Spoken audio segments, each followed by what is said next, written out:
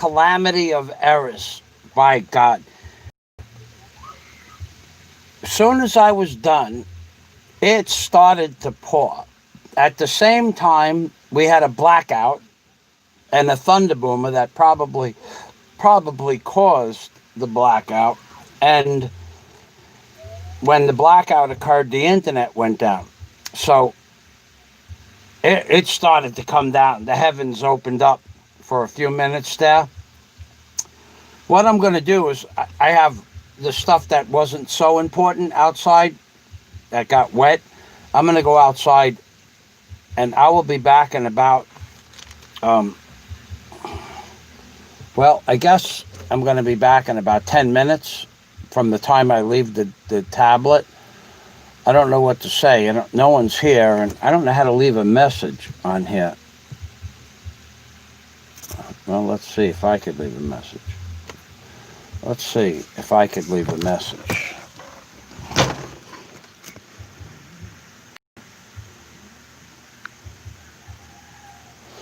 I don't know how to leave a message on here. So if someone is here, if you can tap a message into the chat window there, I have about 5 or 6 things that have to go into the container, and I have to take a little bath because the heavens opened up on me before. So if you want to tap something in, otherwise I'll just be back in a little while and you guys can wait. I don't know what else to say. I need a bath and I need to put the stuff that's outside inside into the container. It's still raining, and any rain would have stopped my oil-based painting. So the rain stopped the painting, and now I'm going to go put the stuff away and take a bath. That's all I could say. I'll be back in about 10 minutes.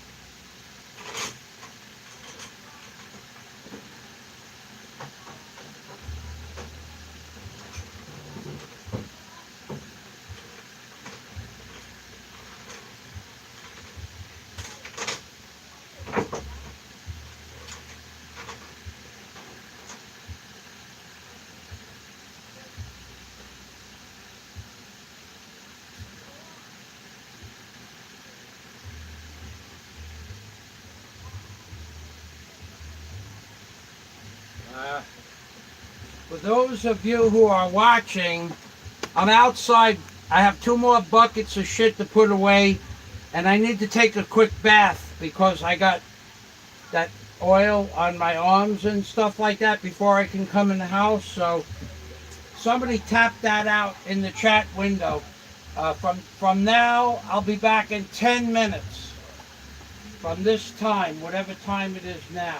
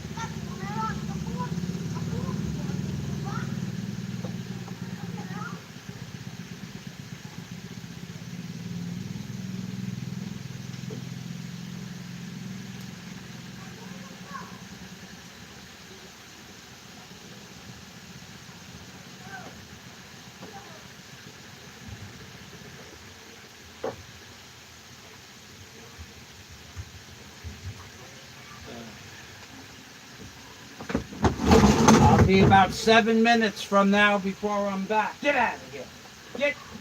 Get out.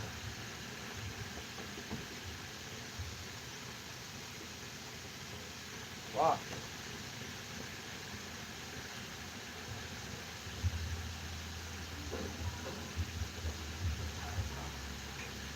Hey, buddy.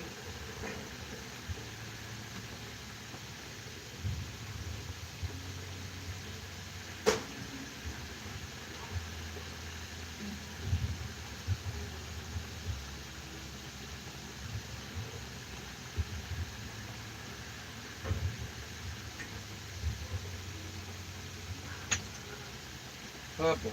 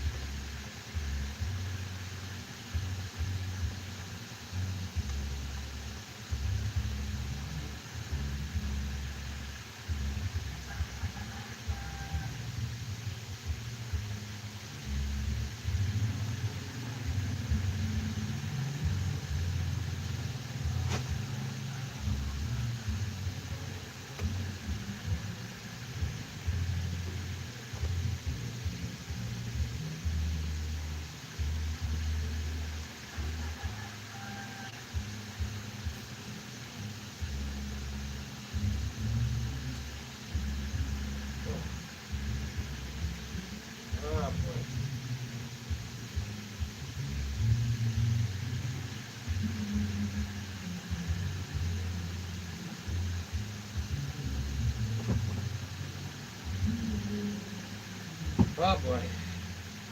Alright, I'm done. Oh boy. Not my plan. It wasn't the plan, that's for sure. But it is what happens. Oh boy. Oh. That was a calamity of errors. A calamity of misfortunes.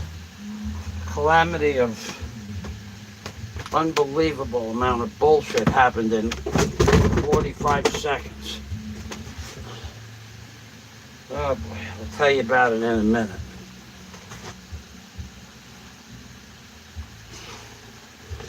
Oh, as soon as I get everything in here, inside, everything is wet now. Everything that was dry got wet.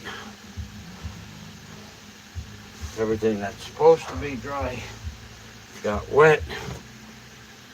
Oh boy. All right, well, I'm back. Holy shit. Oh.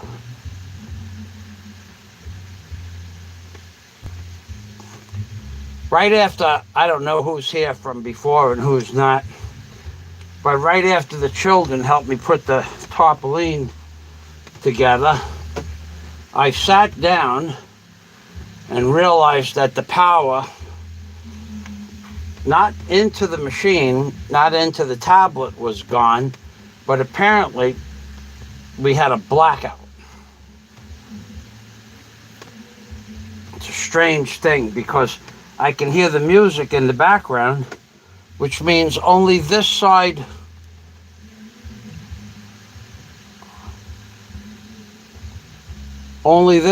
of the street or this end of the block had a blackout. So maybe somebody is doing electrical power work on the poles. That's number one. Immediately after realizing that we had no power, I don't know if you heard the thunderclapper, but it was a thunderclapper, and then there was, I'm looking at a storm over the ocean now. There was a thunderclapper, a lightning. By that time, the tablet had shut off, and it didn't start raining. It just came down like in buckets. It came down. And at that point, I had to start putting stuff away. And I was grabbing the electrical power tools first. And I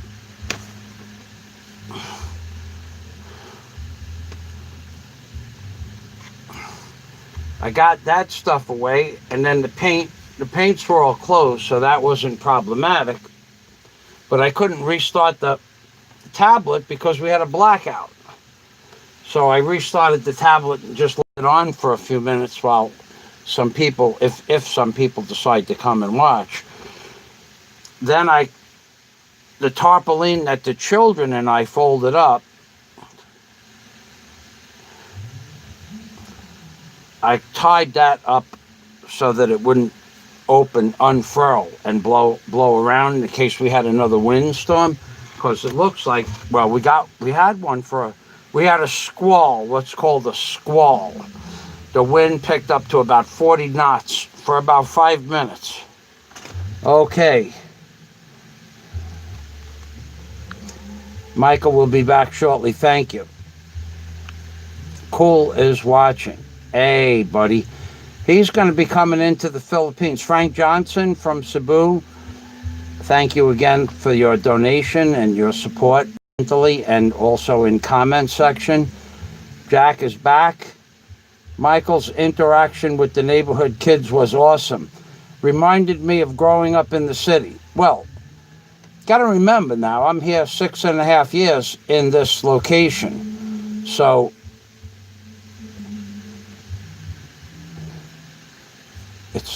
it's like growing up when we were kids. Like the children that are like 10 years old are now taking the 2 and 3-year-old babies with them to go play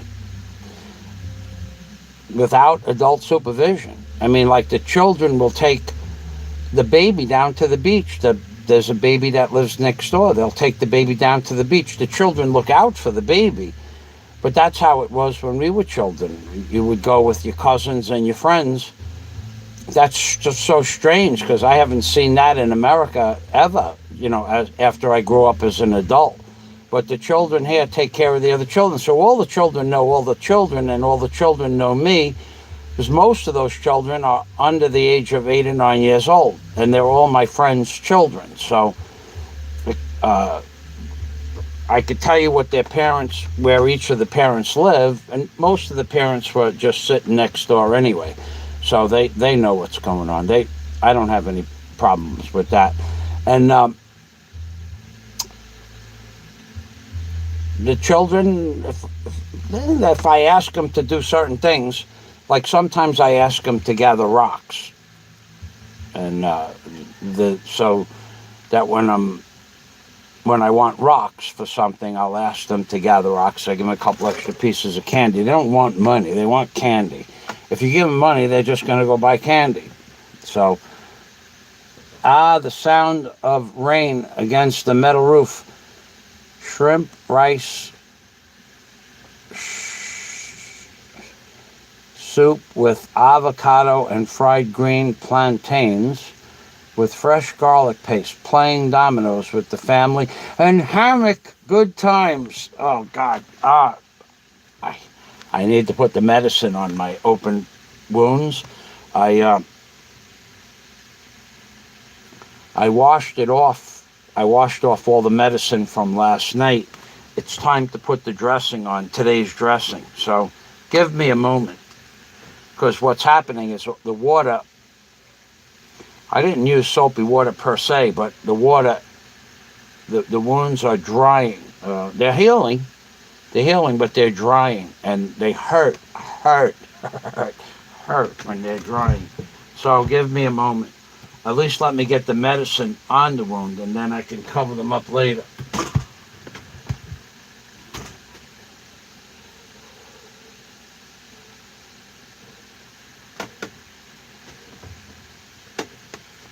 Yes, indeed. Notice how that little slimy little scumbag, how he gets off that I have wounds on my foot. Like everything that is negative about anything, that slimy little scumbag gets off on. Now, I've gone to the doctor, and now the slimy little scumbag says I didn't go to the doctor. What the fuck? What do I have to do? Show you the fucking doctor bill, you little scumbag motherfucker?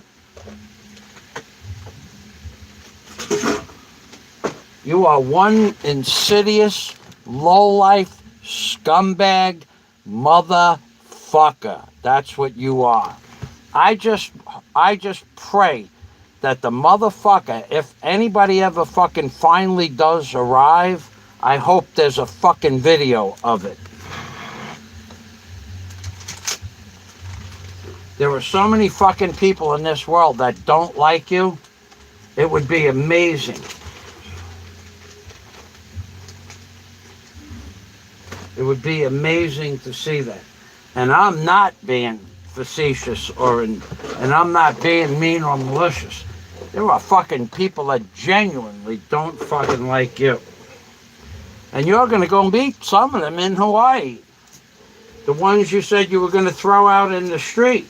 Maybe one of your fucking wonderful people that you trust so much, maybe one of your subscribers figured out how to send that video to your tenants. Or maybe your tenants watch your videos, knowing that you're such a scumbag. And maybe they saw the video where you're going to throw them out on the street.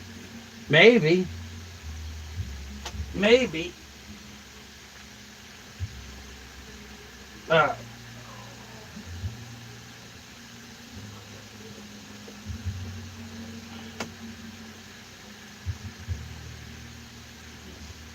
Imagine that. Imagine if your tenants got Your brother. Imagine if your brother, some asshole sent a video to your brother telling him what you were going to do. Imagine how your brother would feel. You scumbag.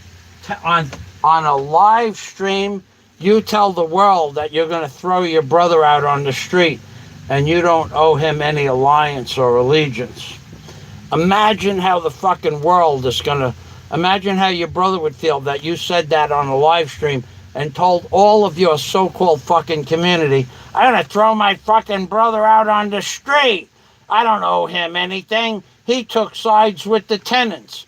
Imagine if someone sent them a fucking video before you got there. Imagine that. That's what you would do to somebody else if you could do it. So if someone did it to you, would that be karma? You motherfucker.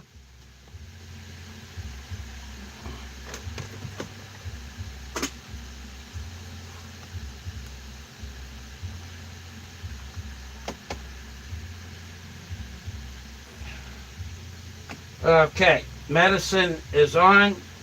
The bandage is going to wait a few minutes. So I'm going to check the comments.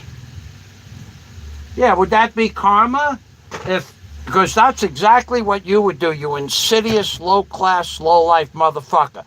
If you knew that somebody was going to America and they just had said on a live stream, I'm going to throw out my fucking family or my brother or my sister. I'm going to throw them out of the fucking house when I get there. I don't owe them any alliance. And you knew where the sister or brother was. You fucking low-life scumbag, you would send a video to the person's family. You have contacted my fucking friends on Facebook. You have doxed people like Scott Del Fuego. You have doxed people like Kevin Tuttle, police officers. You have fucking contacted other people's family members. You have contacted other people's wives because you are a scumbag.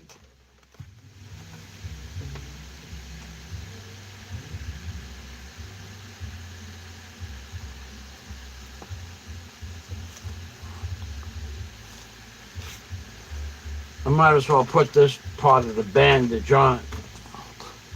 I got everything right here ready.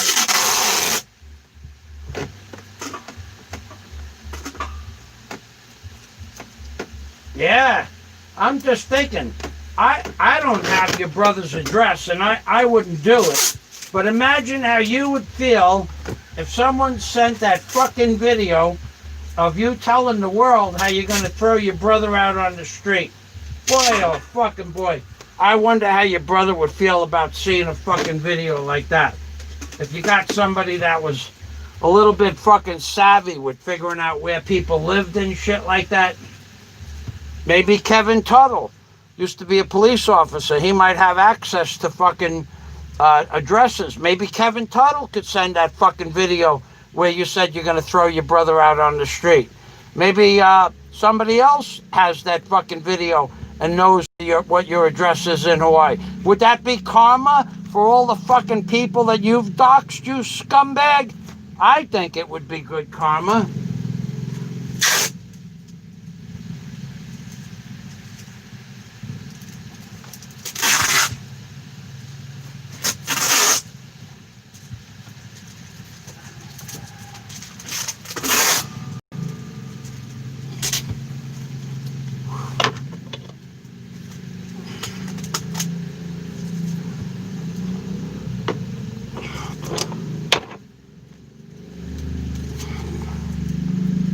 Fucking sneaky, slimy little scumbag.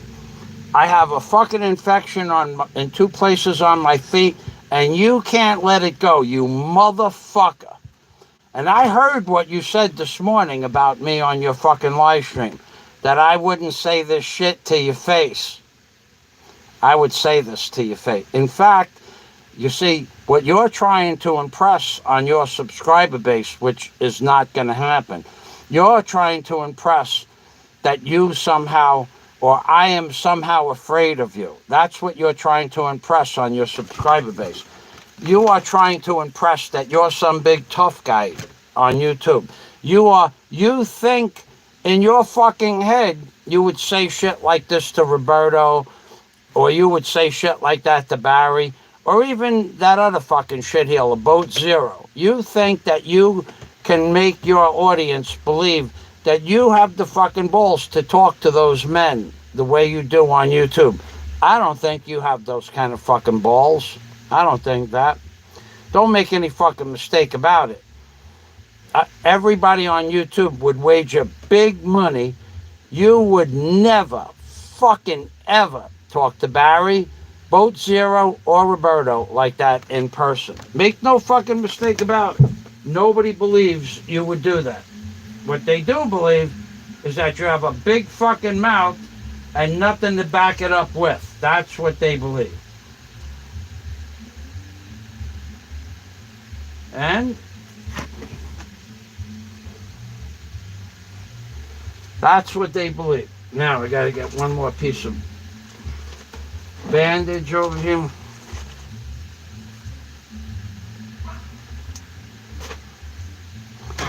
They believe that you would fucking back down, cowering like a fucking dog in a corner. Instead of saying, fucking Fazio, what a fucking man Fazio is. Even with all his injuries, he goes out and works. Not you, motherfucker. You have to pray that I die of fucking diabetes. You have to pray. That's your fucking life. Your life is designed around demeaning, destroying, hurting, harming, maligning other people. That's what you thrive on because you're an insidious scumbag. Shit. Man, I am having troubles here with power today. It's my fault. The power cord fell out. Okay. I have 2% power in here.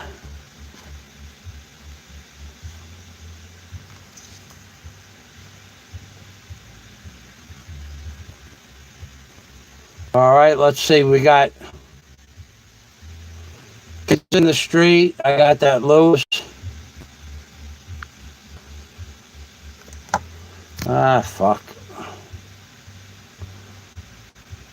Okay, thank you, Andrew.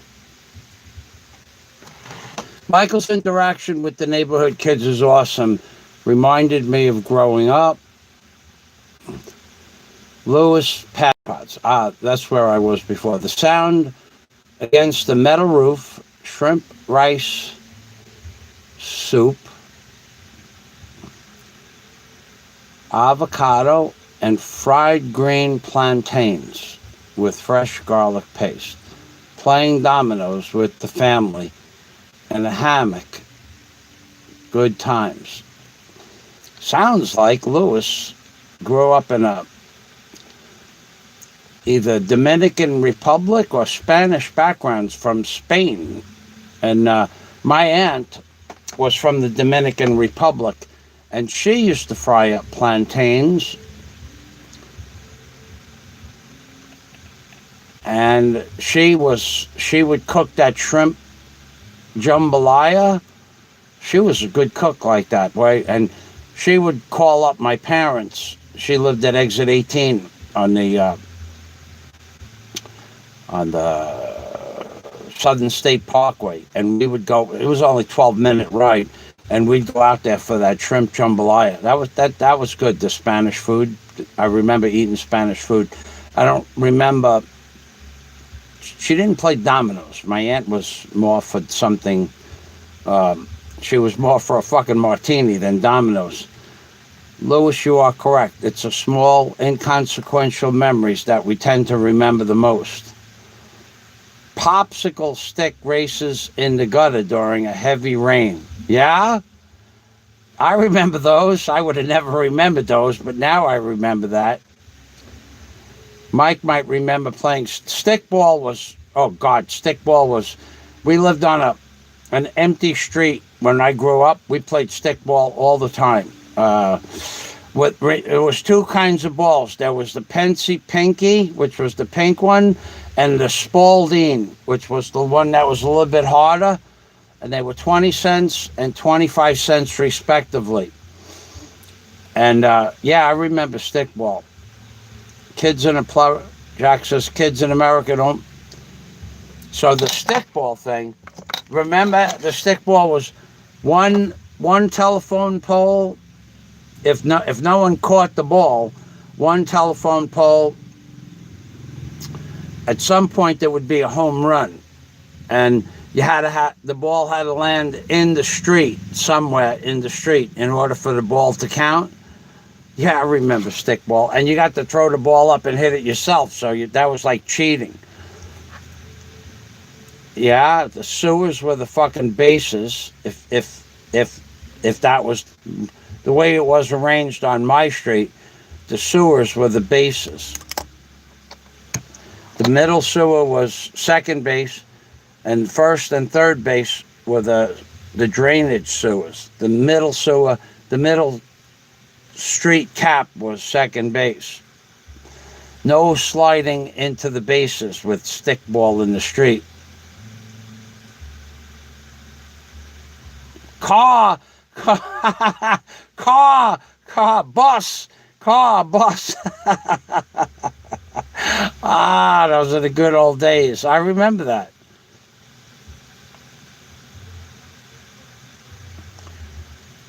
Those kids will probably end up working for me at some point. One of them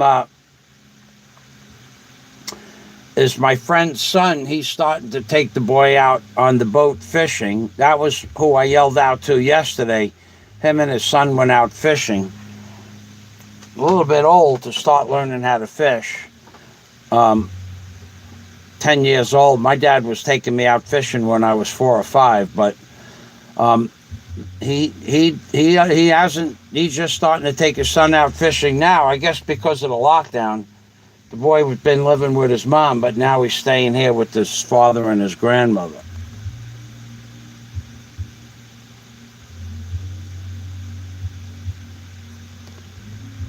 And egg cream. Oh yeah, we had Mary's. We had Heller's Drugstore had a fountain, a soda fountain in the back. Heller's Drugstore. It was right across the street from the church. Heller's Farm, and then it was Heller's Drugstore, then Heller's Pharmacy. They had a soda fountain that they'd make a real egg cream with root beer and a scoop of vanilla ice cream. And Mary's candy store had a real soda fountain. And there was another store, I forgot the name of it. There was 3 soda fountains within 1,000 feet. Like the first one was here, and then 900 feet away was one, and then one in the middle. So there were 3 soda fountains. Yeah, I remember that. And the candy in the open bins in the candy store, where you would just grab candy and then you'd put it on the counter. There's no bags. There was no germs. The candy boxes were open at night. There's always been cockroaches. Nothing over the candy bins. No special cellophane on to pick up the candy with, or no caps on top of the candy jars. So I remember that. I have to get water, and I really need water right now. I'm thirsty. I need water. Be back in a minute.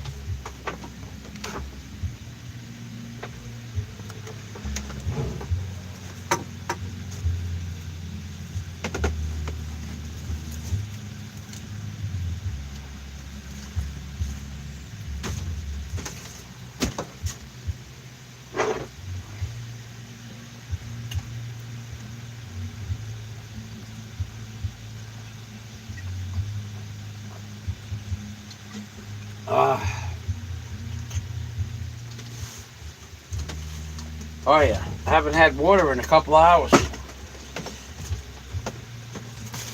Oh yeah, I remember those soda bins, the soda, and you put it in the stainless steel cup, into the green Hamilton Beach blender with the porcelain finish on it. I have one of those.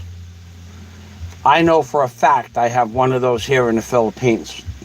The stainless steel container and the Hamilton Beach blender. I don't know where it is. I don't think I sold that. I think I kept one. I had 2 or 3 of them.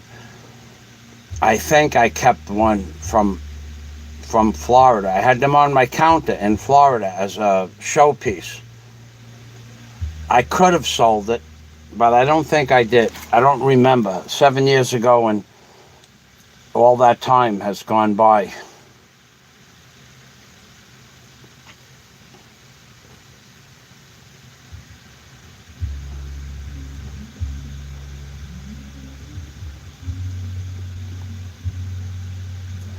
So yes, pretty boy Kirkevic.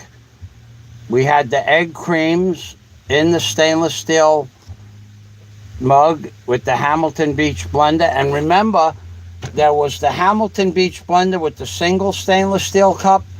And then now this place is still in existence. In Forest Hills, in the rich neighborhood, there was a soda fountain shop, ice cream sundaes and soda fountain shops, and they had those Hamilton Beach blenders, 3, 1 cup on each side and 1 in the middle, like a curved thing. There were 3 Hamilton Beach blenders, the commercial grade ones. What the hell was the name of that place? It was in Forest Hills. It was a very famous Jan's, Jahns, Jan's Ice Cream Parlor. And it was there from the 1850s. Because Forest Hills is where Donald Trump lived. They're talking big, big money. I think I got to order. Hold on.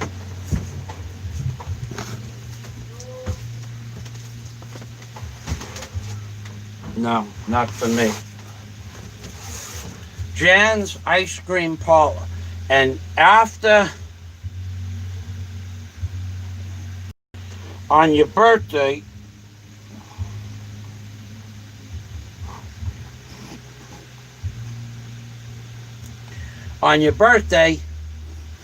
everybody went to Jan's Ice Cream Parlor. On your parents' birthday, on your mother's birthday, on your brother's birthday, on your friend's birthday, you would get invited to Jan's, and the ice cream sundaes were the real sundaes with a real banana float, and I remember those shakes well. Now that was still in existence when I left New York in 1993. Michael McFarland, okay, back. Yeah, Michael, we had a shit storm of rain. The battery was dead, and a thunderstorm and a squall occurred all within 90 seconds. So I had to put the stuff away, but I'm back. I did not get anything painted, but the tarpaulin got rinsed off good. Louis Pagan Ponce, yes sir. Jack, how about opening up the city fire hydrants, opening in the middle of the hot summer so the kids could cool down? Yes, we did that, but when I was a kid, they literally had those sprinkler things that they put on the fire hydrants, and they allowed you to open up the fire hydrants. But when I was like a little boy, we would turn them on, and then with a beer can, direct the flow of water.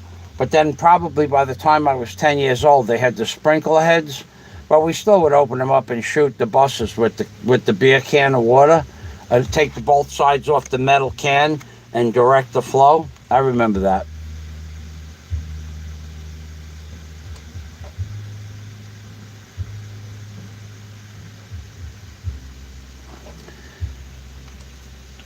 I don't ever remember well, where you lived, maybe the firemen shut it off, but where we lived, if our parents turned the fire hydrant on and off for us.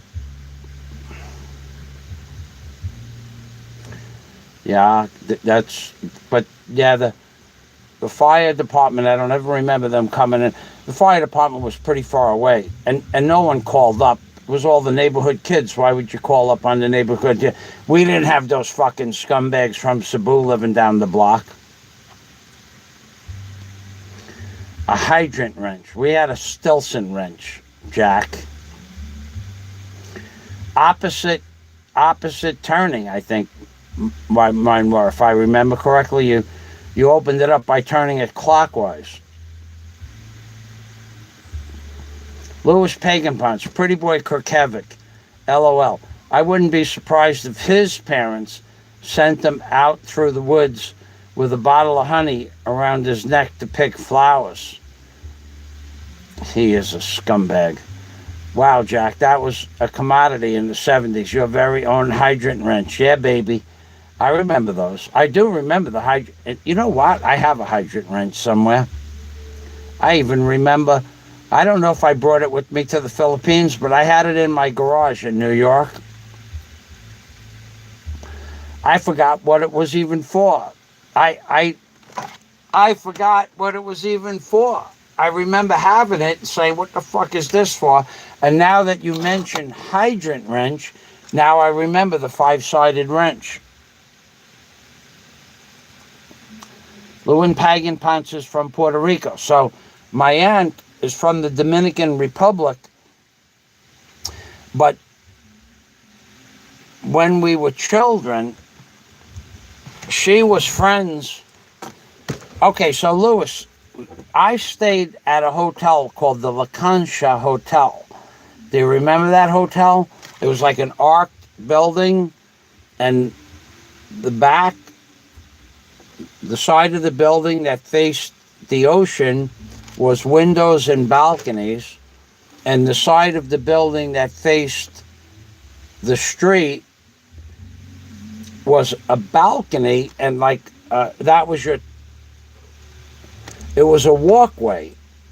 It was like the stairs and the elevator went up to the walkway. So the back of the building was balconies with decks and windows. That all faced the ocean. But the front of the building where you entered into the apartments was all open. So when you opened up the door, you were looking at the city, Old Town San Juan. Well, it was far away, but you could see it. And then it was like a 5-foot wide path in front of your door, and that was around the whole front of the building, and then you had stairs going up to the different levels. We stayed in that building because my aunt, my Spanish aunt,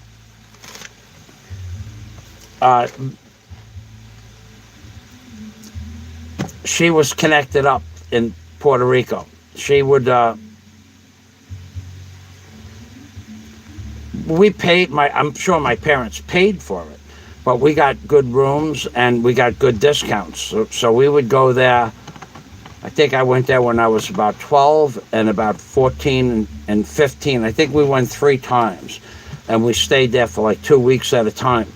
We went to the rainforest with the mountains. You go up the mountain, it's raining and cloudy. You come down the mountain, and it might be raining and cloudy, but you can see the rain behind you, but not in front of you.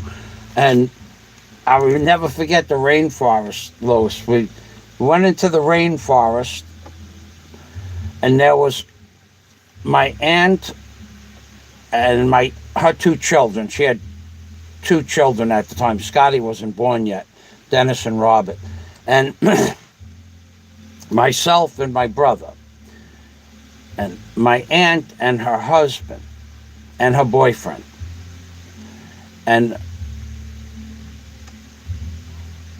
her boyfriend brought his daughter and his wife. It was the first open relationship that I ever knew about. That was and it was an open relationship. Everybody knew about it. And But my aunt also knew the owner of the La Concha Hotel, so she got special discounts. She knew him in the biblical sense. And we were in the rainforest and we got a flat. I'll never forget this. My Uncle Bob, he didn't talk much. He didn't talk much. So we got a flat, and I don't know how, but when we were fixing the flat, the tire that was flat, somehow it unlodged itself from wherever it was, and we were on the side of the road in the rainforest. And in the rainforest, it's quiet. There's no traffic. We were the only people on top of the mountain. It was where in the highest point of the rainforest there's a lookout, and that's where it was, right outside the lookout, because we were there in the lookout. When we realized we had the flat, we came back to the car. So the tire went off the side of the mountain, and you could see it was down really far. I mean, like, it wasn't like you didn't drop down 10 feet. The drop was 100, 200 feet. I don't know. It was forever. It was to the bottom of the mountain, that's for sure.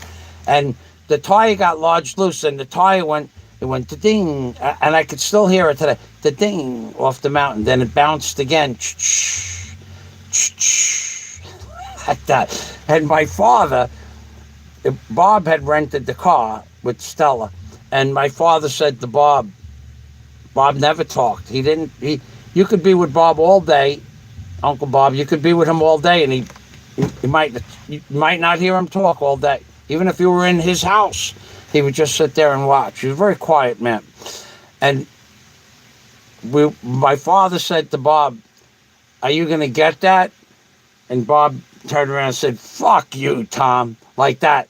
Like a real man would say, "Fuck you," to another real man. But like, everybody looked at Uncle Bob, because he wasn't like that. He was a very quiet, reserved man. But that was one of the funniest things. So I guess they brought the car back without the spare. You had the paper cup insert, the stainless. That was for the drink, Jack. The paper cup insert was for the drink. I'm talking about the stainless steel container that the eclair was mixed up in, with the little, looked like a bent washer at the bottom was the mixer.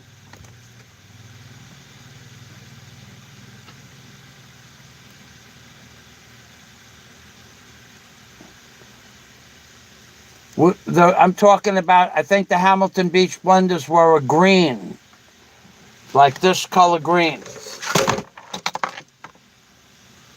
I don't remember the Sunbeams. I only remember the green ones, because that's the only one I ever owned.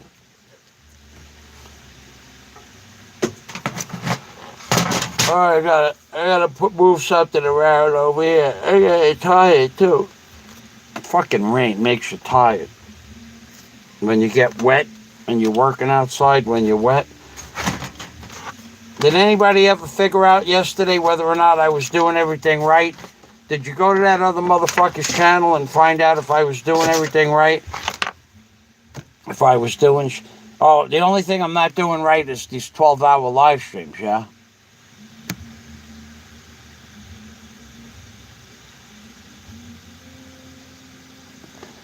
Louis Pagan Ponce, that's right. The lanes was one, that's right. You are from Puerto Rico, dude. The lane was 1 lane wide. And if there was a car coming, one of you had to back up every couple of 100 feet. There was a notch in the mountain, and you had to back up. Yeah, that's right. I forgot about that, but I remember now. It was 1 lane wide, the rainforest. That was pretty cool. Then at night, we would go to the fountain in Old San Juan, throw coins in the fountain. And I guess there were ladies of the night in Old San Juan. I don't remember that part, but I guess there was.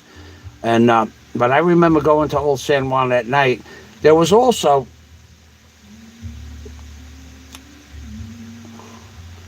a beautiful hotel next to the La Concha Hotel. Much bigger, but and the La Concha Hotel. What we were so dark. My brother and I were so dark.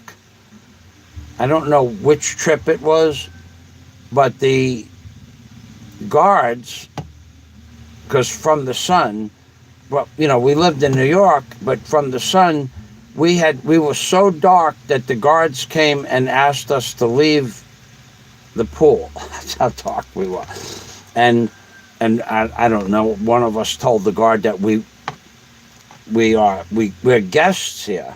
And I guess the guard checked it out and we were guests, and he apologized. But yeah, I remember being so dark because the sun there was freaking intense. And we were water rats, as opposed to that scumbag fucking land rat.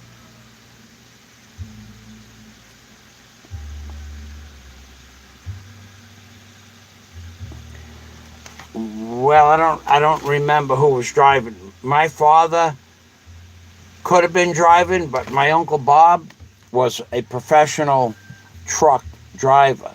He was an excellent driver. I think he worked for Arrow Linen Supply. He drove a 16-foot box truck, Arrow Linen Supply. I think he had some stupid record of like 10 years driving without an accident or a traffic ticket. So he was a good driver. And my aunt was a good driver too. In fact, she bought a Cougar, like a 1970 Cougar with the big engine in it, whatever that was. It was fast. And before that, she owned a Corvair with the big engine, 90 or 100 horsepower Corvair. She liked fast cars. And so she was a good driver as well, but she was not, I don't think she was driving. I think one of the men were driving. My Uncle Bob, he was such a quiet guy. He never, you could play cards with him. The adults would play cards. You'd play cards with him all night. He might not say 10 words at the card table. He wasn't being antisocial. He was just quiet. I wonder how. I don't think he's still alive. He'd be in his 90s. Although he didn't smoke cigarettes and he didn't drink, so he might still be alive. So does anybody have any construction questions? How to build something in construction? Any more test questions about construction, whether it be carpentry or... Yesterday we discussed ripping, the different types of cuts that a tree is cut using to get board feet out of it across. Somebody said cross cut. That's how you make the length of the wood. How you cut a tree is half sawn or quarter sawn. And today we talked about building a beam box with monolithic or non-monolithic pours. I showed you that red lead paint. Boy, what a quality paint that is. Did you see the shine on that? It's gleaming like glass. Freaking, that is, and it's hard too. It didn't stay, it got pretty hard for a red lead paint. A lot of times red lead paint doesn't even get a gloss on it. It just gets harder, but it never glosses. Never seen red lead gloss like that, actually. If you have a question, I'll answer any questions I can. What I should do, well, hopefully that table in the back, Hopefully the table in the back took a little bit of some of that chicken shit and cockroach ta'i and all the bugs that were on that table. I did have the wheelbarrow and the horses on long blocks of wood lengthwise, but the dust from the tree above it, we call it tree shit. The trees are always blossoming and dropping leaves and tree shit. And there was piles of it in between those blocks of wood. And I blew off a large portion of it.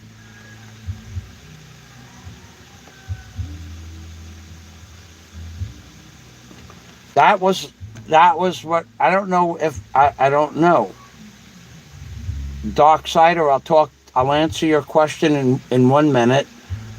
The Mercury Cougar, 2-door Mercury Cougar, and I don't remember what engine was in it, but it was fast. Darksider, lead in the paint. Darksider, there are different types of paint, many different types. Some are latex based paint that you can paint a bare piece of wood with. That's a primer. There's a primer latex, and then there's a finish coat latex. That does not have lead in the paint. Now, it used to be in America, oil-based paint had lead in the paint.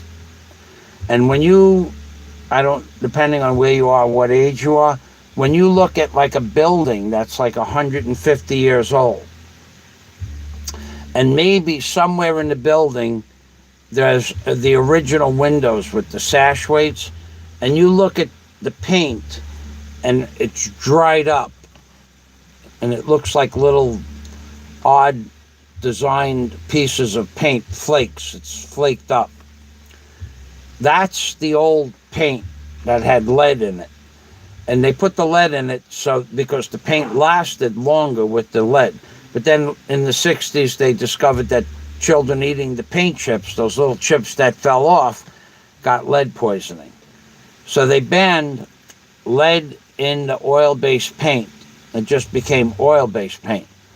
But when on a commercial bridge or tunnel or on a state or city job or military job or a ship, before they paint the finished colored coat, they use what is called a red lead base, BASE, red lead.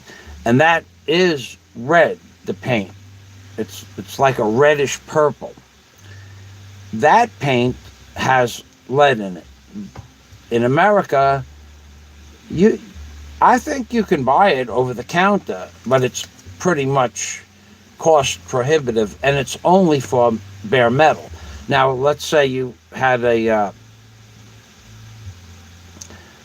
outside metal terrace, and it was welded and built off the terrace, and it wasn't painted yet. You'd want to paint that with a red lead base. And after that, you put on your colored coat, black, white, whatever, green, red, whatever it is. That paint, because of the lead, it sticks better to the metal, number one. And number two, it lasts longer because of the lead and the way the paint is made. The paint stays softer. It doesn't dry out. Like, let me put it to you like this. When you see paint on a car, that paint is wet. If it's not blistering and painting, that's still wet. If you take a key and push down in the paint, forget about the gloss coat, but you push down into the paint, the key is, you're going to feel it. It's soft, the paint. When the paint dries, it chips up, flips up. Those are the metal chips. So if you see a car that's out in the sun for like 100 years and you'll see the paint flip up, that paint is dry. when you, that red lead takes a lot longer than 50 years out in the sun to dry up and chip. Any oil-based paint will dry up and chip in 10 or 12 to 15 years. So the red lead is the first coat of paint that you put on a bare metal or a rusty surface. Then after that, you put your colored or your finished coat on.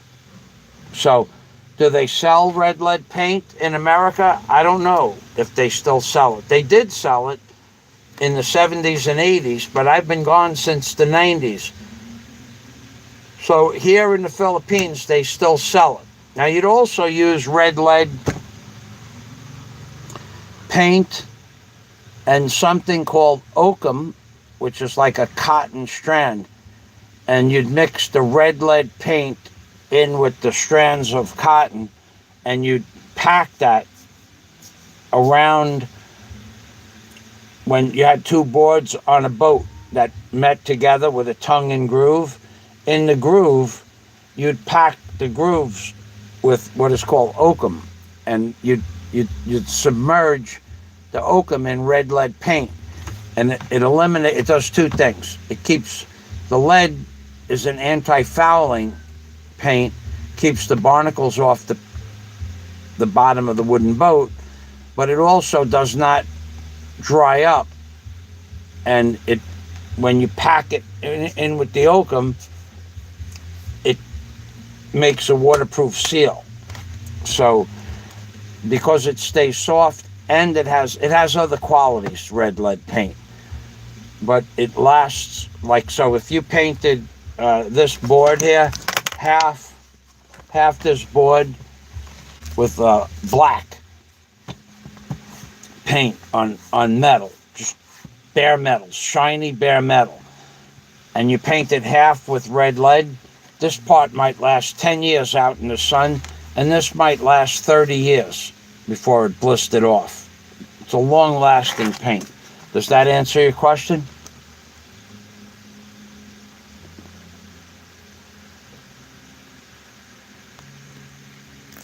Thank you, Jack. Yeah, well, I mean, it's just that's why people say, how can you build? It's just fucking concrete, man. It's not real. You know, concrete is so forgiving, too. The beam box could be 12 inches, and it could separate when you pour in. It could be 12 and a half, and you just put plaster on it and make it all look good. Thank you, Darksider. Yeah, so now I can tell you one more thing, Darksider. So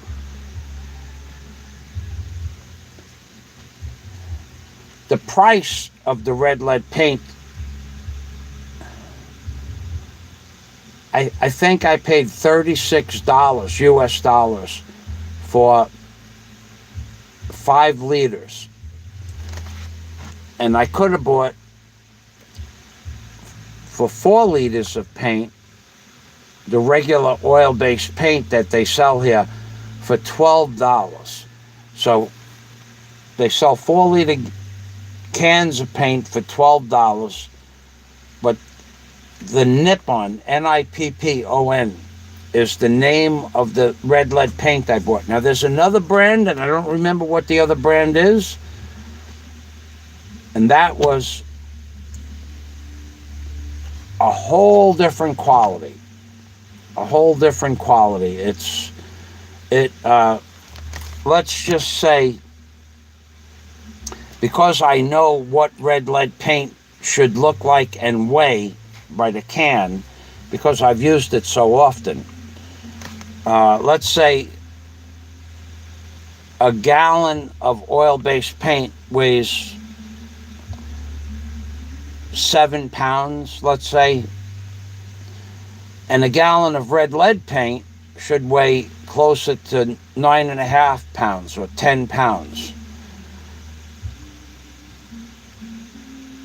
But a gallon of high quality industrial grade lead paint weighs like 11.5 pounds because they put more lead in the paint. So there's 2 qualities of red lead paint that you can buy here at Build-A-Wear. I don't know if they sell it in the City Hardware chain. and I don't know if they sell it in the Ace Hardware chain, but they sell it in Build-A-Wear in Bahal, if you're in Bahal, and you're going to paint metal, and it's $36 a can, but it's called Nippon, Nippon. It's the best. It's real red lead paint. That's why I'm very happy with the product, because I didn't think I'd be able to find it. That's what you should paint bare metal with, red lead. And there's, in America, you might even have to have a special license as a painter to buy that shit. I don't know. They made so many rules about lead paint. Plus, it's really toxic when you get it on your hands. Don't make any mistake about it. You don't have to drink it to get lead in your system. That's why I put on, I take Head and Shoulders, either hair shampoo or conditioner. This is a trick for dark cider. You take the hair shampoo and conditioner and you slather it on your arms all the way up to where your t-shirt is. You slather it on. Just take, like, say you put 2 squirts in your hair. I don't know how much, if you use it. You put 2, 3, 4 squirts in your hand. You make it, slather it on. And then you put it on your fingernails and rub it into your cuticles. In like this. Take it and rub it into your cuticles. Rub it straight up into your cuticles. Rub it onto your other sets of cuticles. Rub it between your fingers. Head and Shoulders shampoo or conditioner or dish soap, D-I-S-H, dish soap. You just slather it on. Slather on. And then it's going to dry in about 5 minutes because it's a latex product. Then you could do your oil-based painting, whether it's spray painting, painting with a brush, or painting with a roller. And you could take the paint, literally, you can take the paint and, put it on your hands. But between your skin and the paint is that barrier that you made out of Head and Shoulders shampoo or conditioner. At the end of the day, you take a sponge with a scrunchie on the back of the sponge. At most, at the end of the day, you just need a sponge. And you go like this. Say you had, say 50% of your arms and both of your hands were completely, had paint on it. Oil-based or red lead. Or latex. Doesn't matter. Say 50% of your arms and hands were covered. If you slathered that Head and Shoulders shampoo on your arms and your fingers, and at the end of the day, you just take that sponge, and we're talking about 2 or 3 minutes to clean up, finished, and your skin is white. Nothing under your fingernails, nothing in the pores of your skin, nothing, because you made what is called a barrier. Now, they sell a product called Barrier Cream for $14 a gallon. All that is, now, if you don't have dish soap, this is interesting. If you don't have dish soap and you don't have shampoo and you don't have Head and Shoulders conditioner or any conditioner, you can use suntan lotion. But that shit's $10 a tube. But you could use that as well. So let's go back to the comments. Louis Pagan Ponce, that's my dream car, a triple black 69 Mercury Cougar. Hers was blue, and she let me drive it. When I was like 14 years old, she'd let us take us. She lived out in Hempstead. It was pretty much an empty out there. There were no police. There was no crime out there in the 70s. And when I was like 15 years old, she let us take the car out and drive it around. Thank you, Jack. I explained beambox, how to build a beambox properly.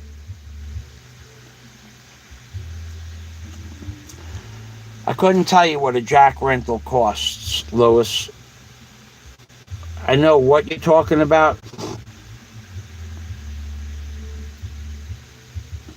I couldn't tell you what they cost. In America, I think they were like $50 a jack to buy them. And if I need them,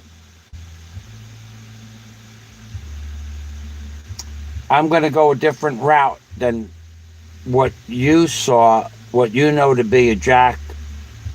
You're talking about a column jack with a screw at the top. And then it might have a U-shaped channel at the top. I don't know if you can rent them here or you have to buy them.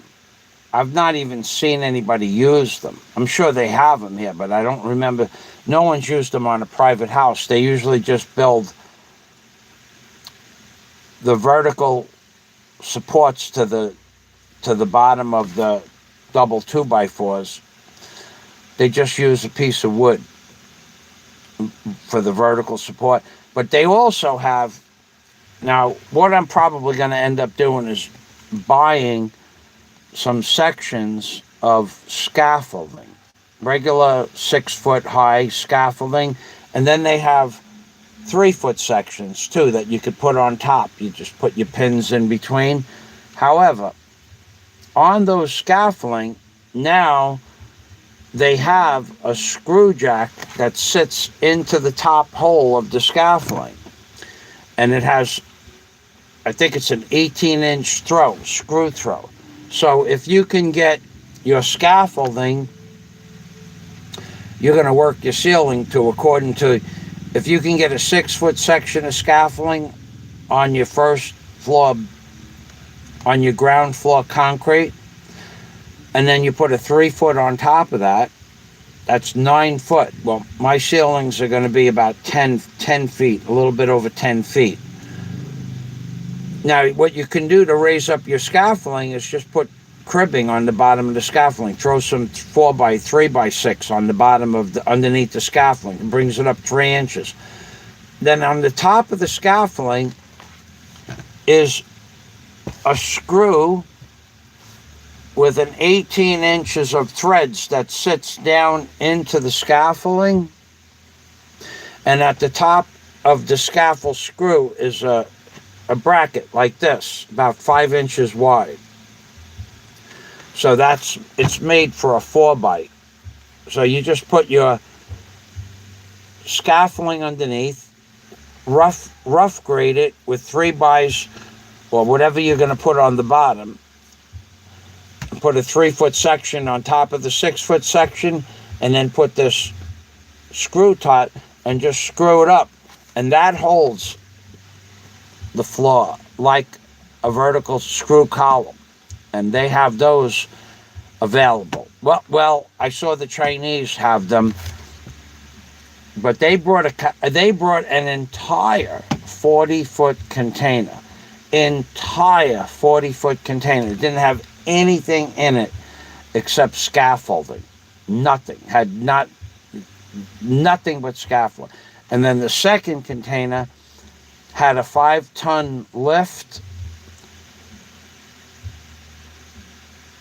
2 rebar benders, a table saw. I don't know how big the generator was, but it was enough for that job to build a hotel. It was big. It might have been,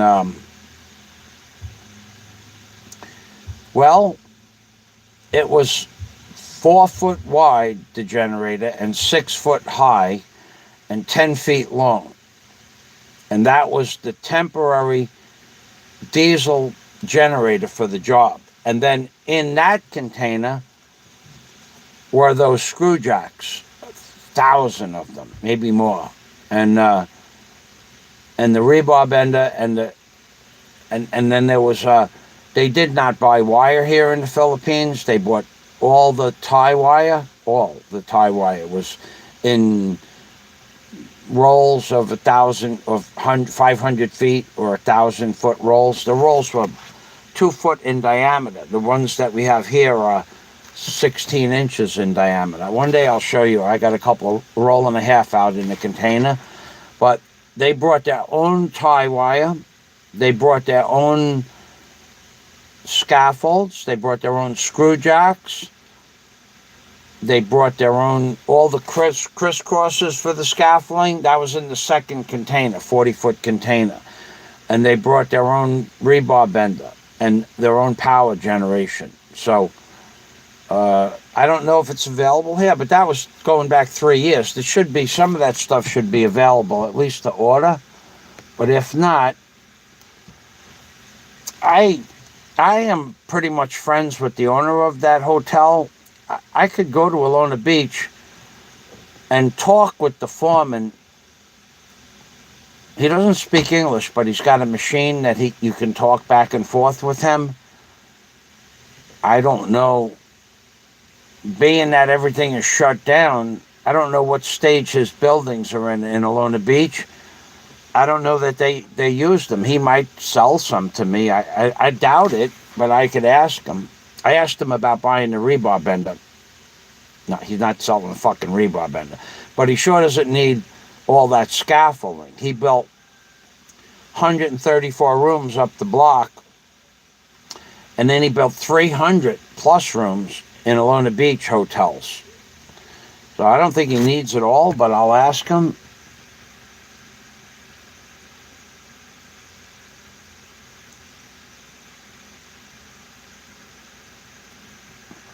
And I don't know, I would never rent those column jacks anyway. Because, first of all, you got to build, well, you're going to use that shit for your beam boxes anyway. So, I would just put 2x3s. If I get this pile of lumber, I haven't worked on getting the pile of lumber. The lumber ain't going anywhere.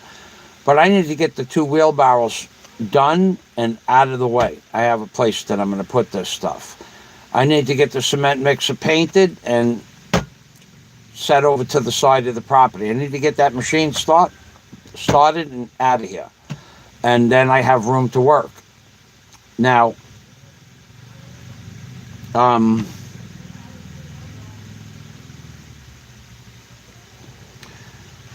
so I will be doing a monolithic pour. So if I get that pile of lumber, I'll have all the lumber I need instead of column jacks. I'll get it close, or I will cut everything exact. I'll use a story stick, and I'll just use a story stick and a ruler, and I'll get everything to within 1/16 of an inch, and there won't be any buckling or anything like that. That's why I'm setting up the miter table, so I can make accurate cuts. So between a story stick and a carpenter's ruler, the ones that the folding ruler, I mean, you can make all those measurements in minutes. You just put an X on the floor, or 1, 2, 3, 4, 5, and on a piece of paper, 1, 2, 3, 4, 5. If the floor's up and down a little bit, shouldn't be, but it's going to change a little bit. And then just make everything tight right from the get-go. And don't forget, now I have the nail gun. I can have it 1/16 of an inch away from the bottom of everything and put a nail in it. And then once you start putting steel in the beam boxes, it's going to rest down on the wood. So you don't want to put pressure on the wood. You don't want to have this piece of wood tight and then make the next piece of wood tight and then make the next piece of wood tight, because what's going to happen is the beam box is going to walk up on an angle like that. So you can't just, so you have to leave a 32nd or a 1/16 of an inch above each piece of wood and just nail it on 2 sides. This way, when you put weight on it, it sets on top of the wood. You can't make this one tight and this one tight and this one tight and this one tight, because then the beam box is going to be on an angle like that at the end of the day.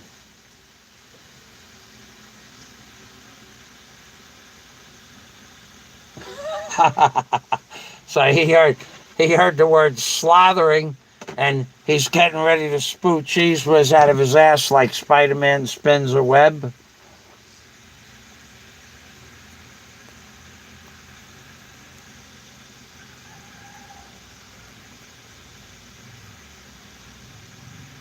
Oh yeah, Antifa. Oh, finger painting and thumb sucking. For you, be okay. put the red lead finger painting, and the red lead you could put the red lead on your thumb and suck that too. Antifa flambe.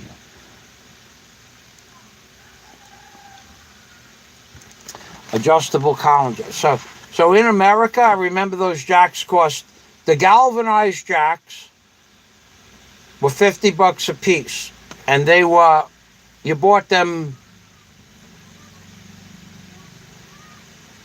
They were adjustable, I think, from 7 feet to 10 feet. I could be wrong. And then they had the screw on them, which was probably an 8-inch throw screw.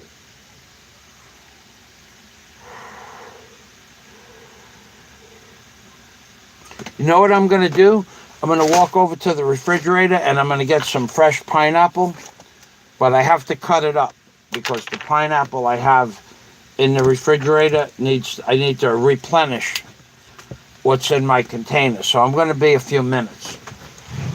I'll be back in, I don't know, 3 or 4 minutes. I'm going to cut up some fresh pineapple.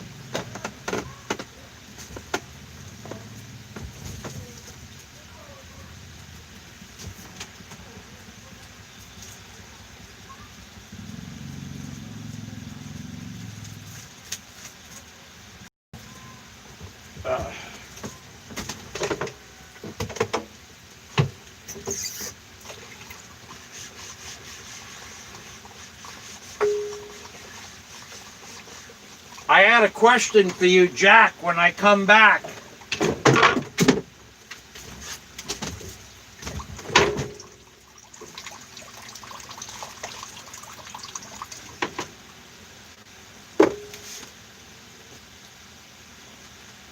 Well, the question is, what did the lawyer say?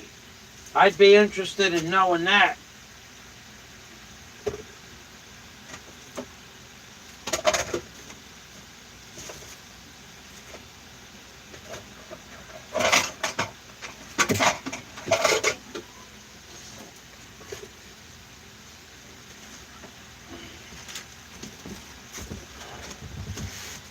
Oh.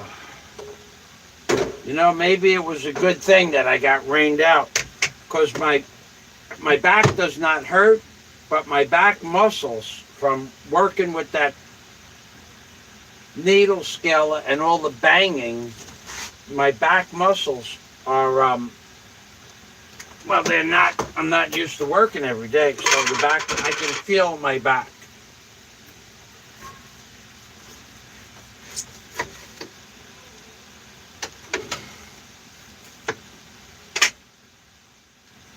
Yeah, baby.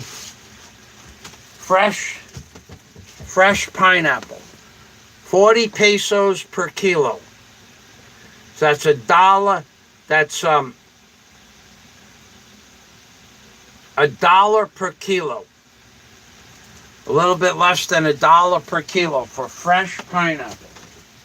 In America, a little teeny little pineapple is about, at this time of the year, about $10 for a small one. So this one was 2 kilos. It would probably cost you about $20 for a pineapple. And these are delicious.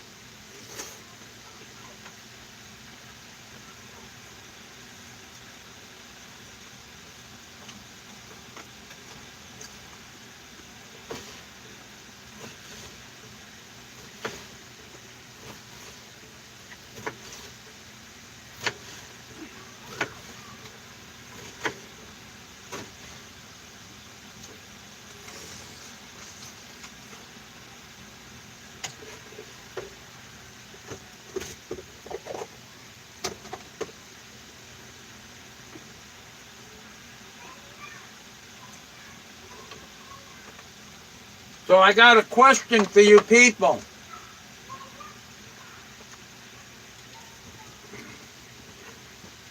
Are people still saying on other channels that I'm not going to build something? Or have they given that up? Has that scumbag, lying motherfucking insidious virus scumbag, has he been proven wrong about that?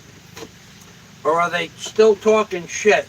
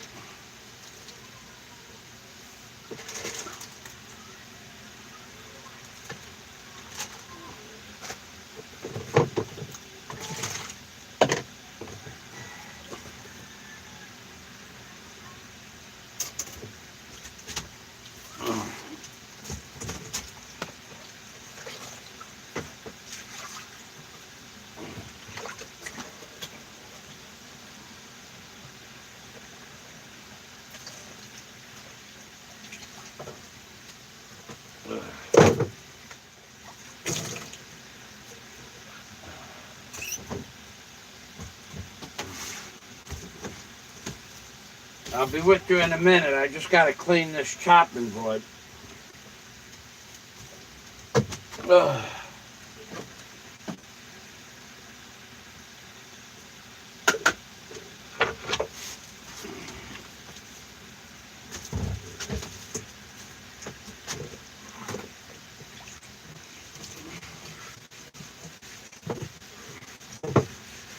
Again, I don't know why the fuck this keeps happening.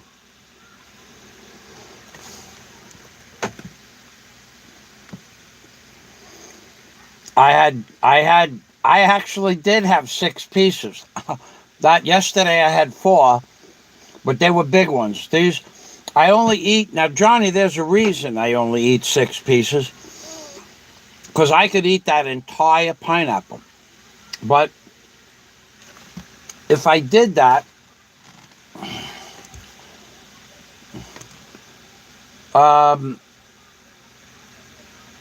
half the times, if I have too much pineapple, I'll feel the acetic acid in my stomach. And when I say too much, I mean 6 ounces or 7 ounces of pineapple. That's too much. But like 2.5 ounces of pineapple, I won't feel the acetic acid. Acetic acid is just not good for your stomach, but I'll feel it. So if I have too much pineapple, it'll give me a little stomach ache. Same thing if I eat too many raw tomatoes, because it's just acetic acid, or too much lemon. But you got to have a lot, but more than what most people would eat. But I could eat that whole pineapple. I could just sit there and eat the pineapple. I would enjoy it, but I'd get a stomach ache. So today I had 6 small pieces. You're right. You guys are getting to know me.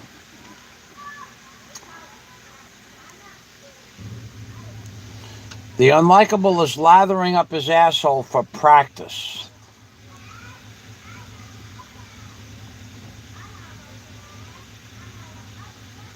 Okay, Jack, I understand that. You know, I'm still waiting. Maybe I got a message. I'll take a look. I'm still waiting for that damn order with the thing that goes and like that and like this. I'm still waiting for that fucking order. Now, what am I waiting for? Since December 29th, and all they sent me so far was this little fucking, this piece that I bought. And this piece isn't even a necessary fucking part. It's an improvement over the shit that I had to buy, so that this will make the thing work better and faster and more efficient. This fucking thing. Like, this is the piece that I needed least. The least is what I needed this. Oh, fucking battery's dead again.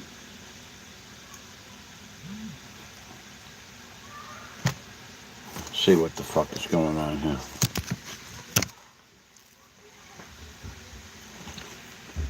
I have 13% in the device.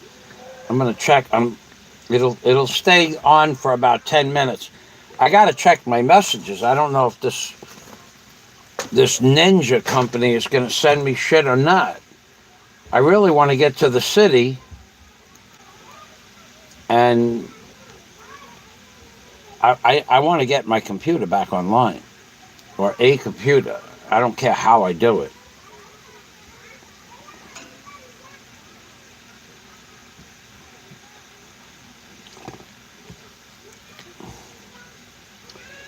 What's going on? Come on, turn. You know, these phones, they go and they go on or they go off. Why won't it go on? Come on, on. Why can't, instead of having the screen like expand to be on, why can't the fucking screen just say going on, going off? Why does it have to do all this fucked up shit? Expand, it's expanding, it's going on, and contracting, it's going off. Why can't the fucking screen just say going on? your phone is turning on or your phone is turning itself off. Why can't it just fucking say that? This is a real question. For the motherfucker that designed the Android system, why can't it say, your Android is starting up, your Android is powering down? Why do you have to fucking figure out that when it's expanding, it's going on? Why? It's a legitimate question. Should be a fucking Jeopardy question. One message. This new year, have more moments. Fuck you. Have more moments. Talk. These fucking bastards. Anytime you need it, you can borrow 2 minutes of calls and texts from Globe. Valid for just 1 day. Pose 6 pesos. So, fucking, they're always trying. There's not enough fucking ways that they fuck their customers, Globe. They have to tell you that you can borrow 2 minutes of texting for 6 pesos. Normally, 10 pesos get you unlimited texting for 24 hours. So if you have money, for 10 pesos, you could get only texting for 10 pesos for 24 hours. But if you don't have money, you can get 2 minutes of texting for 6 pesos. So in other words, let me fuck you proper, let me fuck you good. So instead of saying, if you don't have money today, you can get a day's texting for 10 pesos, we'll lend that to you up front. Now, they're going to give you 2 minutes. Fuck.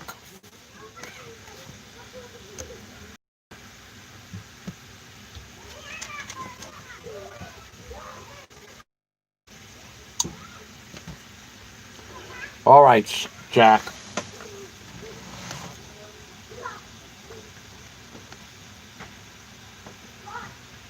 Oh, boy. Yeah, my back is tired. Now, I'm trying to think of what else I did. Painting, bending over, going like this several hundred times. Needle scaling, picking everything up and pushing down. Grinding, bending over to cut those metals with the grinder. Yeah, my lower back, I didn't hurt my back, just my lower back. I can feel the muscles in my lower back. That's it, though, just that one place. I'm wondering how strong I'll be able to get at my age.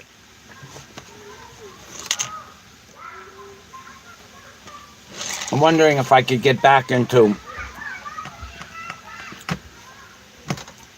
what physical shape that you will get back into at the age of 65. Will you get back to 2/3 of your strength when you were 30 years old? Half, 75%. I wonder what percentage once you start moving, working solid. I think you probably get close to 75% of your strength back based on what I've seen other people do. There's a lot of people in the Philippines that are 60, 70 years old that are still working hard, and they're still strong, but they're smaller people. They're not big-framed people here. Not that I'm big-framed. I'm not really that big-framed. According to that little scumbag in Cebu, I'm only 5'3". That's what I didn't do. I should have brought my fucking ruler in, that little fucking twisted, mentally distorted motherfucker. Going around telling people I'm 5'3". I know what he's trying to do. He's trying to trigger me to get me to say something threatening. Try to get... I already have sound bites of him threat. You don't have shit, you little scumbag. What you have are sound clips of propositions that were made. Legal propositions. I already checked that out with the NBI, you asshole. Fucking big mouth, little big mouth motherfucker. Boy, I can't wait. I can't wait for the day. I mean, there are so many people that don't like you. Eventually, and that's why you don't leave the house. Eventually, somebody will just be visiting your island. They won't even know where the fuck you live. And you'll run into them. And you don't know who you're going to run into, that's for sure. But eventually you might just, that's why you're such a paranoid motherfucker. Wherever you go, you don't go anywhere alone. Why don't you go anywhere alone? Why? Why don't you just why do you have to have a personal driver? Why can't a driver just drop you off in fucking town and then you get another driver to bring you home? You have to keep that guy with you all fucking day because you're a paranoid motherfucker. Oh boy. That is fucking funny. I never was like that. Never was like that. I don't ever remember being paranoid. I remember being paranoid, but it wasn't about fucking... It wasn't about fucking... It wasn't in the Philippines, that's for sure.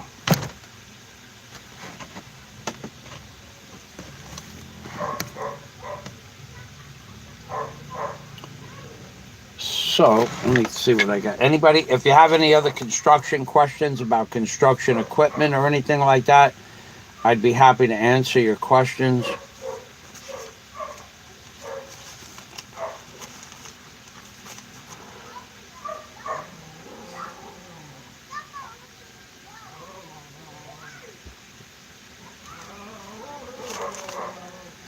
Oh, I'm gonna go into my, when I get my computer back, I said it in this morning's live stream. I'm gonna go into my blocked accounts and I'm gonna release some of the more obvious trolls, like fucking Rain Man and Cebu Boss Man. And if they're still fucking with me troll-wise, then I'll block them again. But if they've come to their senses and they see that I'm actually going to go ahead with this project, and they don't have to give me a fucking kudos, they don't have to give me a thumbs up, they just have to shut the fuck up. And if they have something intelligent to say, they'll be allowed to say it. I'm going to release a couple of trolls. Not all of them, that's for sure. Like the ladyboy lover in Manila, he stays on the block list. That other piece of shit stays on the hemorrhoid. He'll never come back on me. I don't give a fuck. He'd have to be one of the people that wants to rename the hotel by dropping $5,000 into a Western Union account with my name on it. I'd have to collect the money, and he'd have to offer me his name that he wants to put in there. That would be the only way that motherfucker could get back into chatting on my channel. $5,000, he could suggest the name, and if I pick that name, that's the name of the hotel. But that motherfucker ain't never coming back, because since he started blogging, since that motherfucker started blogging, he has never done anything but break people's balls. He's just a pain in the ass. Okay, this book is done. Let's see. I need to make a list for when I do go to the city, so if you have a question, I'll answer it. And in the meantime, I need to make a list of what I'm going to need when I go to the city. I want to also say one more thing. This manual here is for a diesel-powered engine, but not the one I have. Maybe. It could be. No, it's not. It's for the engine that was originally on the cement mixer. I explained to you people that the way the engines are oiled is with a splash tab on the bottom of the crankcase, the connecting rod, or the journal.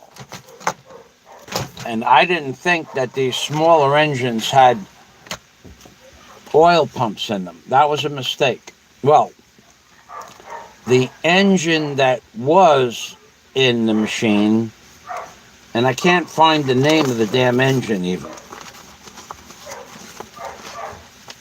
doesn't say the name of the engine. Owner's manual only. Gives you a production number and the date that the engine was manufactured, but no name of the engine. I guess it's just a generic book. But this book, I was reading this. It does. These engines do, in fact, have an oil pump at the bottom of the pan. I didn't know that.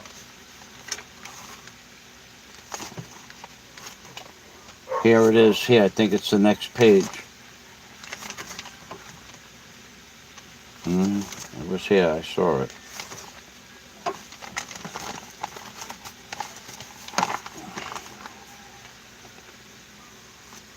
Right here.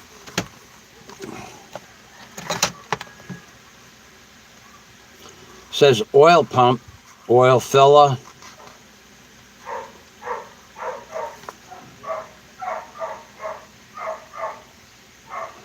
I was surprised.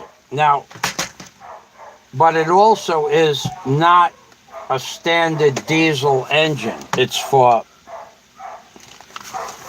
marine engines, marine diesel. So some of them might have oil pumps and some of them might have only splash tabs. But I read this manual this morning about 5 o'clock and I saw that. I just wanted to share that with you.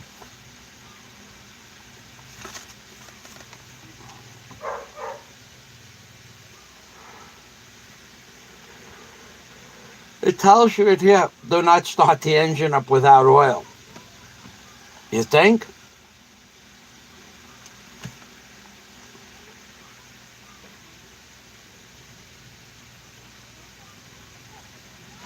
It says to change the engine oil every 20 hours. Really?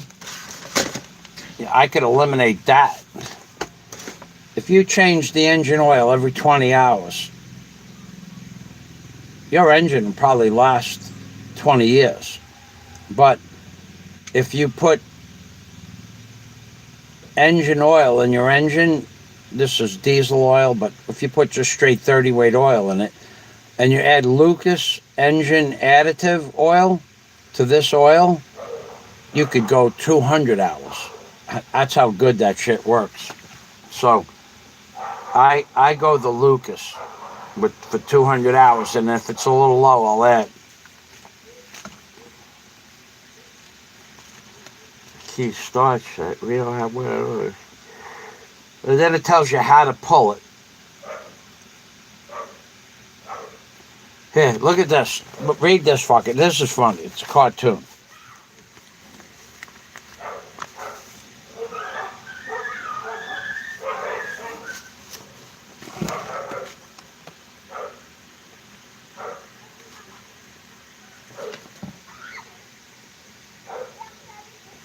Right here, under my thumb.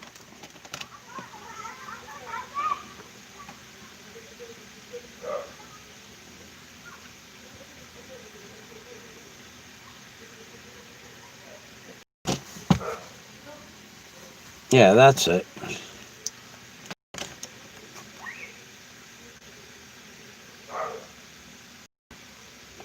If you don't pull the engine cord hard enough, it won't start.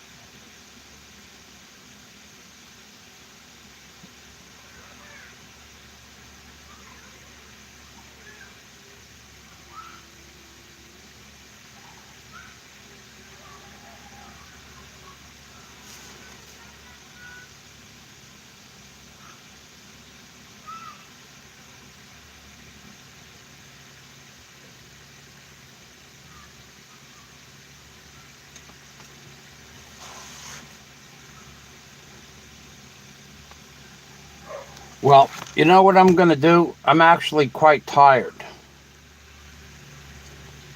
So I'm reading this book, The Technical Specifications for the Diesel Engine on the cement mixer.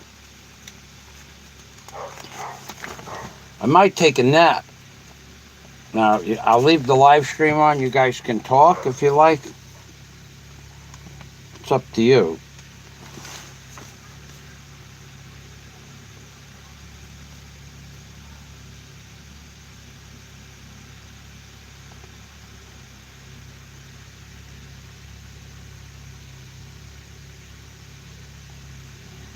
I do miss our conversations between the people that I spoke with on Skype and stuff like that.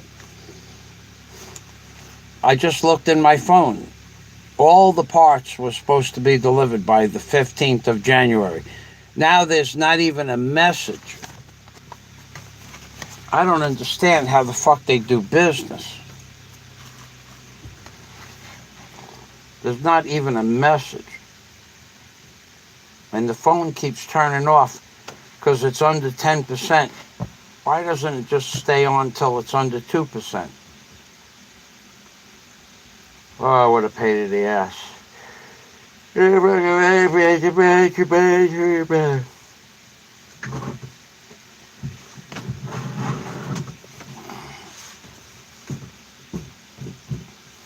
Does anybody know why you get a Charlie horse in your leg or your arm or your back? Does anybody know why that happens? Is there a reason for that? Fucking died out again. I woke up last night and I actually physically got a Charlie horse.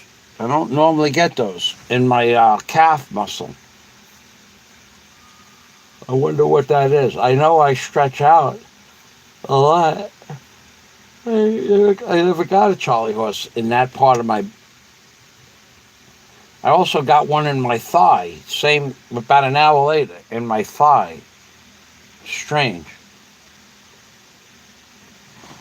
I know it's probably from working and not work from sitting in this chair for a couple of months and then going back to working, but it's not like I used that muscle so much. Maybe I did, but it actually had a Charlie horse. It hurt.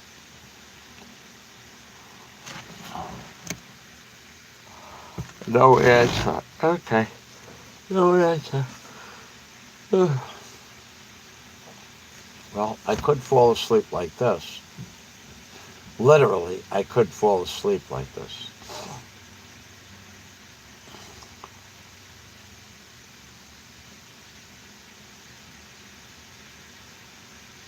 Yeah, when you work hard at the end of the day, at night, boy, I put on a show last night. Something I wanted to watch. It was about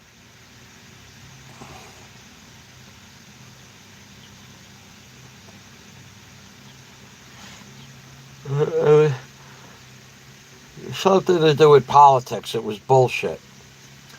But I don't think I lasted 30 seconds because when I put the show on this morning, whatever was said, I didn't remember right from the beginning. So there might have been 30 minutes, 30 seconds of silence, and I was sleeping in 30 seconds.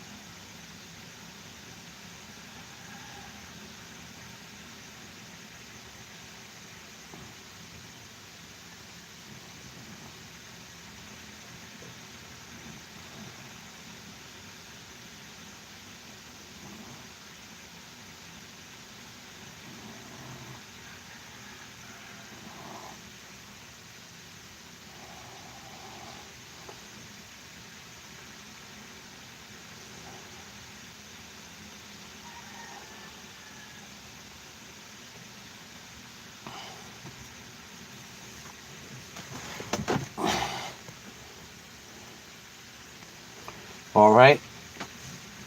Jack's was the last comment still. I almost fell asleep there. I think maybe I did for a second or two. When you work like a man, sleep like a man. Man work, man sleep. I really should lay down for half an hour.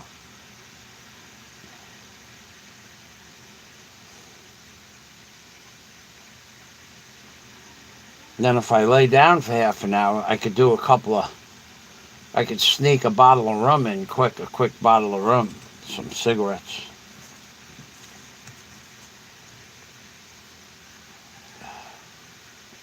But it's 4 o'clock. The children should be coming around for their candy soon anyway.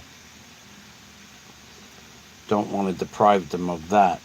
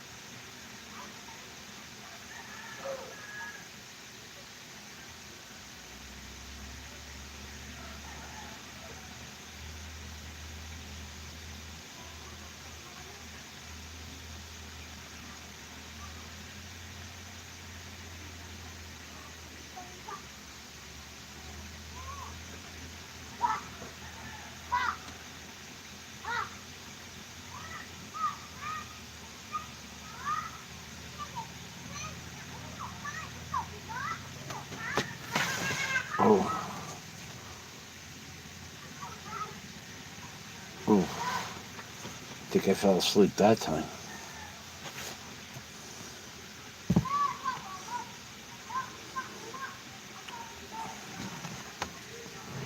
Oh, yeah, I fell asleep that time for sure.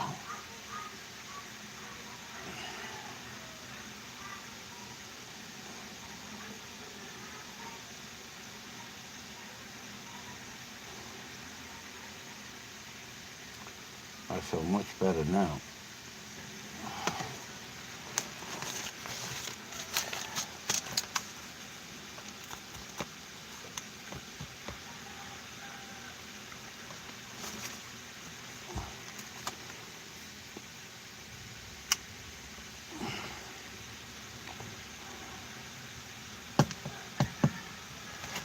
I'm gonna put that book.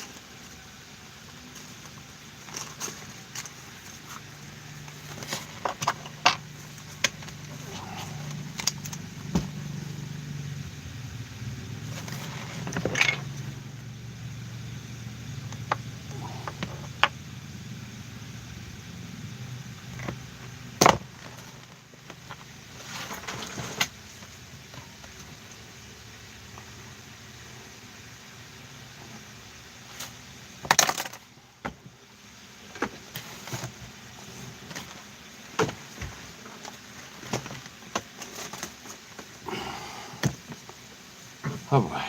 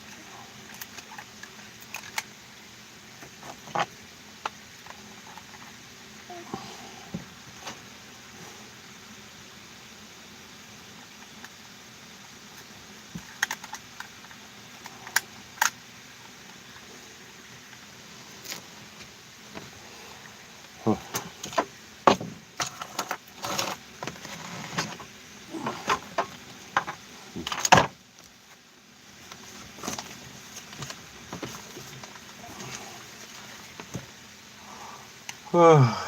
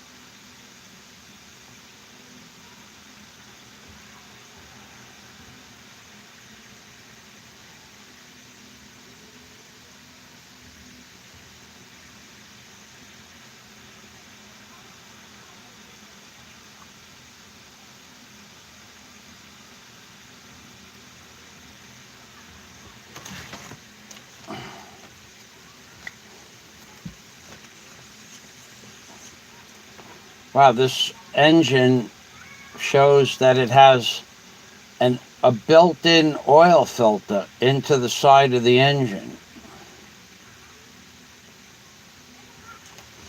That's interesting. if this is the engine I have in the machine,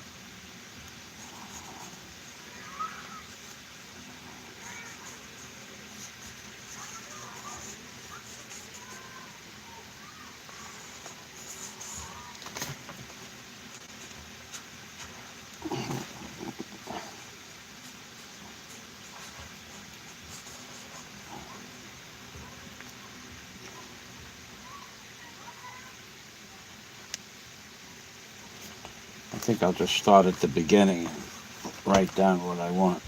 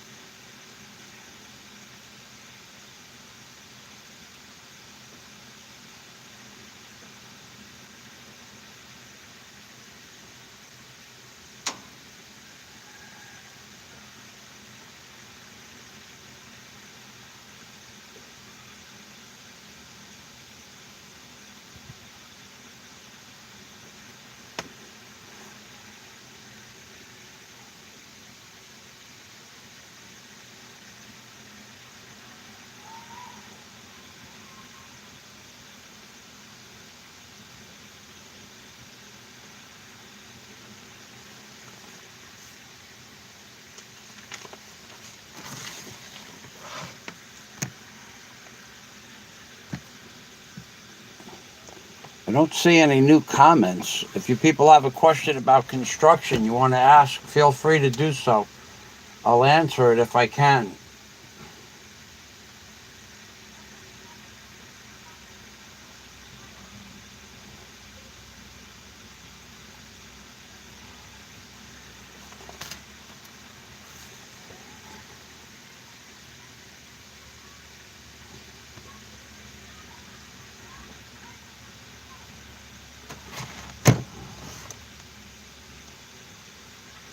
What I'm doing is I'm reading the engine manual for the cement mixer. Because it's a diesel engine, it's a little bit different than a gasoline engine.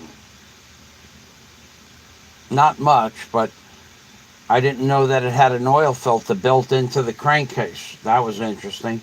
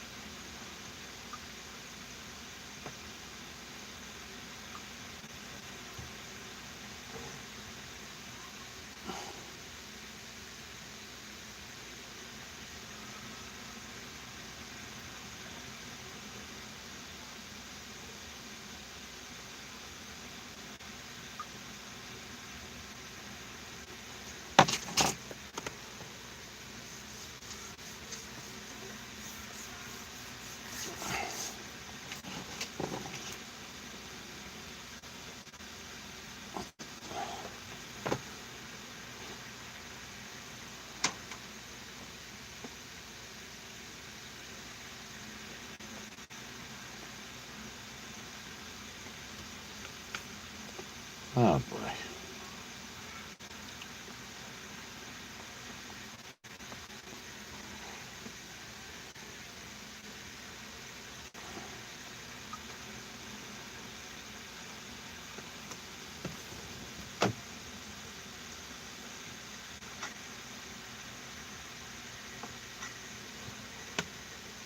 I'm not, you know what? I'm not able to see the comments on my tablet, but I see them here on my phone.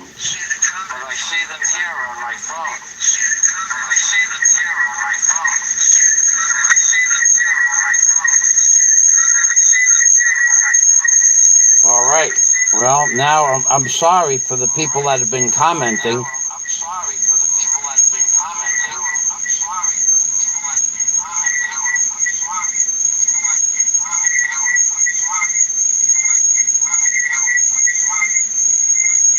Holy shit. Oh boy, I see a lot of comments. I'm wondering why the comments aren't showing up on my live stream.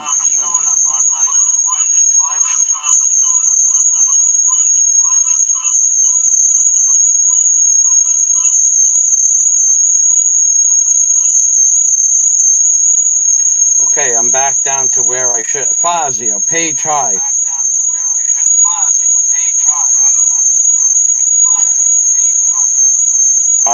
Are you still here, page high? I'll explain to you where the story stick is.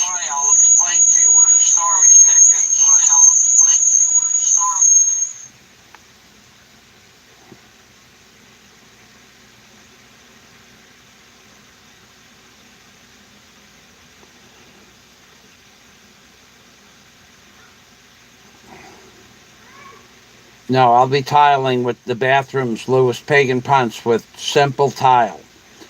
The cheapest, biggest tiles that they have.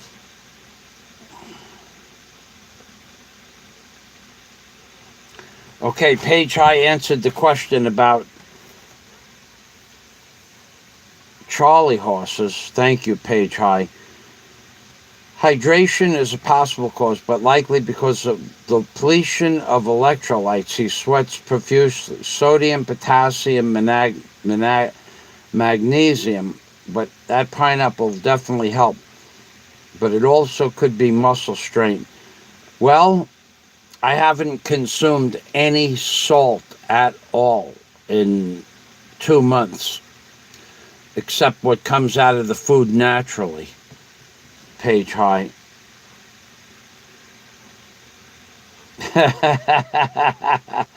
I haven't been, no soy sauce, no salt, nothing with the salt in the Philippines in it at all. Fazio sleeps, gains 10,000 new followers, thinks he's doing transcendental meditation. Transcendental meditation. Thank you. Michael McFarlane, LOL. Sleep a lot, make a lot. Night all. Good night, Page High. Mike needs a hammock baby. Mike, will you be tiling? No, I'll be tiling the bathrooms with like 2 foot by 2 foot tiles. 2 foot by 2. I don't know why I can't read the comments on my well, let me see. Maybe I can. Maybe I did. Let's put on live chat. Let's see. They updated. Okay, they were froze on the screen, but there's a button at the bottom of the I don't know how to use this tablet yet, to be honest with you. There was a button at the bottom of the screen. It looks like a window. You push the window, and the chat appears, live chat. Okay. Aussie Mick, hello, my Aussie Mick. Hello, good. Well, it's good evening here, 5 o'clock here, but it should be 8 o'clock at night where you are. Welcome to the machine. Page High, I'm sorry. I didn't see. I was wondering why there were no comments. I was reading the book on the motor, and then I realized that the book I'm reading is not the motor that's in the machine, because in that book, it has a parts list in case that motor breaks. So I just wrote down to get the manual for the 12-horse motor that's in the machine. Name.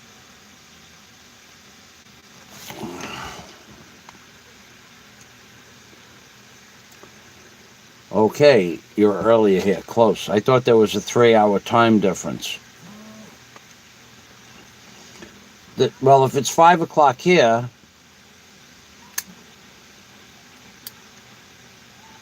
oh, so it's after 5 o'clock in Australia where you are, though. It could be 6 or 7. Is that correct? Yeah, they gave me the. Yeah, they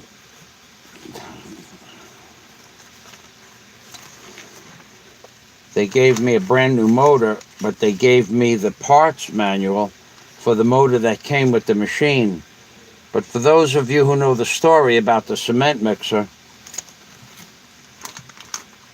they ship at the factory in China. They fill the cement mixer up with oil and they put fuel in it and they start it. They need to do that to run. They need to run the motor to make sure the motor runs, but there is also a governor adjustment on the motor that sets the fuel governor up on the machine that it is for optimal performance at low and high speeds.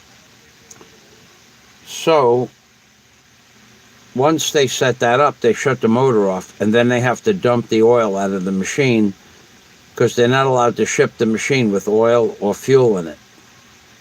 So when it got to the Philippines, the owner of the warehouse, the owner of the business, said to me, I'll have I talked to him on the phone.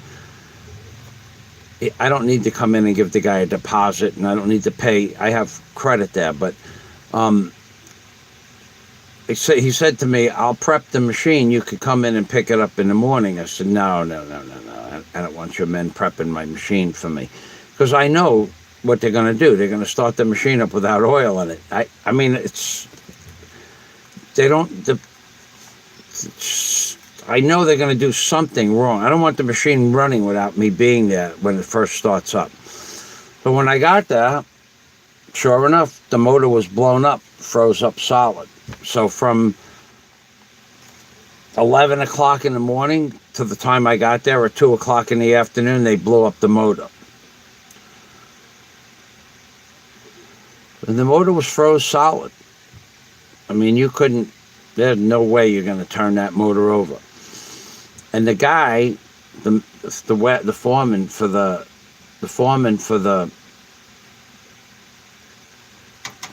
company, Felix, he comes by and he sees me trying to turn the motor over. I couldn't pull the cord, and you couldn't turn it even with the wheelbarrow. The 18-inch pulley that the pulleys go on for the motor. I was trying to turn the larger pulley. You know, that there's a little pulley on the motor, and then there's the larger pulley, which would give me leverage. I couldn't move the motor at all. And the guy goes, the motor's good. You come back tomorrow, we'll start it up. I said, this motor is garbage. Goodbye. And he laughed because he knew that the motor was blown up. And he goes, it's okay, we get a new one. I'm going, well, of course you're going to get a new motor. That goes without saying. This one is never going to run again. And he goes, you wait here, wait a while. And he walks like 85 feet away from where I was standing. And he comes back with a brand new 12 horsepower diesel engine on his shoulder. So they knew the motor was blown up.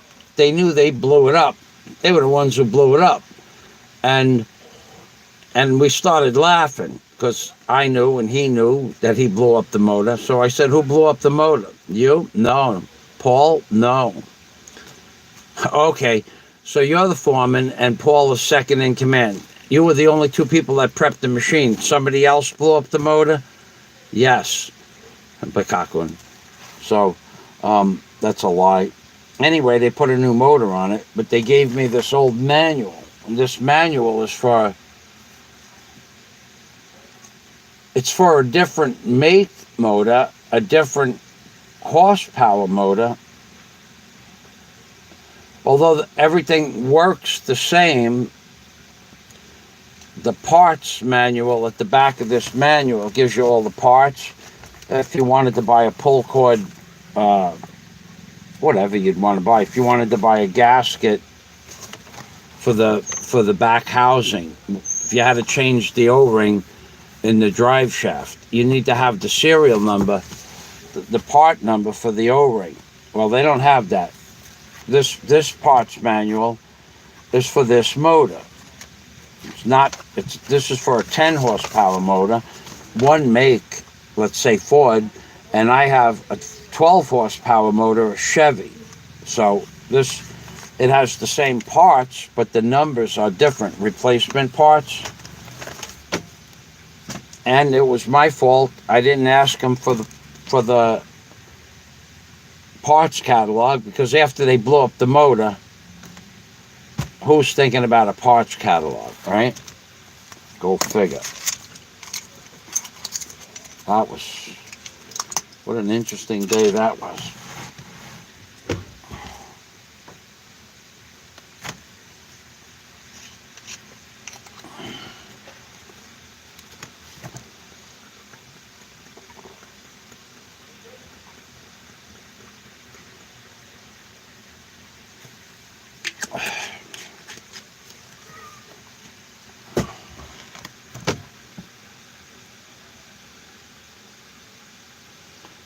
"30 minutes early." Wow, that Australia must be a huge I thought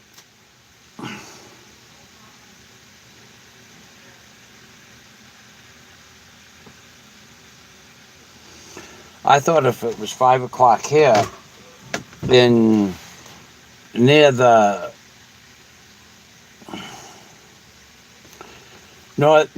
Sydney theater, the one that's on the water, that's shaped like a giant shell, the amphitheater, there's 3 hour time difference there. Am I correct about that? It should be 8 o'clock there. I'm just shooting the shit with you.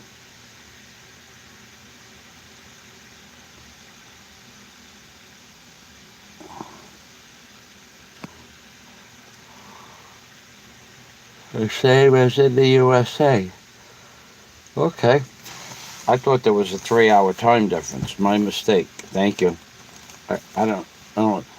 I was told there was, but maybe I'm not mistaken about being told there was a 3 hour time difference. I just don't know where that time difference is. It doesn't really matter. Okay. 3 hours to Sydney. It is 3 hours. Thank you, Aussie Mick. Yeah, I thought my memory was starting to fail me. I thought I was starting to get a quick set of Alzheimer's there for a moment.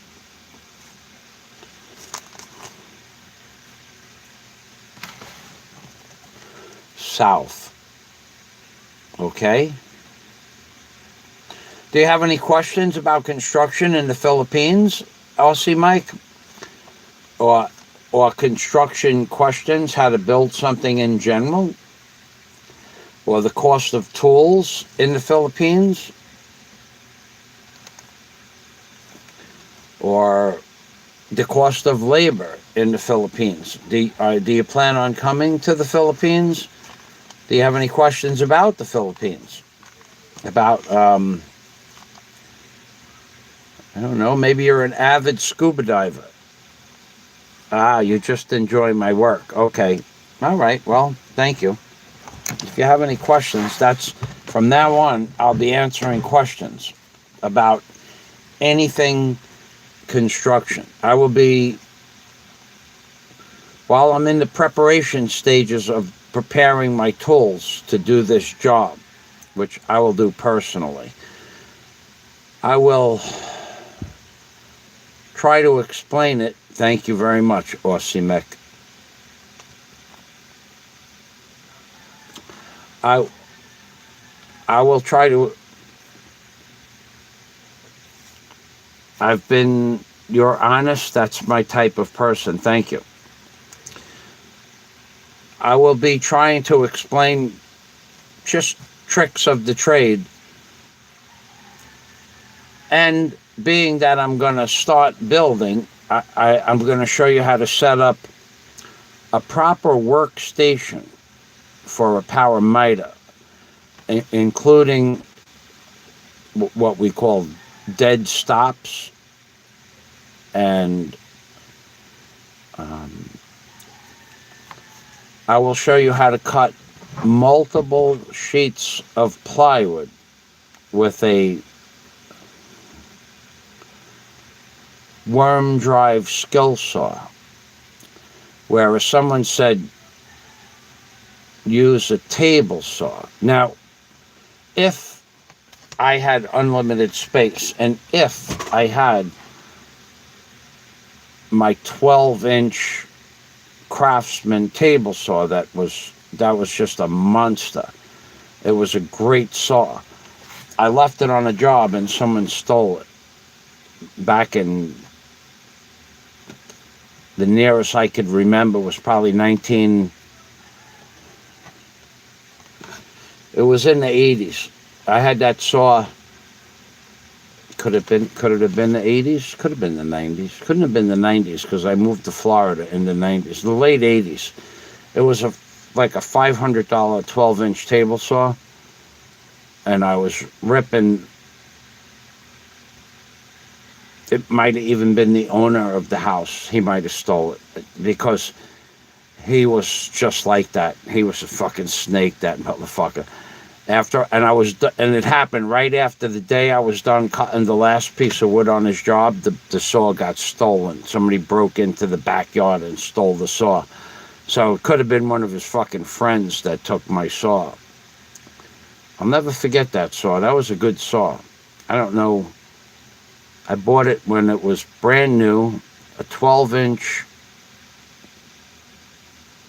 It was a shit brand. It was not like a DeWalt. It wasn't the 12-inch DeWalt. It was a 12-inch Craftsman. It had a single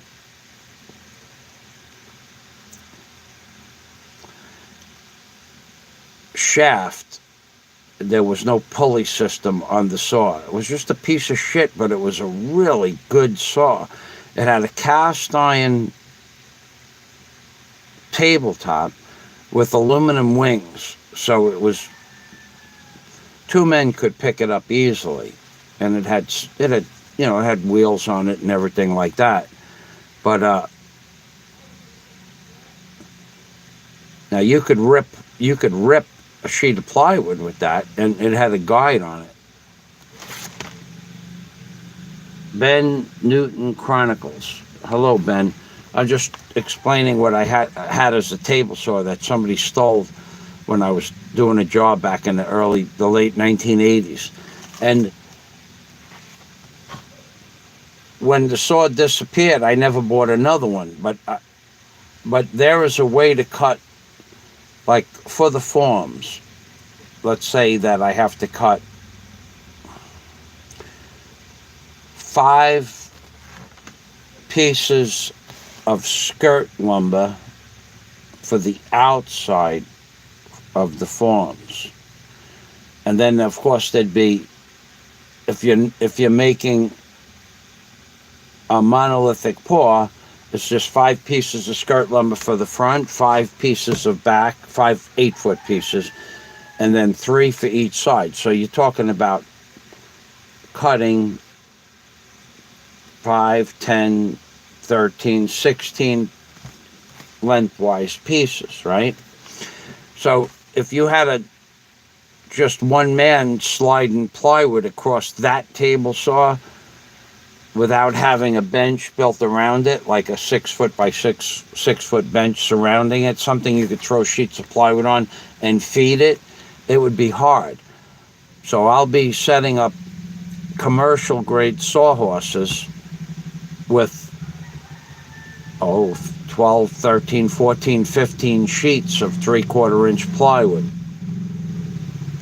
And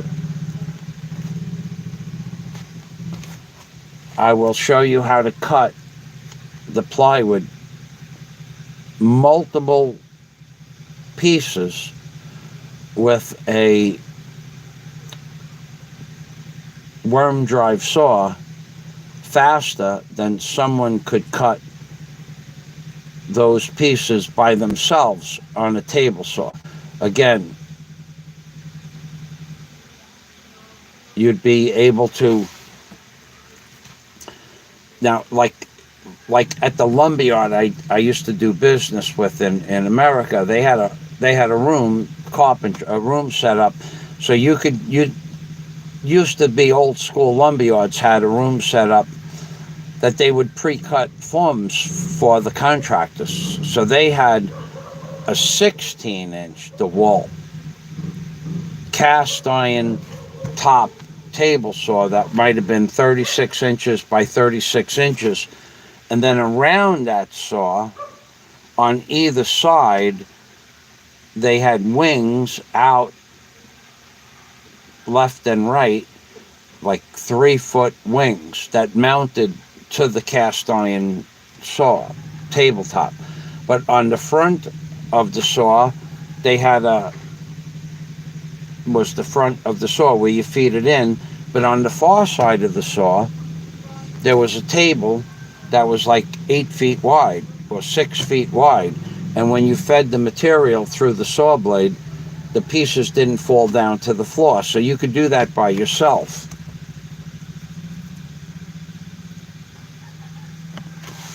So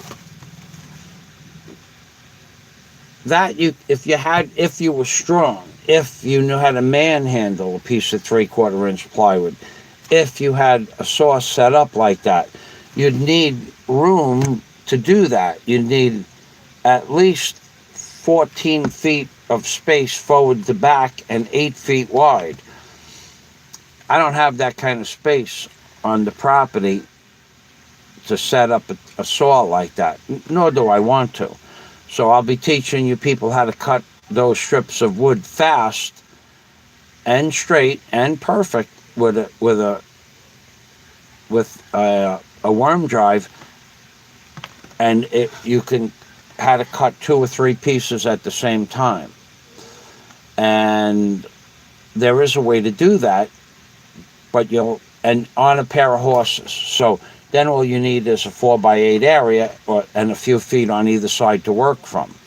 But most people that watch me do what I do, when I start ripping forms like that, they go, fuck. Now you can't do it with a skill saw. You can't buy like an 8-inch Milwaukee skill saw and cut the wood the way I'm going to be showing you how to cut it. You need a worm drive. And I have an 8 1/4 worm drive. Be nice if I could find an 8 1/4 inch blade. So far I haven't been able to find one here. And the ones that I had in America, I had dozens of blades for all my saws. Somehow somebody went through my blades that I had hanging on the wall and took all my 8 1/4 blades. And there were many. There might have been a dozen brand new blades on the wall. So anyway, I'll be showing you people how to do stuff like that, which will teach you how to save a lot of time on a construction site. Hold on a second.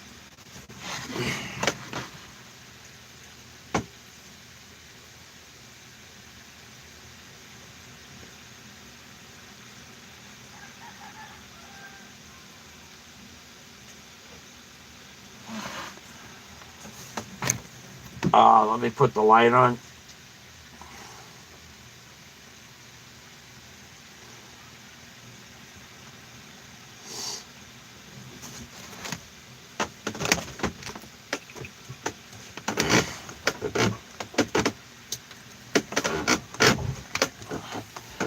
One thing that's funny, that living here the last week or so, we had a lot of rain here. I don't know you can't get an accurate amount of rain from the weather station, but I have a 5-gallon bucket. It wasn't set up to as a rain bucket, and you can't use it as an accurate rain bucket anyway because it's tapered in like that. But it gives you an idea. In overnight, one night overnight, from like maybe 10 o'clock in the morning till the next day, the bucket filled up about 7 inches, which means we had 5 inches of rain. That's a lot of rain. And one of the things that was happening is all hours of the day and night, you'd see people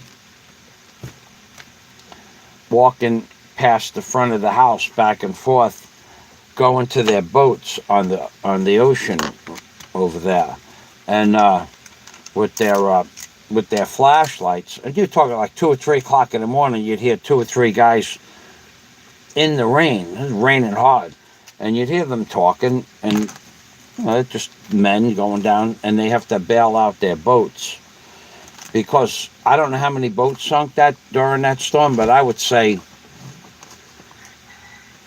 I don't know, hundreds of boats probably sunk because people couldn't get to their boat to bail them out. They might have been sleeping through the rain, but it was raining.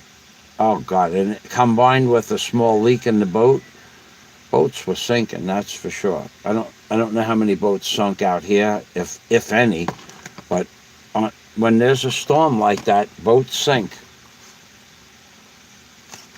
Okay, I'm done with that book. I'm done with this book. This is the Book of Lies. Okay, this book is the book for an oil and diesel engine.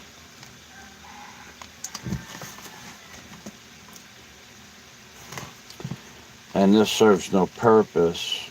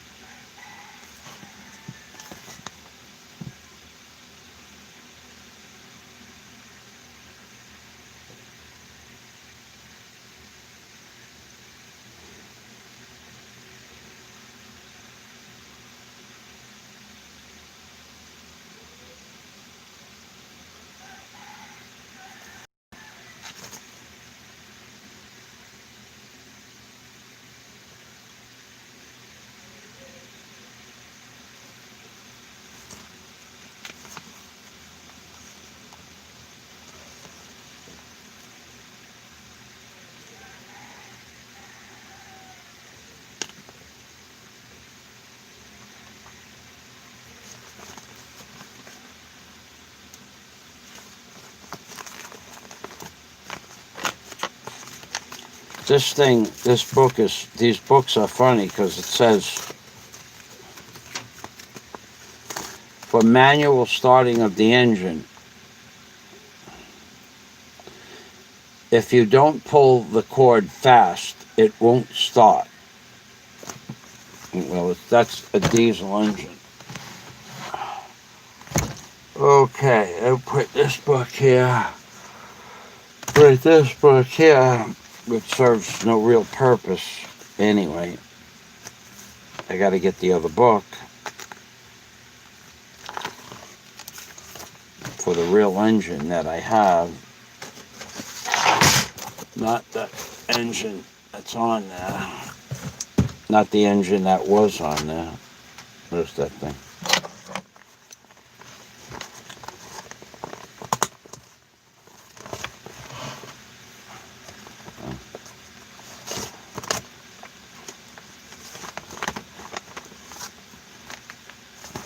Doesn't matter.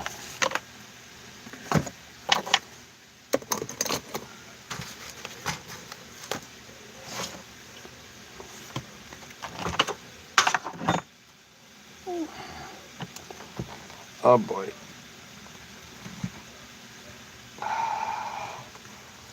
Maybe I'll let you watch me sleep.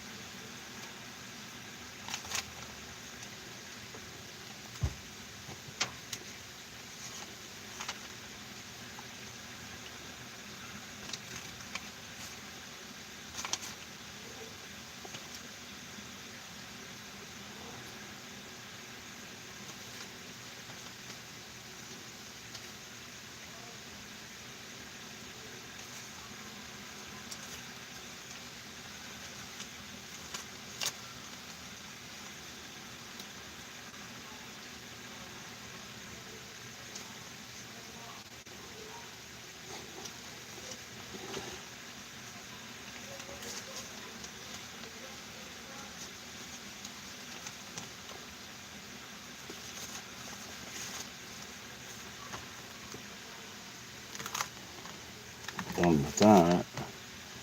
Don't really need this at all. Even though this has to go.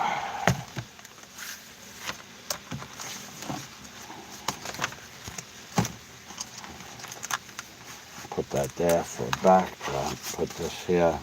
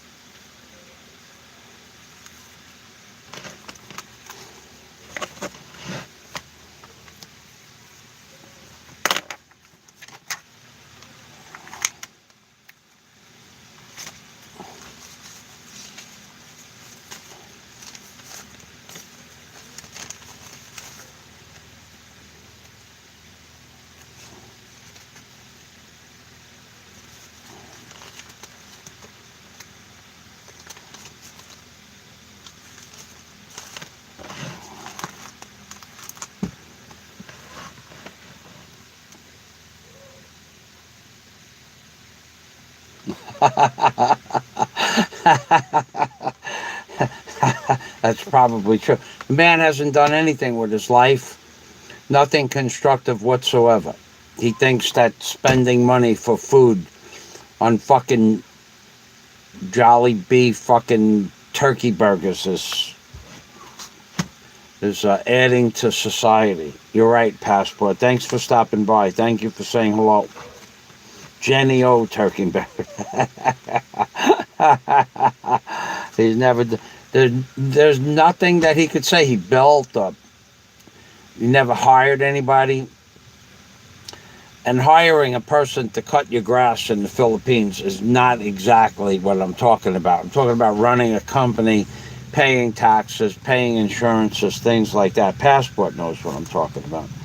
That thing still didn't come, Passport. That thing still didn't come. It fucking still. They said by the 15th. Today's the 16th. It still didn't come. And I could read the message that's in the Ninja company that delivered the part on the 13th. Said your parts will on the 6th. They said your parts, the gizmo will be here by the 16th. The actual gizmo and the things that go on the gizmo, and it's not here yet. I mean, how? And they say you should wait home from 8 o'clock in the morning till 10 o'clock at night. Now, I have a lot of stuff to do here, and I'm going to wait home until those things come because that's important to me, that thing. I don't know why. Well, you know why. It's important that I do that thing. But other than buying food and spending money on rent, he certainly hasn't fucking done anything for the construction industry in Hawaii, right? And there's no work going on in Hawaii. Oh, he's going to go there and be the contractor on the job.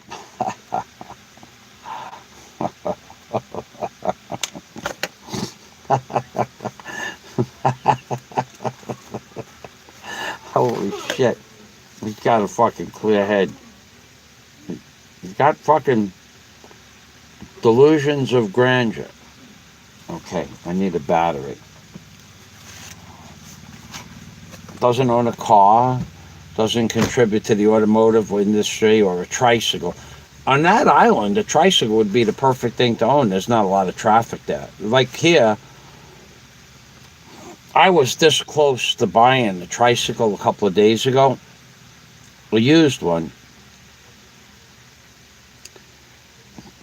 I looked at the oil in the tricycle, in the motorcycle engine, and I'm going to myself, what the fuck am I going to buy? This guy has never changed the oil in this motorcycle engine.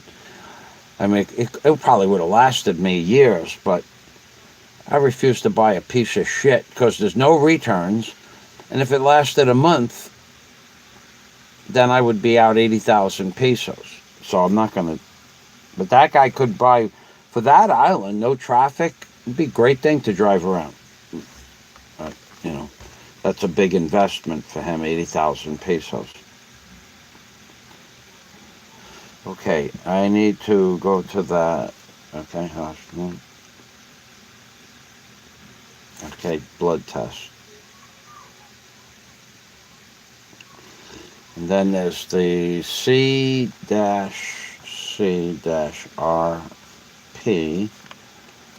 blood test.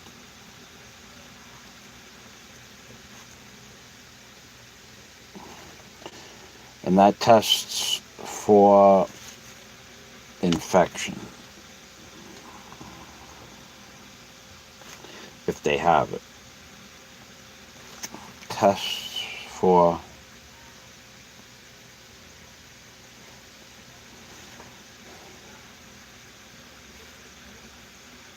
infection.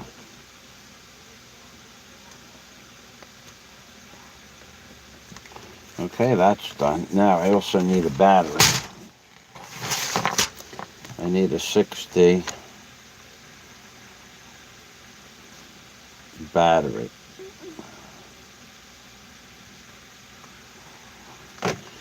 It has to be, could be the long one, long 6D battery. Long 6D battery. It has to have 2 terminals, one on each end, and the positive has to be here, and the negative has to be back here.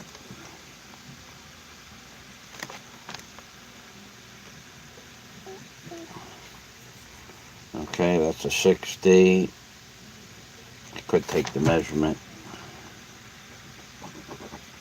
I don't need the measurement. Okay, that's done.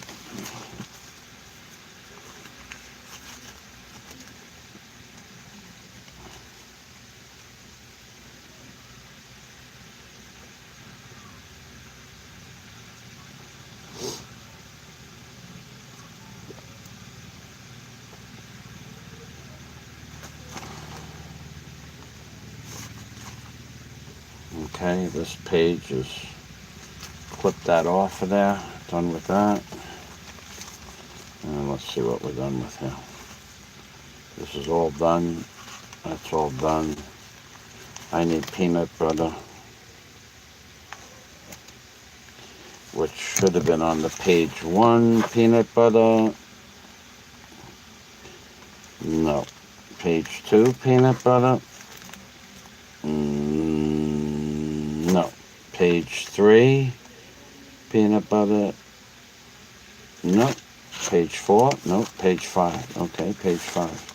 Page 5 is meat, pineapple,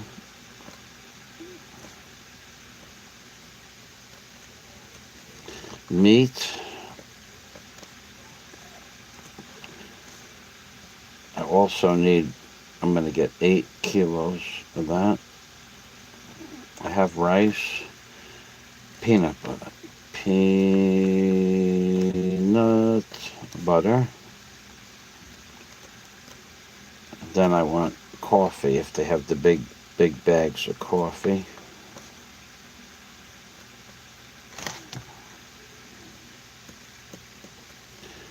And then I have water.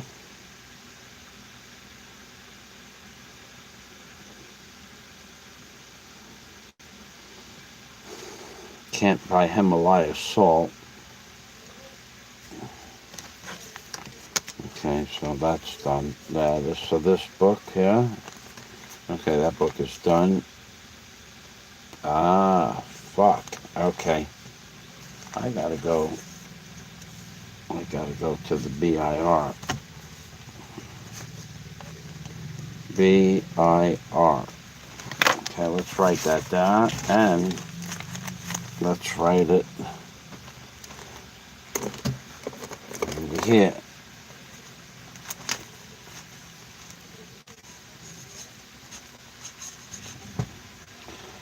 Okay, that's the BrR. Now let's get the BrR papers. Not that.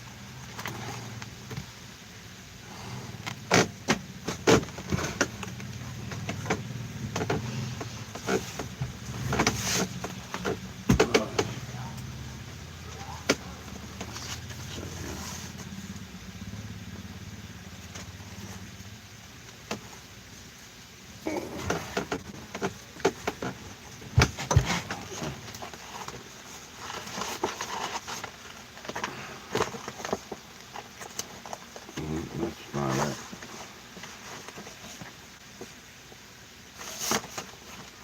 Transcripts. We need transcripts, not this truck. Transcripts.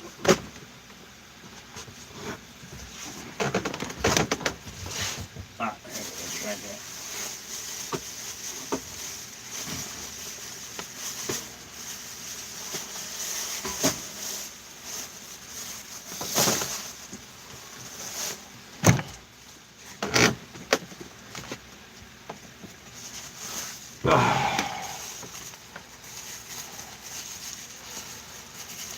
There it is.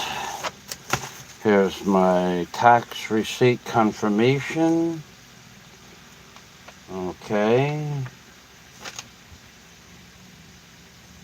November, December, January. Okay. My disclaimer. Okay. My tax receipt. My 1921 tax receipt identification from the BrR, so that I can earn money on Google and Patreon legally. Okay, this is garbage, and this is garbage.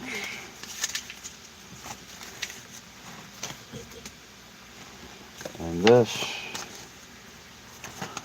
is going in this book here, right? Michael Thomas Foster, okay?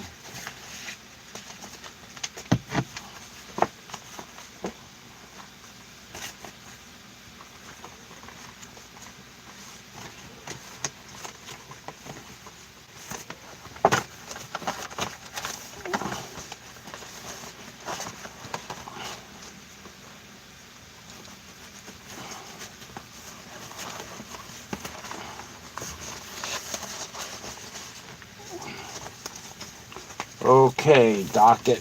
Oop. Oop.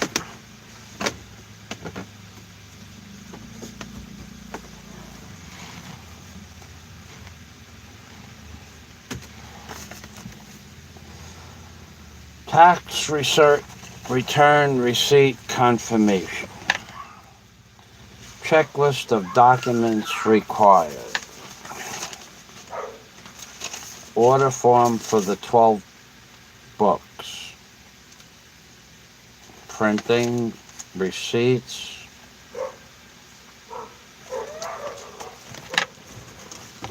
Clip.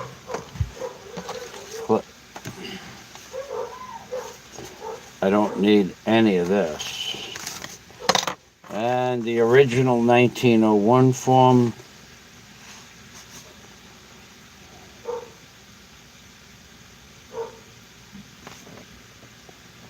And the 605 form, the blogger, a blogger. Okay, I think I'll bring this and this. I'll leave that in the book. Here it is right here. This is what I was looking for. All right, let me put this over here. I don't think I need that. I know I don't need that. And I don't need this either. I'm going to put it together. This is going to the city, but I don't need it. So I'm going to put it face down in the book, in the bag, in the box.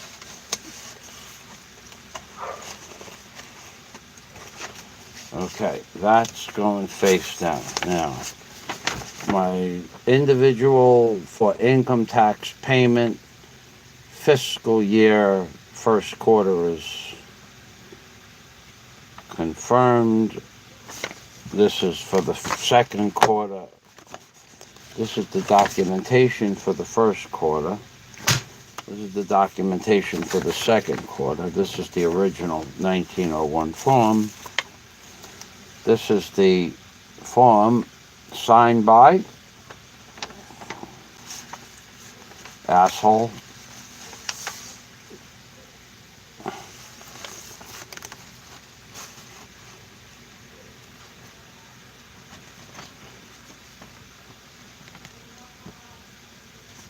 The docket stamps.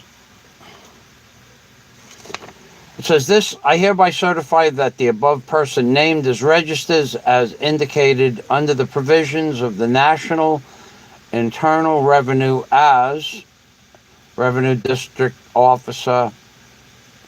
And this is what I have to keep in my place of business. And here is my name at the top without my address.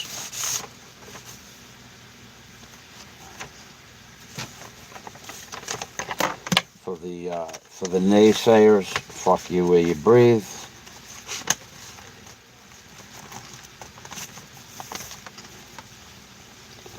And the date.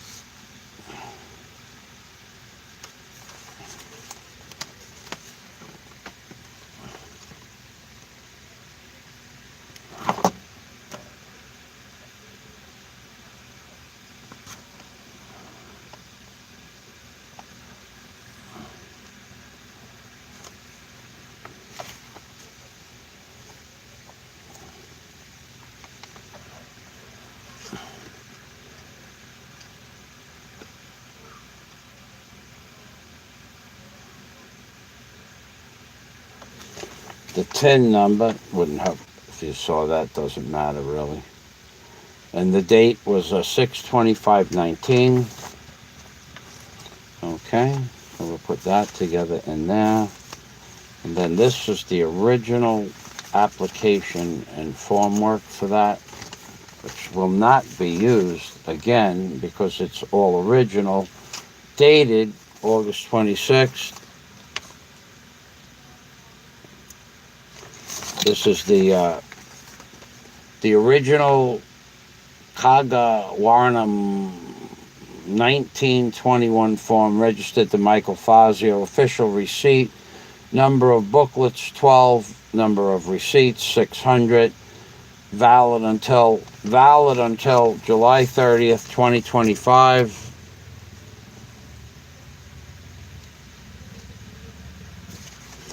So I have 3 more years before I have to revalidate my BrR. I just have to pay quarterly, of course.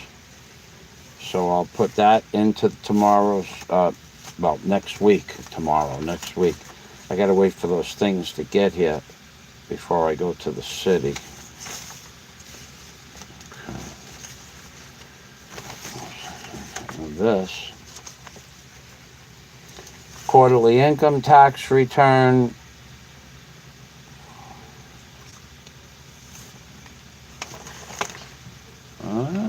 They gave me a quarterly income tax return. Yeah, well, you know what? I'll just bring it into the accountant that's right next door for 200 pesos. They fill out all that shit. Okay, that's going into the city. This is my book, my Michael Thomas Fazio tax receipt book.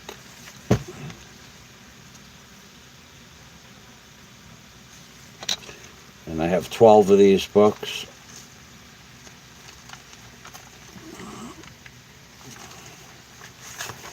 That goes into the city. This could go into the city. This goes over here. So basically,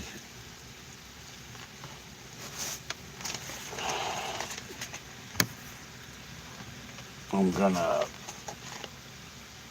put this over here. I'm gonna put all of this shit in there all at once. I'll just, they tell me to fill this out, and I told them I don't know how to fill out that shit, and they said, no problem. Go next door. There's a certified public accountant right next to the tax office. 200 pesos. They fill it all out for you. That was easy. $4. You have an accountant fill out your quarterly tax for $4 in the Philippines, baby. That was trippy, man. $4. I was thinking, they're going to charge me like $50. $4 filled out my tax return. $4. That's an amazing thing. Now, that goes there. I got to put that in the backpack. Okay. $4. $4. My accountant filled out my tax paperwork for $4 in the Philippines. $4. And I bought them candy. And they were surprised. Okay, so the battery is here. And that's where we were with the battery, right? Got to get this battery here. We got to bring money for that.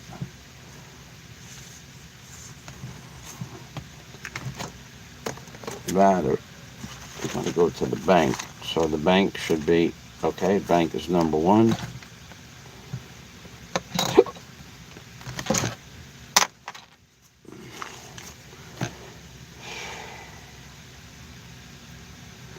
That'll be a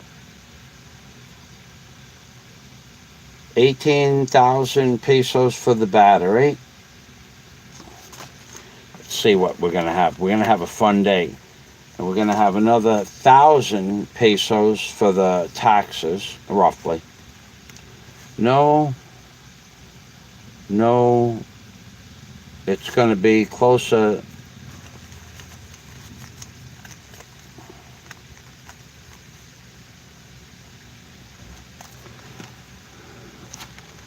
Closer to 2,000 pesos for the tax return. So that's 20,000 with the battery. Another 1,000 for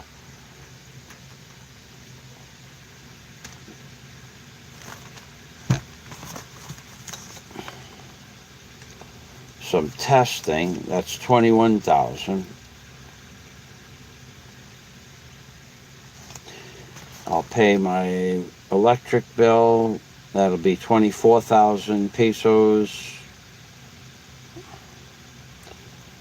We'll pick up some AAA batteries.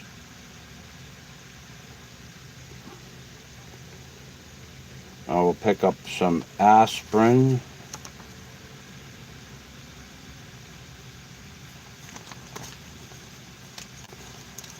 I will try to buy a brick for another 2,000 pesos if they have one. For the computer, that would make it 24,000 pesos.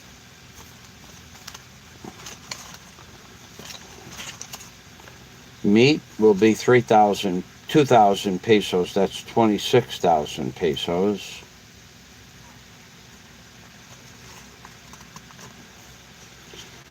So that will be to go to the city at some time during the week, 26,000 pesos plus my order that hasn't come in yet. There was an additional 5,000 pesos to the parts for that order. So that's 26,000 pesos plus. That's 31,000 pesos plus rent.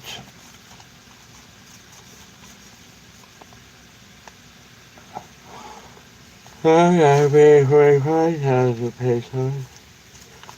this week, by Friday, I'll have spent an additional 50,000 pesos, roughly. Just rough. I'll probably have spent a lot more than that, though. But 50,000 peso a week.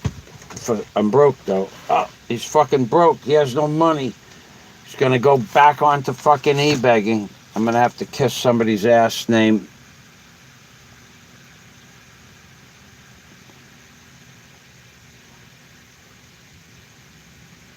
Ben. I have to kiss Ben's ass. He's gonna get his super chat organized. Craig Vita, come on now. You know where the fuck Daisy is. You've been following my videos for 5 years, Craig. I know your name. Why are you asking me that question? You feel like breaking my balls? Break my balls about something else, okay? Everybody knows where Daisy is.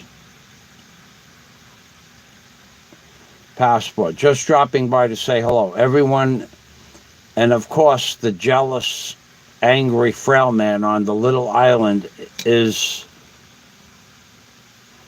commenting. Look at all those words spelled wrong. Only a true fucking hamhead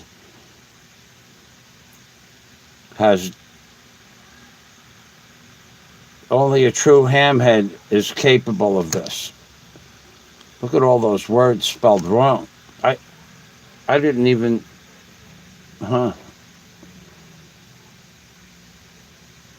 Ronald Webster, I remember you. You're the man that was going to date. You're the man that was dating the security guard that I introduced you to. Good morning, Ronald. How are you? I'm keeping well, thank you.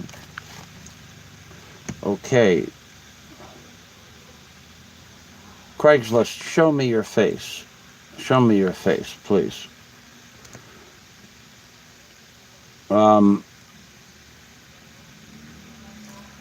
Okay, so if you want to come here to break my balls, I'll just remove you. It'll only take a minute. One more stupid comment, and I'll just remove you from my chat. So don't do it again. You've been warned.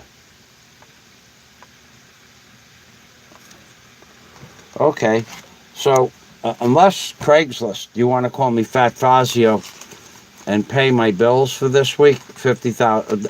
Just send me 1,000 US. Send it in, or maybe with that fucking name like Craigslist. Fucking you Craigslist you should be a multi-millionaire. Maybe you'll just donate $5,000 in super chat to me, and then with the $5,000 you send in for my, not super chat, but through Western Union, you put the name that you want me to name the hotel, and everybody that sends me $5,000 gets to choose a name for the hotel. And at the end of the drawing time on May 15th, I will take whoever has sent me 5,000, whoever I've collected the 5,000 from Western Union, I'll put those names of the hotel in a hat. I'll show them. I'll drop them in a hat, and I'll pick one out randomly. Who knows? Craigslist, you might not only be able to give me 5,000 US dollars for my services rendered on YouTube, but your name, the name that you choose for the hotel, might be the name that I use.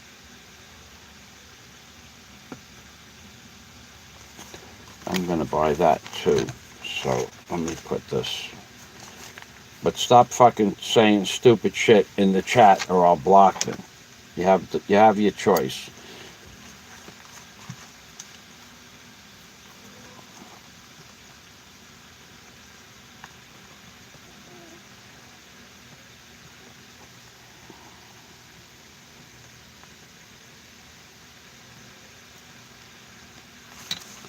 Okay, this is garbage.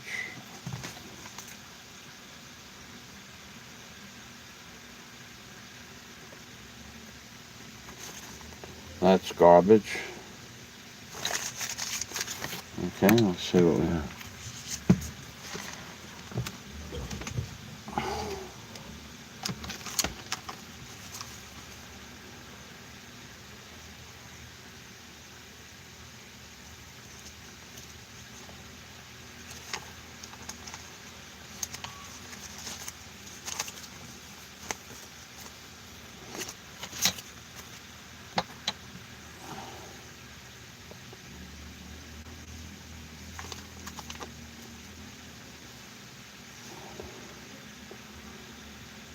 All right.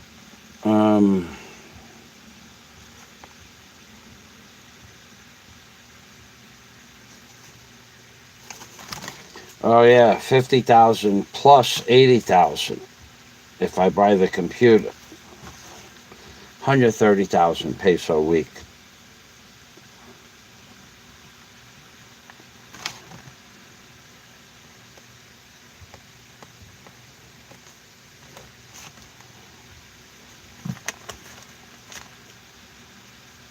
If I buy that computer. I need to get a computer, or I need to get my computer fixed.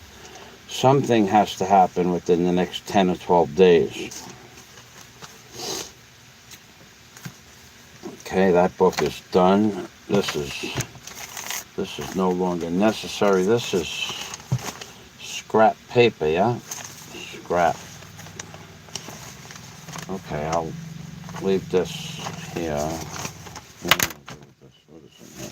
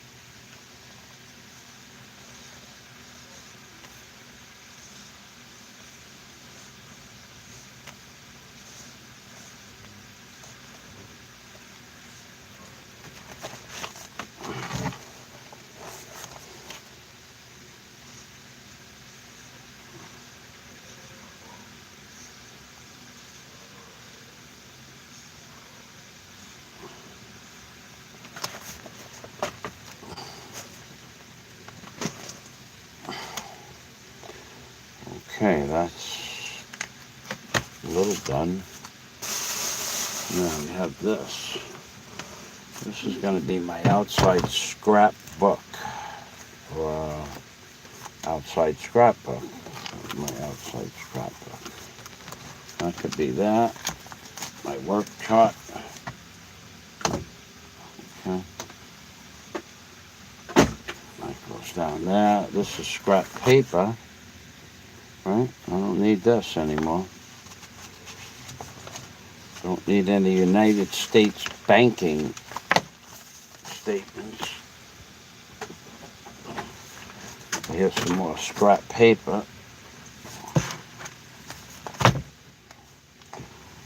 I don't need this book on there. I'll take the book off. Put the scrap paper on. That's one scrap paper. This is garbage. This is already done. This has already been passed on. This paper here needs to have this phone number.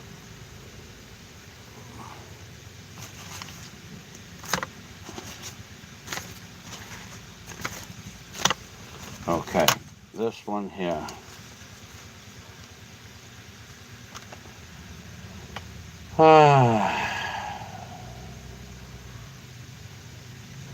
Without turning on the phone, I'll just put the number back up on top of this book here.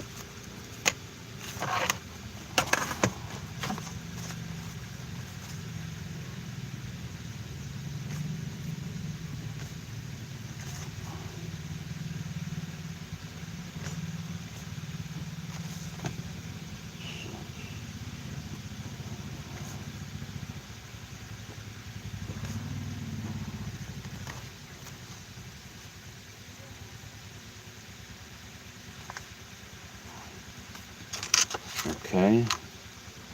So this book is junk. That's junk. This will be an extra book. And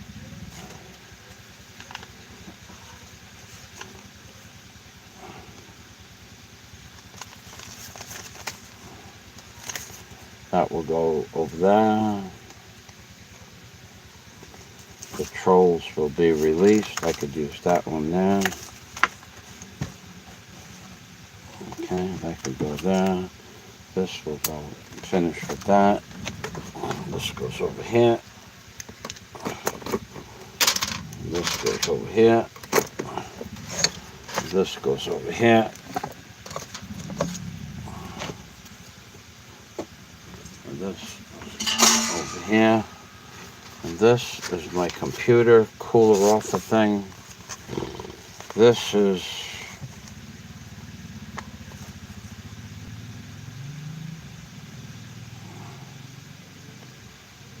oh boy, that was a long time ago. This is the answer to Louis Pagan Ponce's question. How much does it cost to get a container to the Philippines?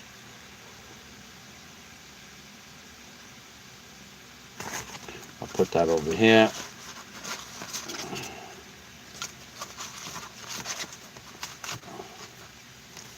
Okay, now this is a new book. This is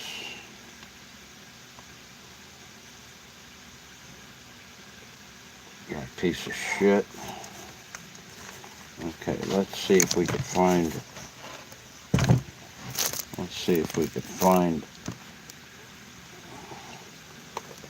pen. Okay, let's find out. I really have to look this up. Nelson.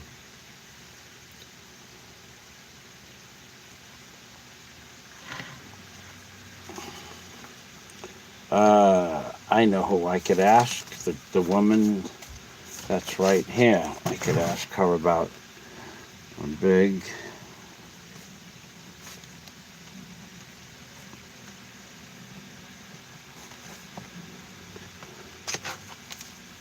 named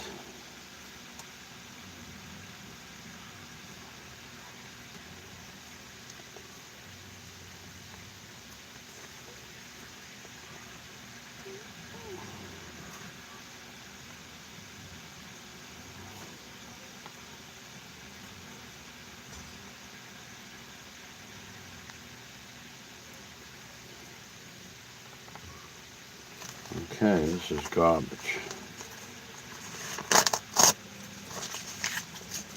That's garbage.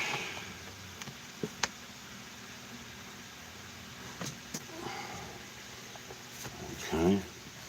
That book is garbage. This is the book for the motor. This is the book for the hydraulic motor and an alternator.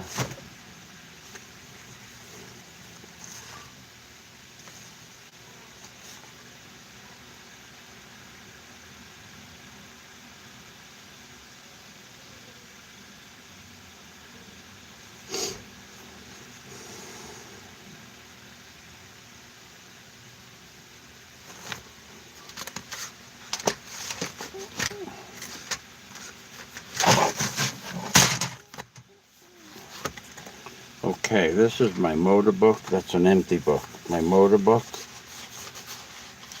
Don't need that.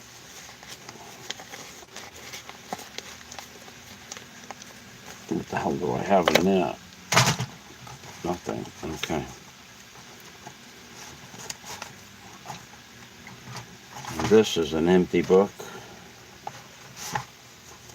Just an empty book. Empty book, empty book. And this is what?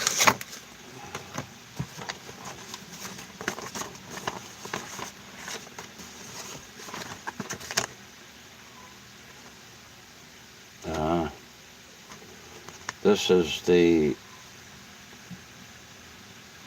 tomorrow I'll probably talk about this in the morning. This is I went to a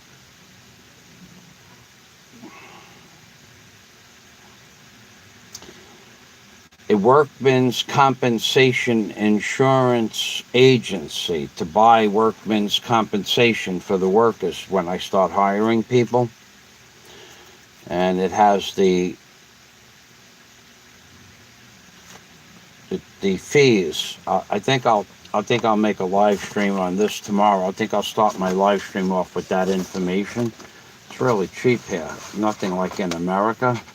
So I'll put that over there.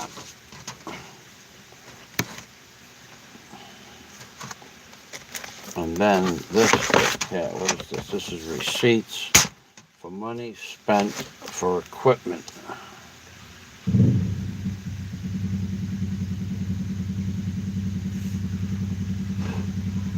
Equipment monies can go down over there.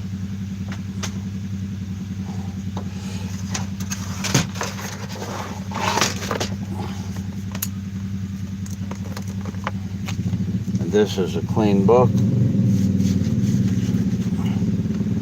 This is a clean book. This is actually a clean book, but I could use it for scrap paper, okay?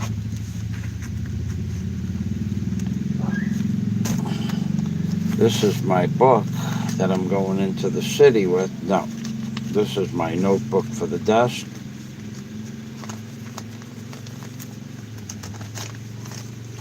Yes, this is my desk notebook that I'm done with the notes for the desk. Move it over to a clean page. This is a desk notebook for materials that I can think about when I'm randomly doing shit. There. This is my order book for the week, including the computer if they have what I want. So this book here has to go with my bank book, and I have to review this book before I go to the city and update it. Okay. Alright, that's going to get reviewed daily and added to daily because it always remembers something. I also probably should bring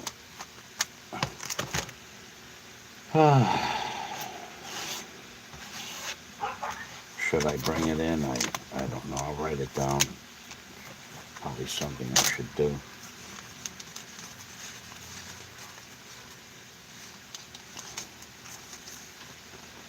Alternator.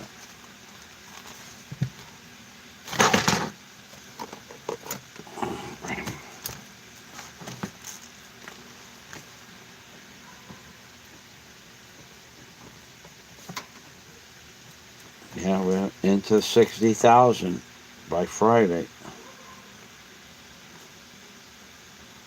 Definitely going to spend 60,000 this week.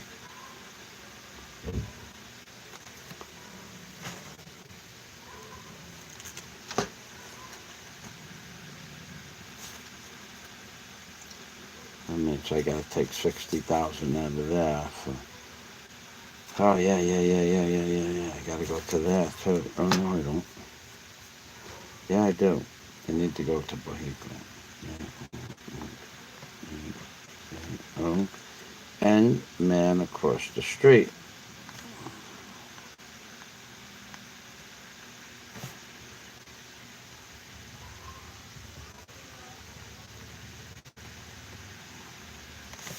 Okay. That's got to happen. You know what? I don't have to do that. I don't have to put that book there. I can put this book here, put this on here.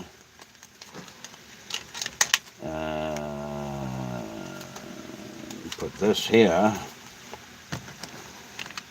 And then this can just go on here, like that. Put this over here. Put this over there. This goes into the city.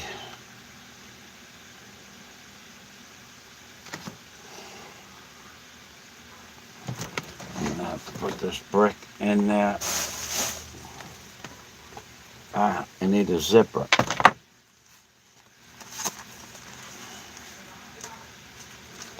I need a zipper for the bag. Bag zipper.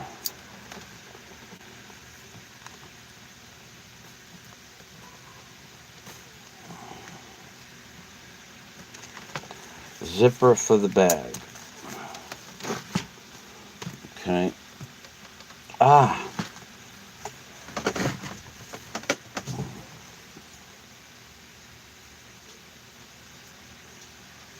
Wait a second. I thought it was broke.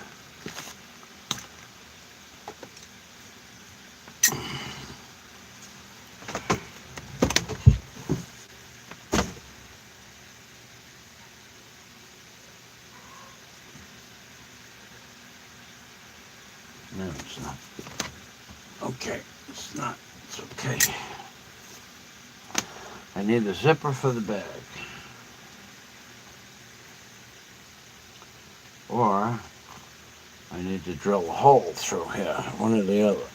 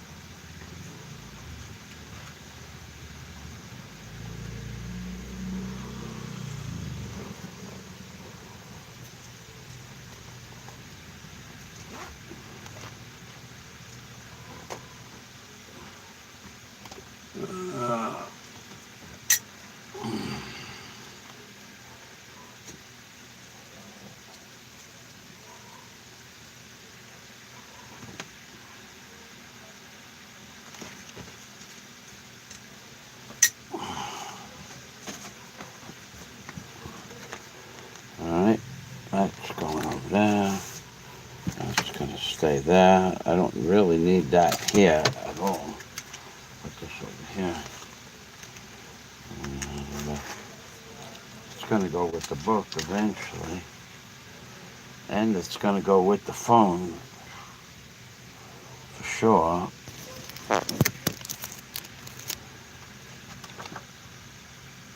Hello, Shifting Gears. Welcome, Shifting Gears. Hello.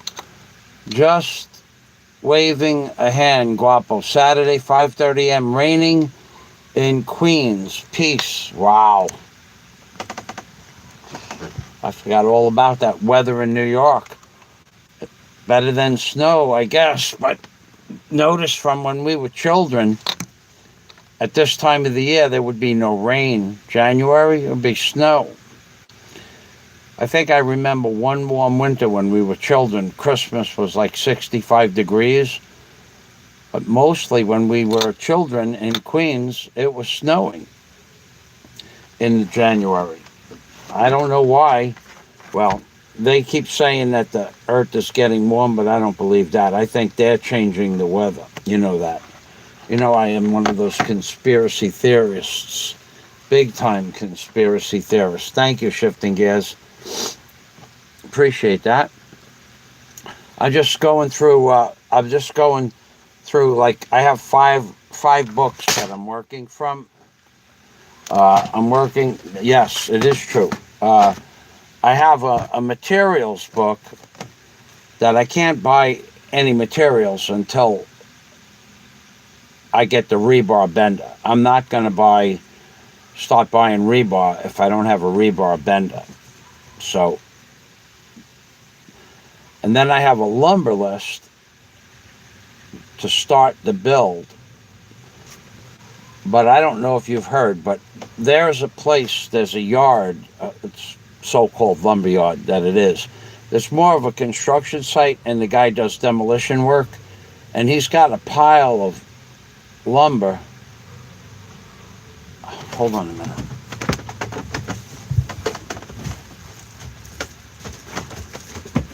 Guapo! Oh, shit. I wanted to talk to him. Okay. The guy's got a lumber yard, a construction yard. And in the yard, he has a pile of lumber about 15 feet deep and 50 feet long and 12 feet high, just thrown into a pile of scaffolding. He must have took it off a big commercial building, and he probably got paid to take it down and pull it away. It's got all the nails and bolts and everything in it, whatever they used, however they fastened the wood together, but it's all cocoa lumber.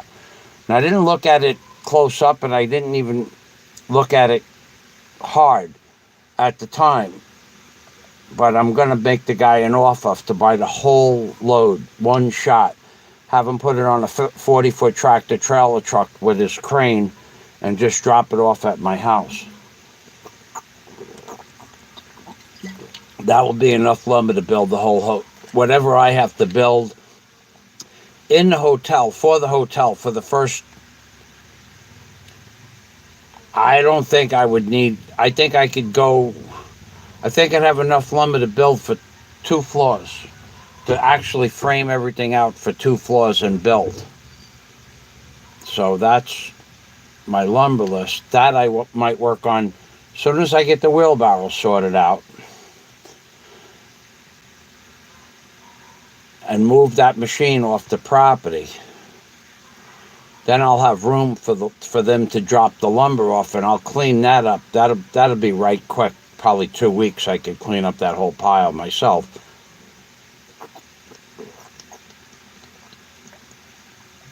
There's got to be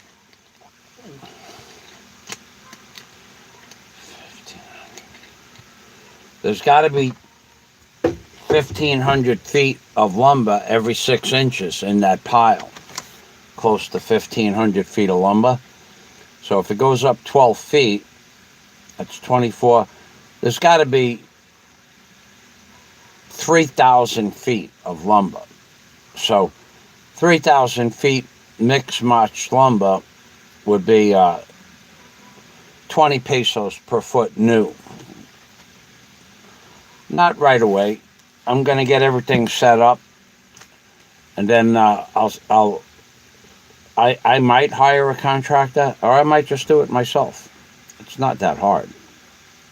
I think I'll build the first couple of vertical columns myself, and then see how long that takes. It goes quick. With a rebar bender, think about it. I mean, men would take days, like a week, to bend the rings for the vertical columns and to bend the number 32 bars for the vertical stanchions. I could bend 300 rings a day by myself. It's got a cutter on the side of the rebar bender, so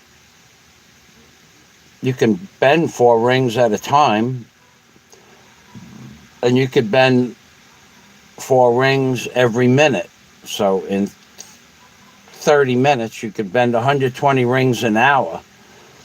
You could bend 1,000 rings a day if you wanted to, if you wanted to work a little bit hard. And So I could bend all the rings for all the columns in a day. And I could bend the 32 bar in 2 seconds per bend and have a perfect 90-degree bend every time. And then I have the 20 bar for the footings, and you have to bend hundreds of bends for the footing bars. Hundreds. You got 10 across, you got a bend on top, and a bend of 2 ends on each bend. That's 20, that's 40, and then crisscross it, that's 80 bends of number 20 bar with a freaking pipe and on a block of wood. That'll take them, I don't know, 80 bends. Could take them 300, 400 minutes. That's 6 hours. I could make all of those 80 bends in 3 or 4 minutes. So hiring help would only be to load the cement mixer at this point if I wanted to do it like that. I could, of course, bring in a pump truck if I do 3 or 4 columns. Then I won't mix it by hand. I'll just set the cages in concrete at the footing level. I'll set the cages in 4 inches of mud with the cement mixer mud, and then if I do 4 columns up, I'll bring in a pump truck and have them pump in, because each column is 4.5 cubic yards per column to go up to the first floor. And I won't be putting the beam boxes for the first floor up. You don't have to do it like that here. You don't have to do a monolithic pour. You can make the pour in 1 day or 10 days. So for 4.5 yards per column, 4 columns would be 20 yards of concrete. That's a lot of concrete to mix by hand with men. Bring in the pump truck and you're done pumping in 2.5 hours. So it would pay, four men making cement could only make a yard an hour. So that's like a day's work per column for 4 men at 500 pesos a day. That's 2,000 pesos per column for labor for the day.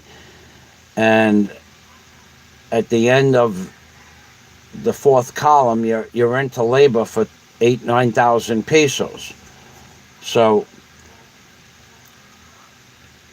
you can take that 8,000 or 9,000 pesos and put it towards a pump truck. You still have to pay for the material. 16 columns. Well, it depends, and if there's a cantilever, I could probably reconfigure. It's 16. Let me think about this. Well, if I don't move one of the cargo containers, I would be doing 16 columns. If I move the cargo container off to another property, then I could do 19 columns total, roughly. And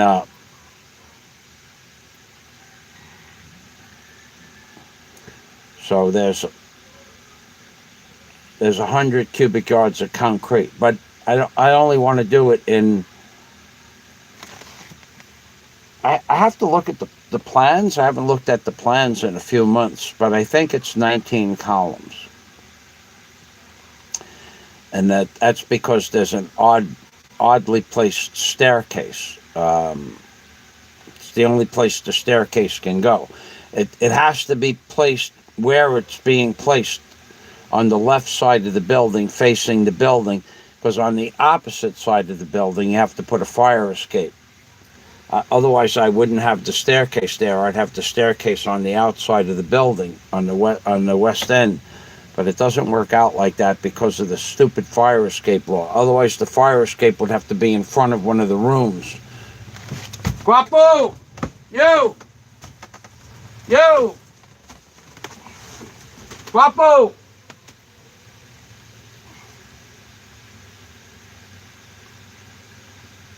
Guapo!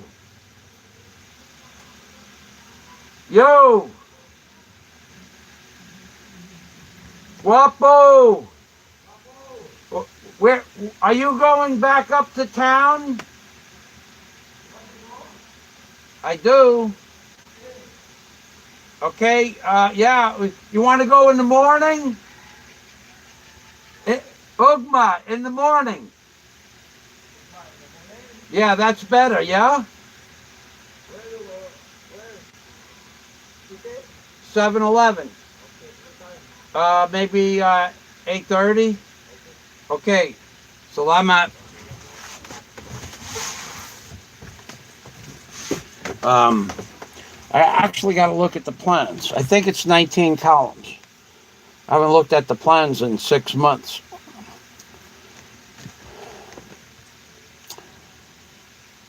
But there's a container in the way of the end columns. So how many holes do I have, Doug? 1,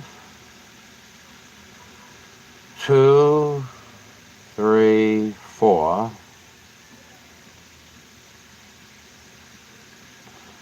So that should be 12. Yeah, I got to look at the plans. I'll look at the plans. Maybe I'm mistaken about that altogether. I haven't looked at the plans in probably a year. I dug the footings according to the plans, and then I haven't never looked at the plans. I forget. The big details are not so important. The small details are important. And that changed because I modified the plans, and I forgot what I modified them to. It's a good question. Thank you. I'll check on that. Let me write that down. How many columns? Well, I haven't done my steel order yet, or I haven't put together my steel order for the columns yet. So look, I haven't looked. Steel order, STELE. I could start my steel order to write it up anyway. How many columns? How many columns? Shifting gear. Wait, is he going now? Guapo! Yo, Guapo! Guapo, are you going now? You're going now? Okay. Okay. It's hard to understand it when it's yelling from the side of a tricycle. I might have to leave. I want to do something up in, I want to pick up something for dinner. How many columns? Thank you, shifting gears. How high is the first floor considering storms, floods? God forbid. Okay, no. We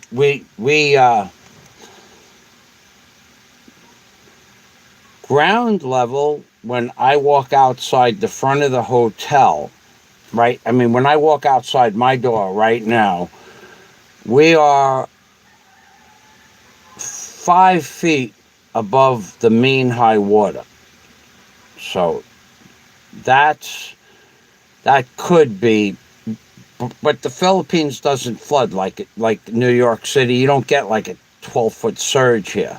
And that bullshit 12-foot, that 10-foot surge that they had during Hurricane Sandy, that was I don't give a fuck. I don't care what anybody said. That was a man-made storm. That was a weather-controlled operation.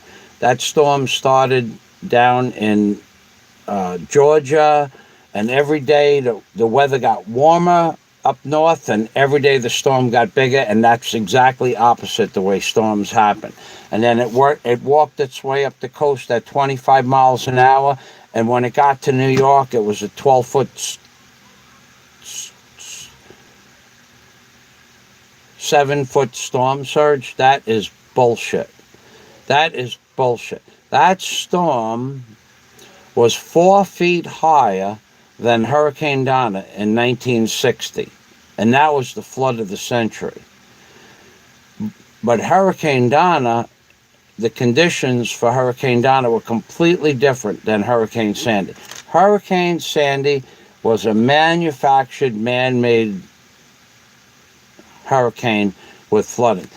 There was no reason, when the weather gets warmer all over for thousands of square miles, there is no way you're going to get a hurricane in a low-pressure area when the weather is equally warm everywhere.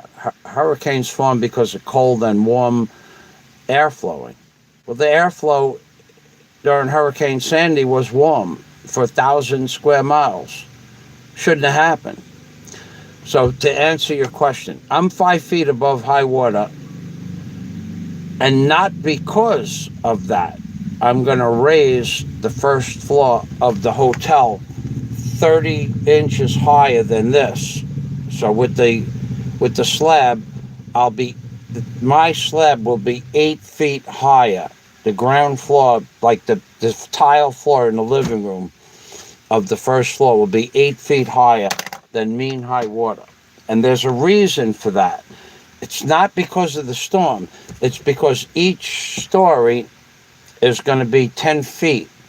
I want to be up in the air 50 feet off the ground for the view, only for the view. And it only costs like an extra $1,500 per floor to give me another 1.5 feet in each floor. Rather than have 8.5 foot high ceilings, I'm going to have 10 foot high ceilings.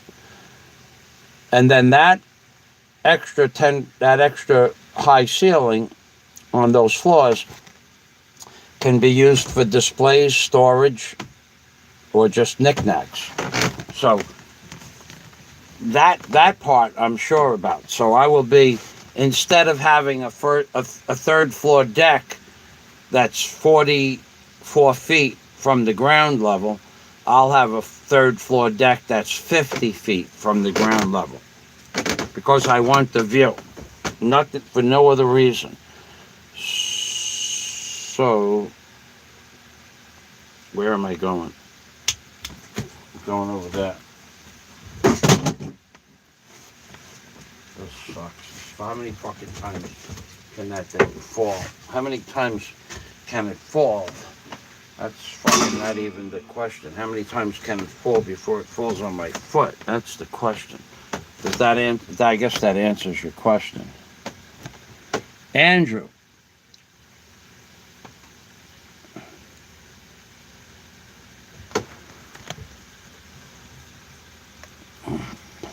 Yeah, absolutely. You were living in farm. There's no fucking reason for that storm to have occurred, Hurricane Sandy. Cosmic Surfer. I have never heard from Manny again. Never. I wish I did. I sent many requests out via video format. I never heard from Manny again. I have no idea what happened to him.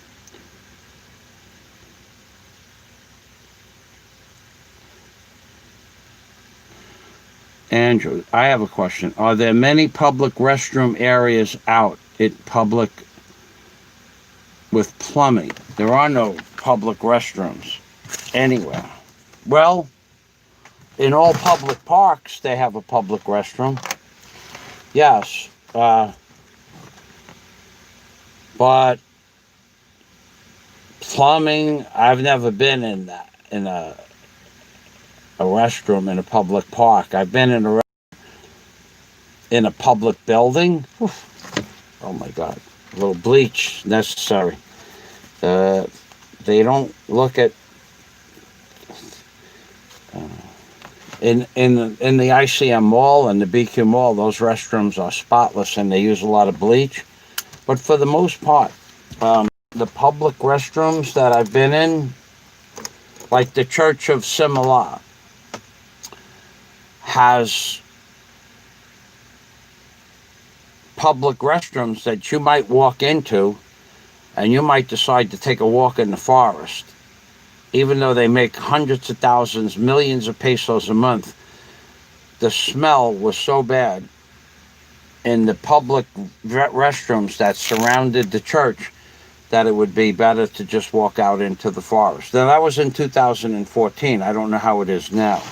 But their idea of a public facility is the toilets in the Philippines don't have internal guts. You take a cabo and you wash your buttocks. And the cabo is usually a half of a vinegar bottle. You just put water in a vinegar bottle and you run it down the back of your buttocks and you wipe with your fingers. But you're doing this while you're squatting over a toilet bowl with no toilet seat, no tank, and no toilet seat. So when you're done, you try to get 2 or 3 quick scoops of water into the tank, into the toilet to flush it. And if it does have a tank, then you just push the plunger. But most public toilets don't have a tank on them. It's just a toilet bowl with no tank and no handle and no toilet seat. You just squat over it. It's a little tricky. It's a little tricky, I'll tell you that. You can do it, but it's messy. You could spend a half an hour cleaning up after going to the bathroom here. Better to go out in the woods with some tissue paper. Be honest with you.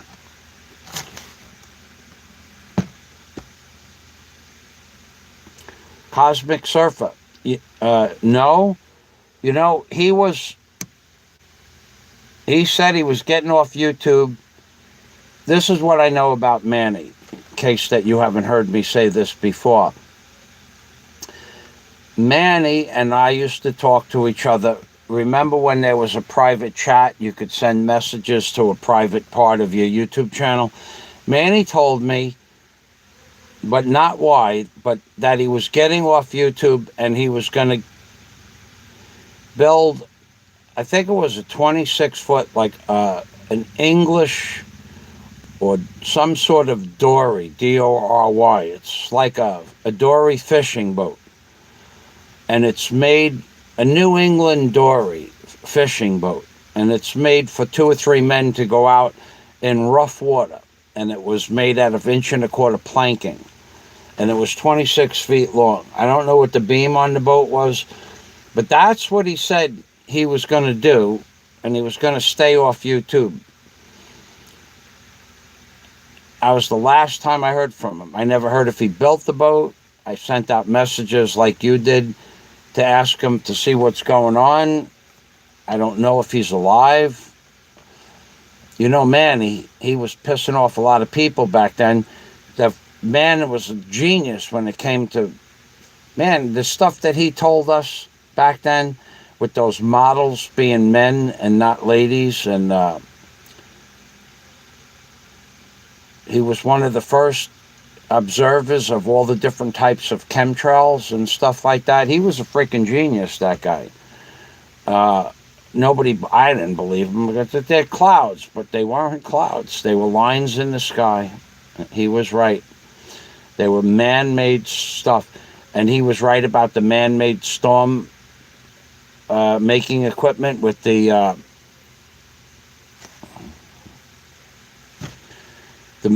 millions of volts that they were bouncing off the ionosphere to change the barometric pressure. That's how they did Hurricane Sandy. They changed the barometric pressure into a low pressure area over New York City, and that's why the tides rose up a full 4 feet higher than they ever rose up before in history.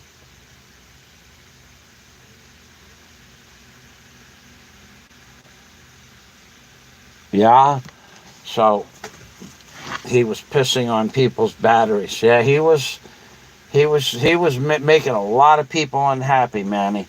And yet, most of what he said was true. I often wonder about Manny myself.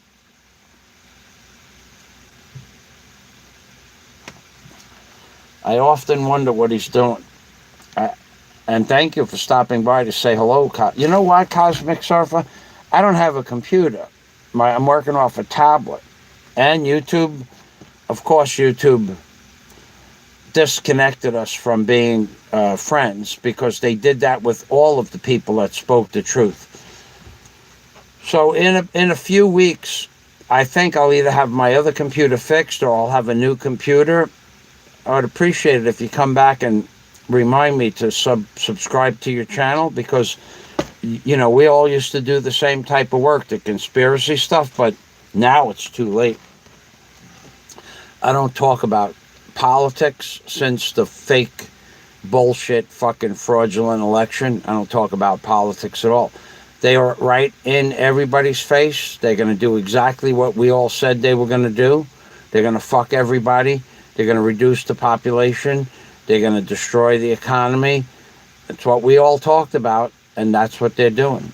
Cosmic Surfer is a testament to what we used to talk about. He's also a very, if you're not familiar with Cosmic Surfer and you Google his name, him and I and Manny and Johnny and 4 or 5 other people, we all, there was that black girl. Her channel just got taken down. Julian, or not Julian, the black girl. Jingling. Those were the good old days. They were, Andrew. It was only 10 years ago, too. It wasn't like, it was 20 years ago. The black girl, she went to the Washington, D.C. march with that fucking asshole Alex Jones. She was a truther. Her channel got taken down about 5 months ago.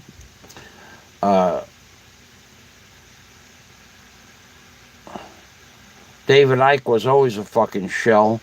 That other guy, David, taken in the fucking ass. I forgot his name.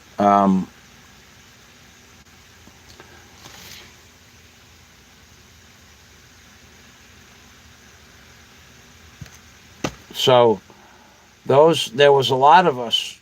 The only people that are really left now is the Jericho Report, puts out some good information, but Bobby Powell puts out some good information. Bobby Powell channel.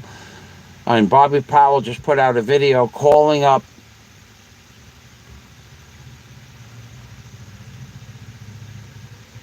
the Washington D.C. police. He had a video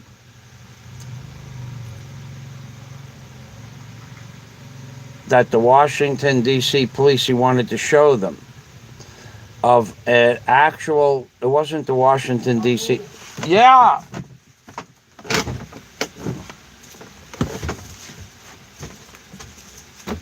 Amigo, do you want to go now or in the morning? Morning. In the morning is good. Yeah. Okay, yeah, it's dark now and I'm not really dressed. I have no shoes on. Okay, no problem. Okay, thank you. Okay, all right, so about 8:30. Unless you want to go later. Do you want to go later? No. Okay, it's up to you. It's up to you also. Yeah, because I got to get the... You are the boss? No, I want to get the... All your command is... Baka kun ka. All right, buddy, I'll see you later. Salamat.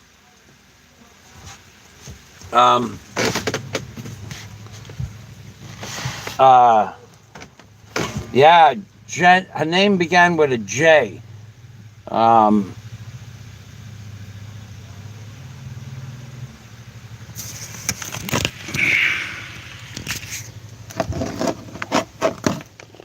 Jingling or jangling, something like that.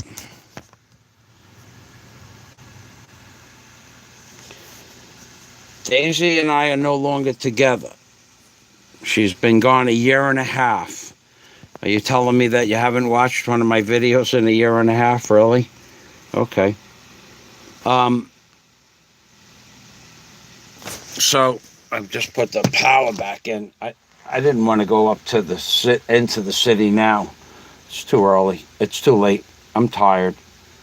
And I would have to put my shoes on, and I have to get... I have a list of stuff in this book that I can't get some of the stuff at night locally. So there's no reason to go there tonight. go there in the morning. He wants to go in the morning anyway. So, I don't know how long this stream is. So that's the last Cosmic Surfer. That's the last I heard of Manny. He was building, because I built the boat, so I would remember the size of his boat. It was 26 feet, English or Norwegian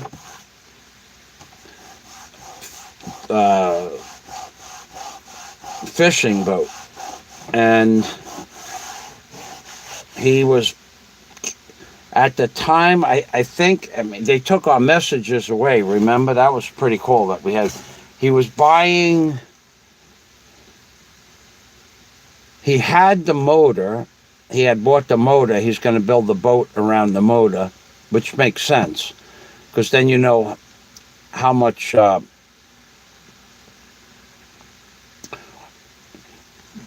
power of the motor.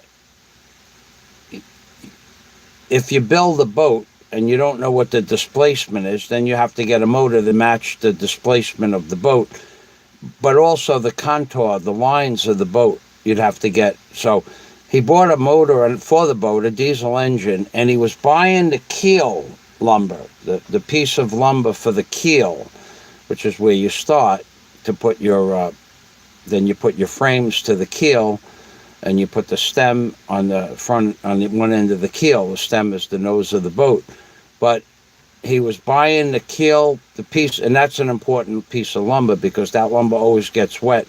It's usually about 3 inches thick and 12 or 13 inches wide on a boat like that, because that's your main frame. So he was buying that piece of keel lumber at some weird-ass seasoned lumber that they made keels out of. That was the last I heard of him. I never heard from him again. I would imagine he finished the, Manny was the kind of guy, I would imagine he built the boat and went fishing, gone fishing. That's what my thoughts about Manny was. He built that boat that he wanted to build and he's gone fishing. I hope that's the case. He was a cool dude. I liked Manny a lot. Him and I used to have, when we used to do the shoveling of the snow with the man shovel, remember that? The man shovel videos? He would go out and shovel the snow, and then I'd go out with a 3-foot wide coal shovel and shovel a 3-foot wide swath. And then we would talk which man was the better man, who was the bigger man, who was the stronger man. All in good, clean fun we used to have on YouTube. Andrew said that was the good old days. It was. It really was. The good old days. 10 years ago. And then the shit we used to post on YouTube. Oh, the Obama videos and the Rabbi Jew Barker videos. Come on. You try doing that today. All my Rabbi Jew Barker videos are set for unlisted, and they're on my Patreon account, or they're set for private, and I can only send them to people privately because of the rules they have now. Where the fuck did that bottle of water go?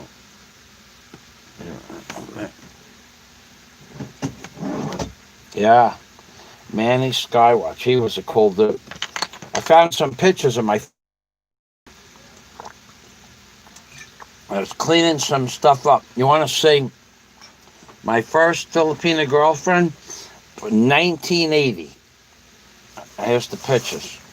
I'll have to put the light on for this. Her name was Chrissy.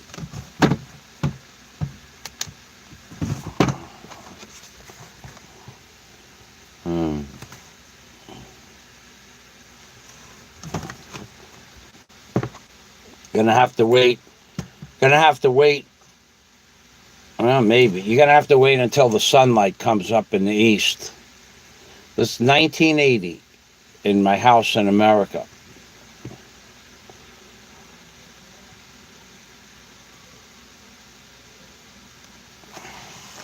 Well, here's a better picture.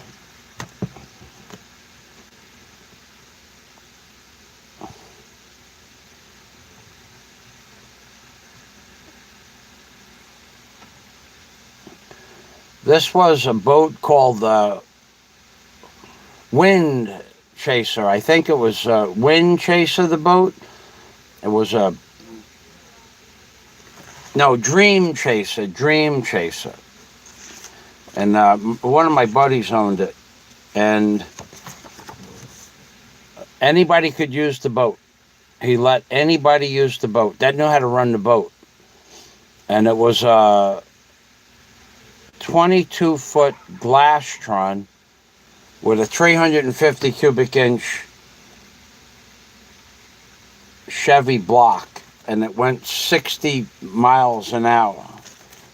And then when she came, I had that boat for the summer. And here she is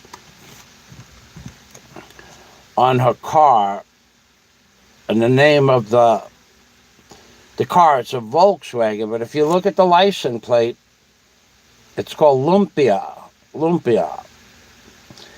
And her family owns the corporation, Family Lumpia, in San Diego, which supplies all the Lumpia to General Mills Food Company, and like a dozen major corporations that sell Lumpia. Her family is the family that supplies General Mills Lumpia to General Mills. They were building in 1980 when I lived there. They were building the building. Here's a better picture. They were building the building to make the Lumpia to sell to General Mills. And the first contract that they had, the first contract that the family, I won't tell you the name of the family, the first contract that they had to supply Lumpia to General Mills, the father, it was a family-owned company. The father signed a $10 million agreement to supply $10 million worth of Lumpia to General Mills. And he had to build the kitchen and the factory to make the Lumpia. And then he had a due date of when to start production. And he did. And he did that when he signed the contract. He already had the property, and he built a kitchen and factory with all the preparation stations and the chopping. He built all of that stuff. He built, and when the contract was due for him to start production, he did. And now that was the first phase of his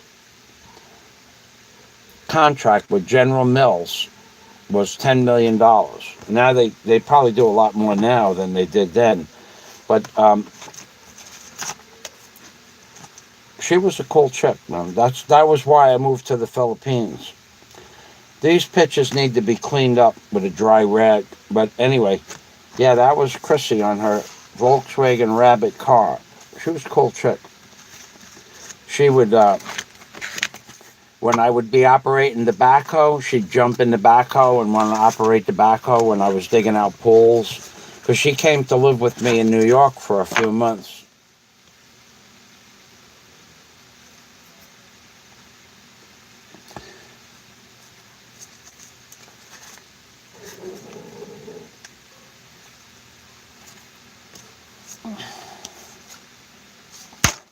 And she was a good cook. That girl, I worked in San Diego, building Smart and Final sales buildings for foods, and I worked putting the electric in the Smart and Finals for an electrical contractor. Was a friend of mine, and that's how I met her at Smart and Final in San Diego, and she worked at the Family Lumpia business. Well, that was the name of the business, Family Lumpia. And I would have to get up to get to San Diego I had to get up and leave for 5:30 in the morning to get there by 7. And by 5:30 in the morning, she would have a full breakfast on the table at 5:15 in the morning. She'd have bacon, eggs, sausages, and lumpia, and coffee. She'd have my sandwiches packed. She'd have my drink for the day in my backpack or in my bag. So by 5:30 in the morning, I walked out the door. I had breakfast and I had lunch made, and then at dinner time, I would come home at like 5 o'clock, and then I would make dinner, or she would bring dinner home from her family-owned Family Lumpia. It was a restaurant slash food sales place. So if I didn't prepare dinner for her, she'd bring home dinner from her family's business. So she was the one who got me to move to the Philippines. Without her, I probably wouldn't be here. And her family was really cool. There was a lot of members of the family, big amount of members in the family. And they had a house just like, I am not kidding you, they had a house in Rancho Bernardo. And you walked in. Now, I didn't know her family owned Family Lumpia. She told me she worked there. And the house in Rancho Bernardo had double doors. You walked into double doors. And when you walked in, there was a staircase on the right side and a staircase on the left side. Just like in, what was that Jed Clampett, where they had stairs going up on the left and the right. And it was a big winding round wall staircase going up to the second floor, which was like 12 feet high. And I'm going, holy shit. I had lived with her for about 2 or 3 months before she ever took me home. And then her family was huge. There might have been 18, 20 people at the table for dinner. And I had known them because I would go into the store all the time. But I didn't know she was the owner's daughter. So that would have worked out. The father wanted her to marry a Filipino doctor, or a Filipino lawyer, or a Filipino Air Force pilot. That was what the father wanted. And he was going to have his way. And he did. And I was 25 and she was 21. So for me, it wasn't the worst thing in the world. I mean, at 25, I loved her a lot. She loved me, but we got over that. But it wasn't, it didn't destroy me, breaking. There was a little bit more to it than that, but as to why we had to go our own separate ways, but I don't want to talk about that on a live stream. And it had nothing to do with cheating or money or anything like that. It had to do with something else. But she was a good girl. She was a really good girl. It had to do with a few things, but which at the time, if she told me those things, she was married too. She was married. She was divorced. She had already been married and divorced, but that didn't matter. There were some other things that, some other things. I'm not going to tell you that story. Just suffice it to say that her father didn't want me to marry the girl. And maybe he had good reason and maybe not. But looking back, it was probably a good thing. As much of a nice, wonderful girl as she was, after me, she married a Filipino pilot. And that lasted, about a year or so. That didn't last. And then after that, man, I think she got married one more time after that. And then she had some children with the third husband. Could have been the second husband. And then I saw her back again in 1993 when I went out to California for the winter. And we had she made me lumpia at the factory. The factory was like a half a mile, not a half a mile, but it was like 1,000 feet deep and 1,000 feet square. She goes, "Come on, you want some lumpia?" I said, "Sure." So she takes me down into the kitchen, and she talked that language, and everybody brought a bunch of shit over to the where the fryer was, and we had lumpia and all the different special sauces that they sell from the factory. It was nice. Said hello to each other. I said thank you for saying hello. Had to go through an entire security search system to get to see her, to get to her office. She's a big shot now, and God, that was funny. That was funny. But she's doing well. I don't know if she's still alive, but she was doing well then. It was an interesting experience. Okay, so you got your answer. Andrew says those were the days. What I'm going to do now is I'm going to stand up, turn around, and I'm going to put a piece of meat in the broiler. And, oh my God.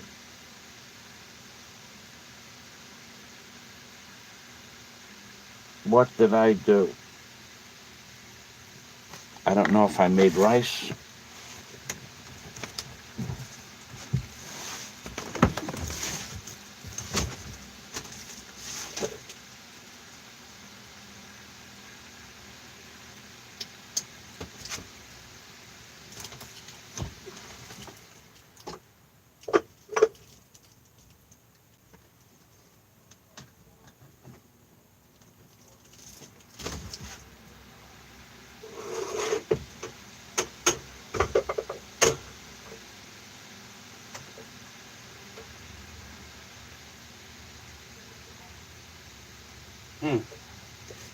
I made rice. Wow. I forgot all about that.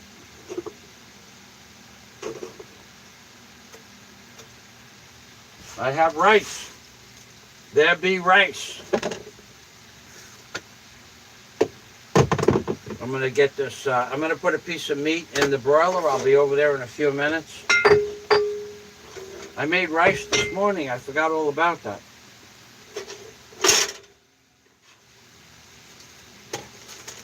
That is cool. I just saved myself a half an hour.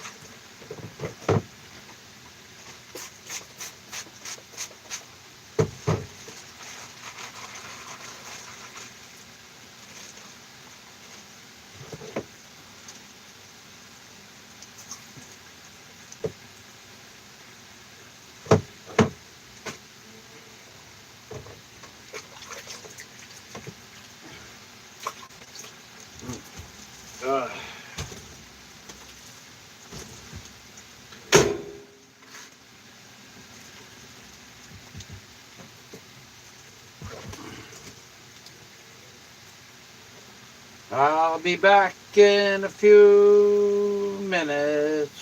I'll be back. I have to cut the meat for my dinner. I'll be back. I'll be back in a few minutes. I'll be back in a few minutes. I'll be back in a few minutes. I'll be back.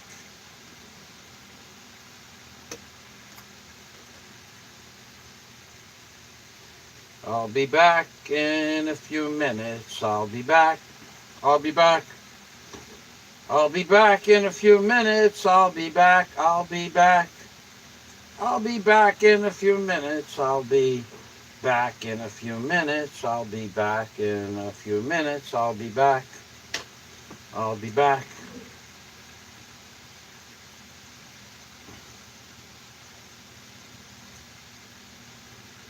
Uh-oh. Uh-oh. One of these pieces of meat is sticking in the other. Oh, shit. I'm going to get in trouble. I'll get reported to the BrR or some fucking body. One of these pieces of meat is sticking in the other. Holy macaroni. What shall I do now?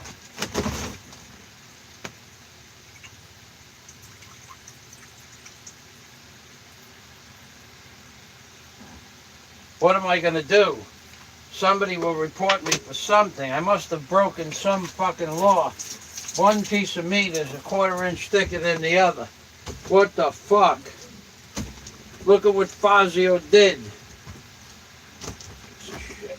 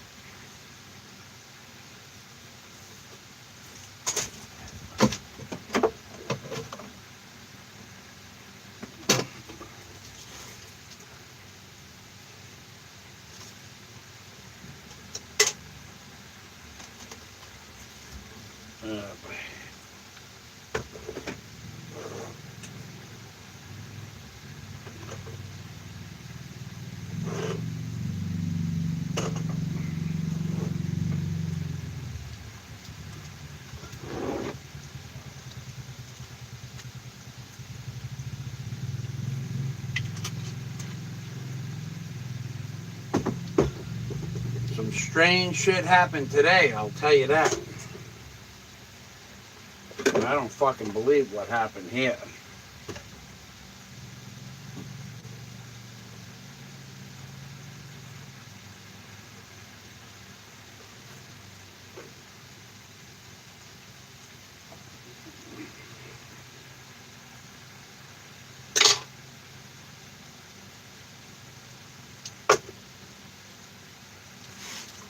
I'm not even going to tell you what happened here. You wouldn't believe it.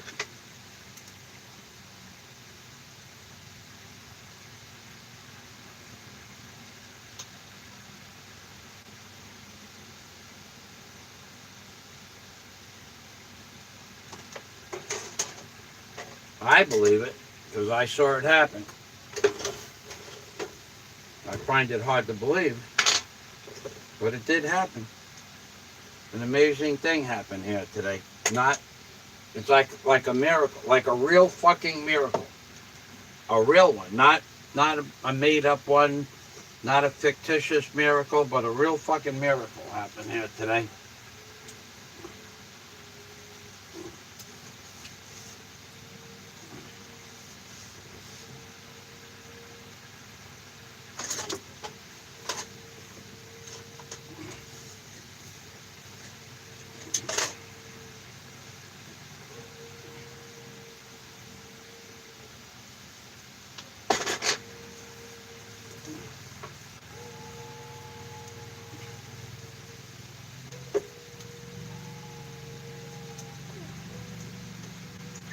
I'll be there in a minute. I'm almost done.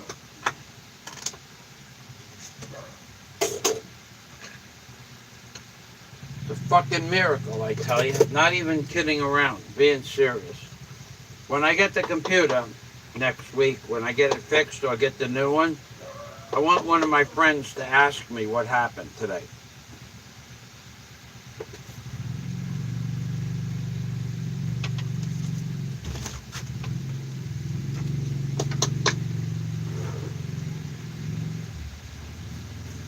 And then whether or not you choose to believe it's true, that's up to you.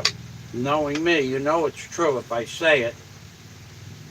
But to be honest with you, if someone else told me the story that happened here today, I wouldn't believe it. So easy. Not so easy. It's a mechanical thing. And mechanical things don't usually have supernatural influence on other mechanical things. But this did.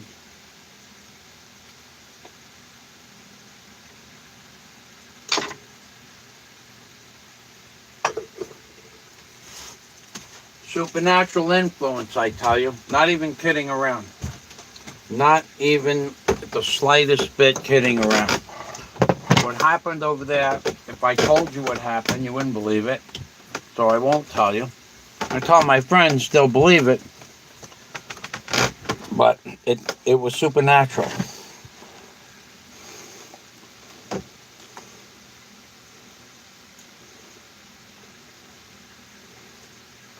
No, I'm not going to tell anybody.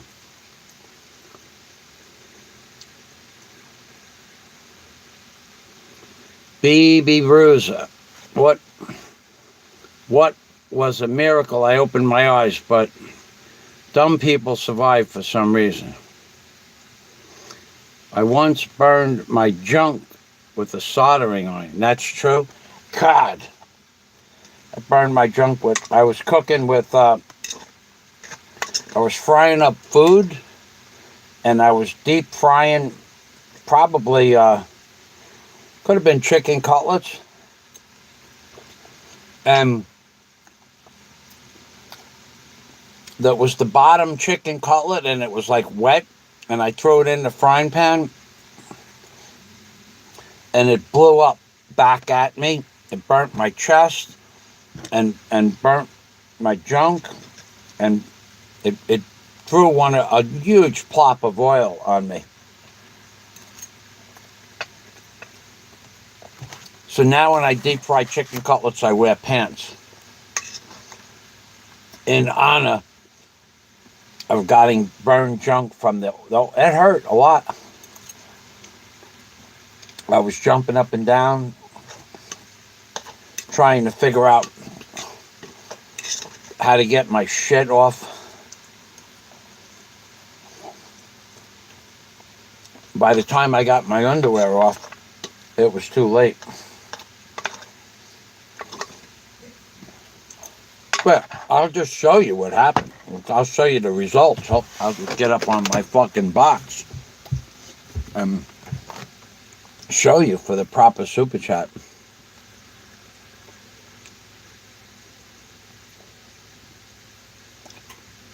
You're supposed to lay it down away from you. That's right. I know that, but it didn't fall facing me. That wasn't what got on me.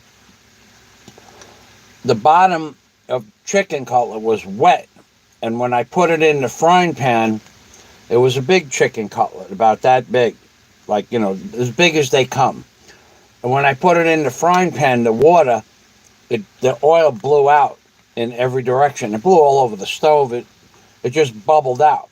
Put some water in oil, you'll know what happens. So it wasn't that I didn't lay it in. I know how to lay it in. You lay it in away from you.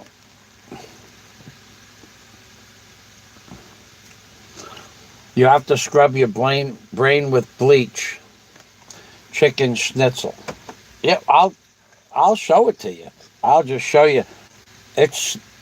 I don't know. You guys can check it out and see if it's still discolored.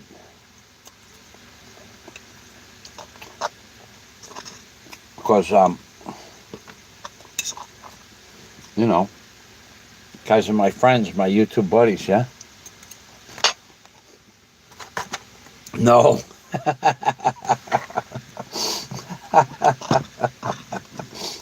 Imagine trying to explain that to the censors.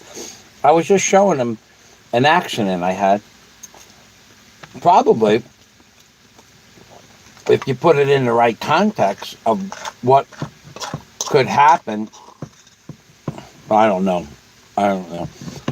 First of all, I wouldn't show it to you. Second of all,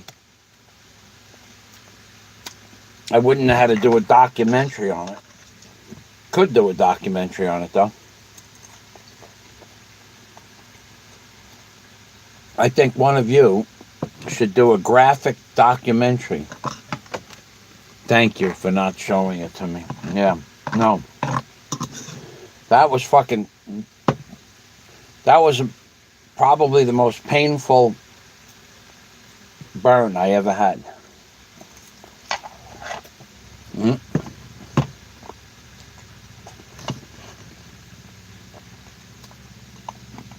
It was all over my chest, and all over my belly, and in my groin. And a lot. I mean, it was probably in a 12-inch skillet, and there was... It doesn't take much water to make an explosion like that, but it was fucking bad.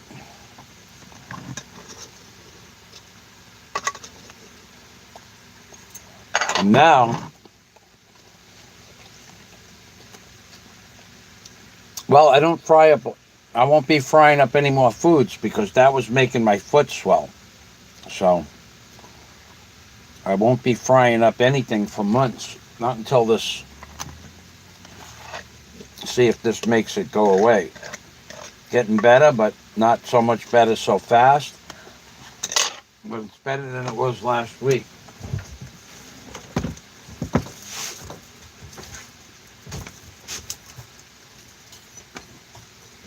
Chicken schnitzel. That's what they call that, huh? Fried chicken cutlets.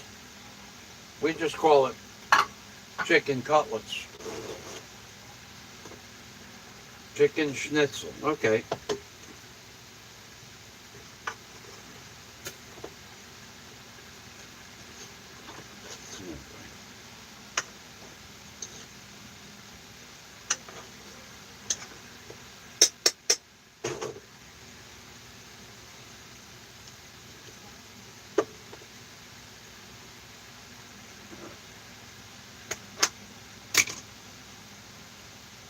Ah. Ah. Uh-huh.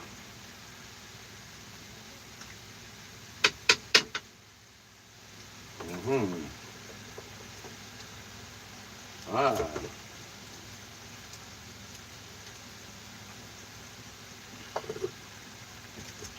All right, time to flip over the pork.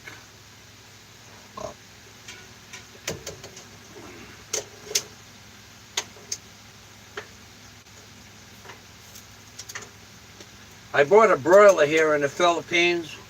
What a piece of shit. Brand new. It takes 5 minutes. 5 minutes.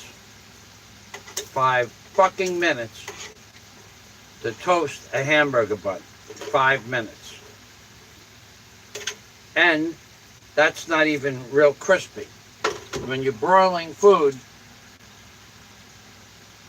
the burners get theoretically red hot, but they don't get hot enough to crisp the meat. And I'm not kidding. But what a piece of shit. And it wasn't expensive. It was like 1,200 pesos, which is $24. And it was my mistake for buying the toaster oven with just one element on the top and one on the bottom. I hadn't owned a toaster oven in America. All my appliances that were in the Key Largo house, I put them on the yard sale, and at what didn't sell, I just took it to the scrap yard for scrap metal.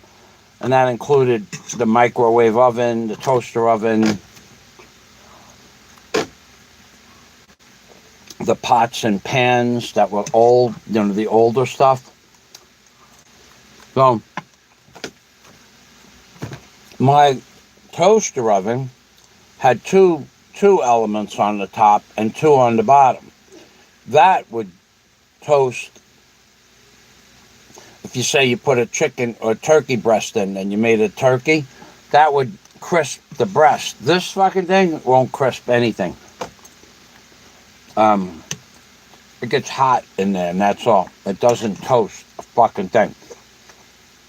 It doesn't even toast. I'm telling you, 5 minutes to toast a hamburger roll. My toaster oven from America, 110. Plus, I didn't take it with me because everything here is 220, and everything I had in America was 110. I should have took my nuclear. We called it the nuclear microwave. My brother bought it in 1980, and in 2002 he moved into a house, different place from where he was living, and he bought. It was 15 years old, and it didn't match the color of the kitchen that he was brand new kitchen. So he gave it to me in like 1995, I guess it was. And I brought it to my apartment at the time. And well, actually, I was moving to Florida, so I had it in my first apartment in Florida. And then I had it in my second apartment in my house. It was big. It was really big. And it was really powerful. It's when a microwave was made to cook shit fast. It had settings, but any woman that I ever lived with would say, what the fuck is up with this thing? It cooks shit so fast. The most powerful microwave oven that I ever knew of. I never saw one that powerful before or after.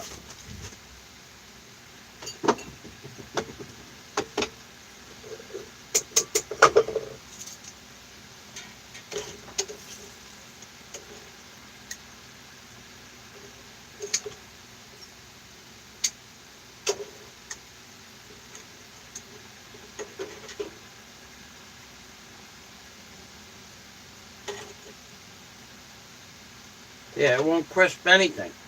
I put it on broil for the second half and nothing. It didn't broil anything. It made it hot. It's an amazing thing. And now I'm down to broiled beef, broiled pork, no chicken, and white rice. Because anything else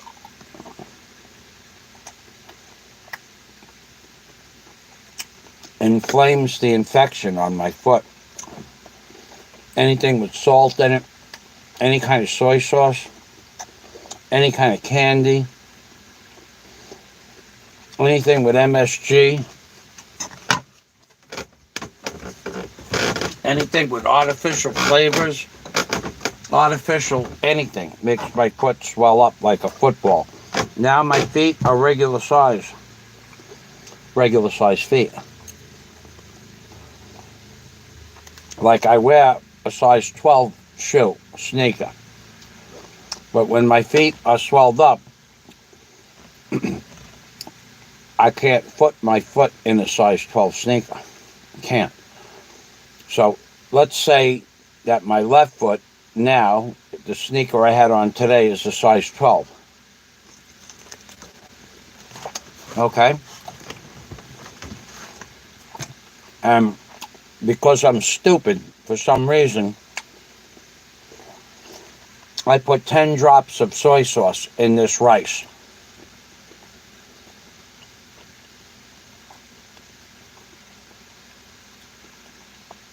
And the size 12 sneaker that I had on today with the thick sock fit perfectly. In 20 minutes after I put 10 drops of soy sauce in this rice, I couldn't even fit my foot in the shoe without a sock. That's how much it swells up. So, there's something they're putting in the soy sauce, the salt, cookies, no cookies, not allowed. Um, Candy, no candy. Makes my feet swell because they have artificial flavors in the candy. Um,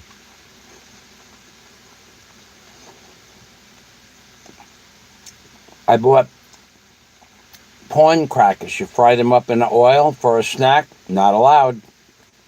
15 or 20 corn crackers. My feet look like footballs. And the older I get, the worse it gets.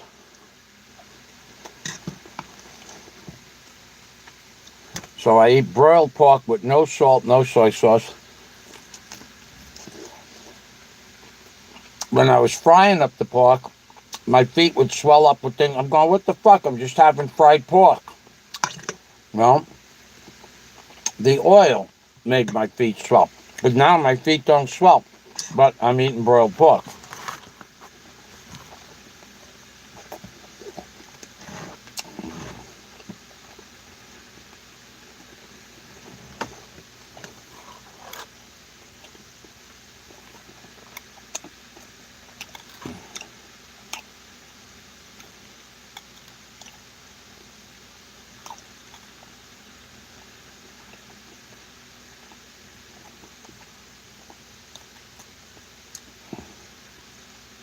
John Quinn, it was a great day. Thank you.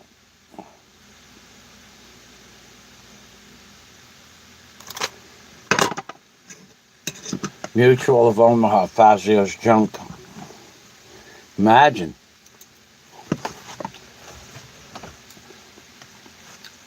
Zooming in from a far distance, the Mutual of Omaha. Zooming in on the lion, and the lion is looking at Fazio, and you change. The fucking camera pans over to Fazio's junk. And then you hear the lion roar. Roar! Like that. Is that what you're saying?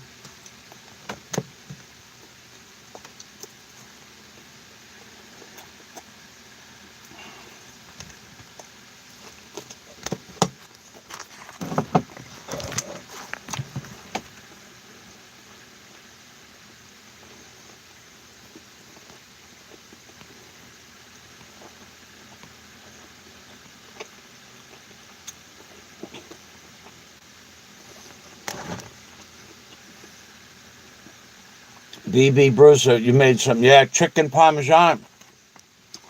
I miss eating real food, but I can't do it anymore.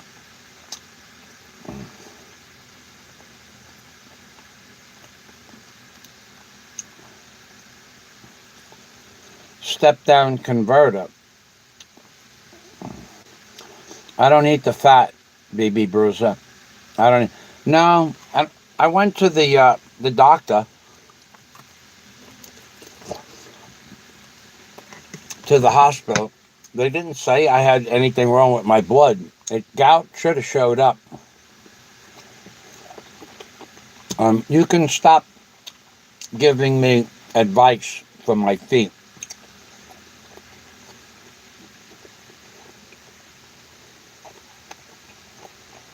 It doesn't have anything to do with my blood work. It has to do with some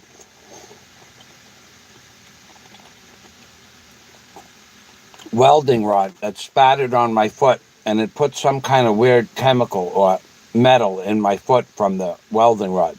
Stop giving me advice about gout and edema. It's none of those things. I've already had two full blood workups. I have nothing wrong with my blood. Nothing at all. Hamhead. He's in the house, is he? Is that BB Bruiser? No. I don't think that's Hamhead. Beer makes me more creative. No, I don't drink beer at all. I haven't had... Well, you know Hamhead is here. You know he's here. He's here because I'm there. I mean, I'm here because he's there. You know that. Fucking asshole. He has to He hangs on every word.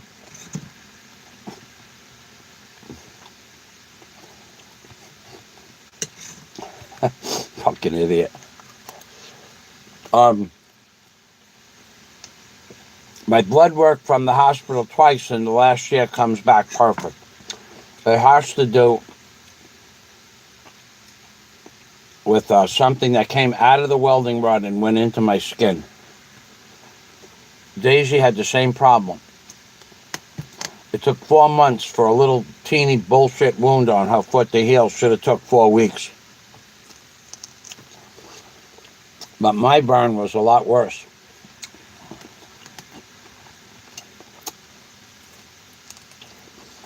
I forgot about the douchebag. Hey, douchebag, how you doing?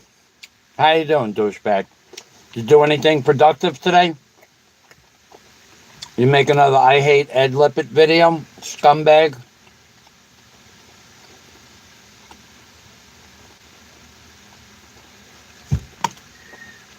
What I noticed about the douchebag is that he makes a video. He's a scumbag. Just because he was in Vietnam as a war hero doesn't mean he's not a scumbag. So, why is he? But never 10 minutes of ranting why Ed Lippert in his fucking little mind is a scumbag. 10 minutes. 10 minutes. As if he's going to convince somebody that a great man like Ed Lippert is a scumbag because he says it. He didn't give even one single reason why Ed Lippert is a scumbag. He didn't say Ed Lippert is a scumbag because he only puts his garbage out on Thursday. He's a scumbag. He didn't say that. And he didn't say Ed Lippert is a scumbag because in the year 2035, Ed Lippert is going to hit his wife. He didn't say Ed Lippert is a scumbag for that. He didn't say Ed Lippert is a scumbag because he beat the Sari store owner down the block for 20 pesos. He didn't say that. He just says Ed Lippert is a scumbag and you're supposed to believe him because he's a scumbag. And he's here because I'm here. And that's why I'm here, because you're there. He's there. And if you don't believe that, well, I heard last night around this time he live streamed my live stream of me sleeping. And you talk about fucking not having a life. I also heard he's pissed off that I do 12-hour live streams. Why does he care? Why does he care? I mean, how does that affect his life that I do 12-hour live streams? Why? It affects his life because I'm proving everything that he's ever said about me wrong, which makes him to be a fucking liar. 2 weeks ago, that Fazio smokes 3 cigarettes an hour. Well, I quit smoking on December 1st. I've never smoked another cigarette. Now it's going on 6 weeks. Why would I hide that if I smoked? Why wouldn't I just say I smoke? But I don't show it on camera and how many cigarettes I did smoke. But I don't smoke. But the scumbag says I smoke 3 cigarettes an hour. Well, now that I'm on a live stream for 12 hours a day, everybody sees I don't smoke. So he's a liar. Proven to be an outright fucking blatant, bold-faced liar. Now, he said I drink 4 bottles of rum a day. I mean, a week. Where?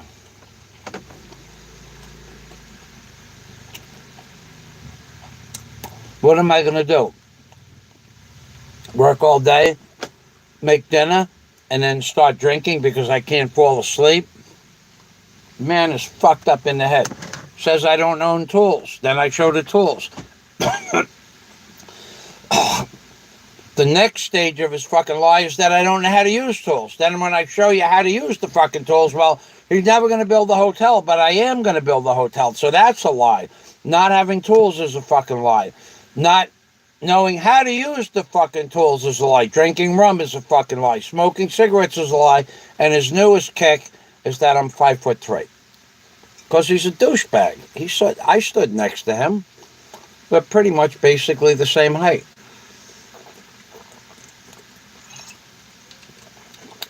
He's built like a little girl, but he doesn't have big bone structure or anything like that, but we're about the same height.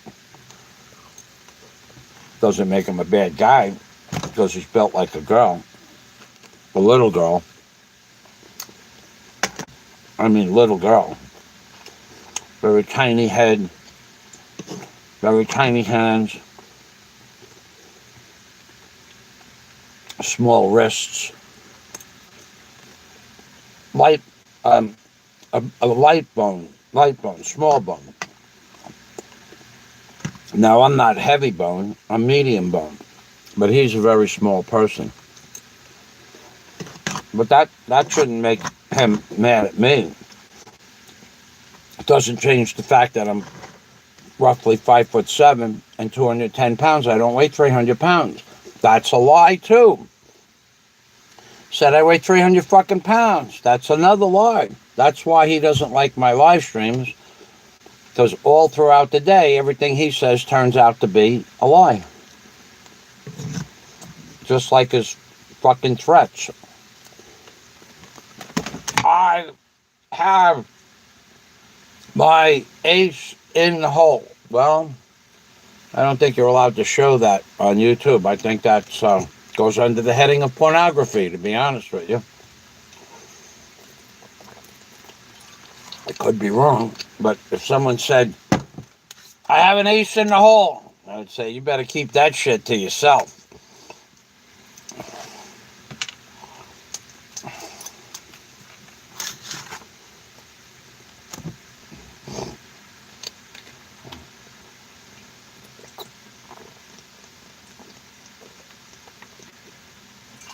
Yeah, you better keep that shit to yourself, bending over.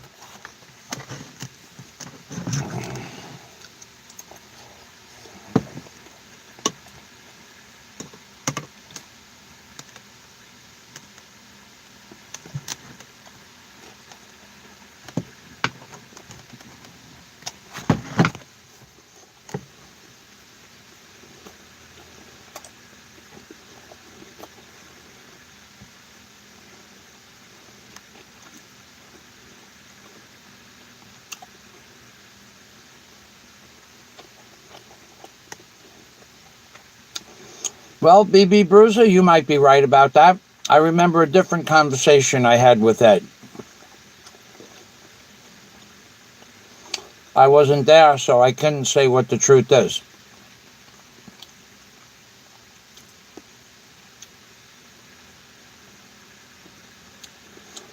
Ho, ho, ho, ha, ha, ha. Hamhead makes videos about people telling lies and is known for his nothing but lies lie streams.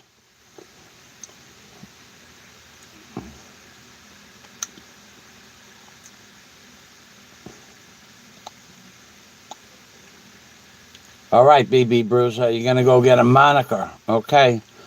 A mono one lens moniker. BB Bruiser, you're a big man.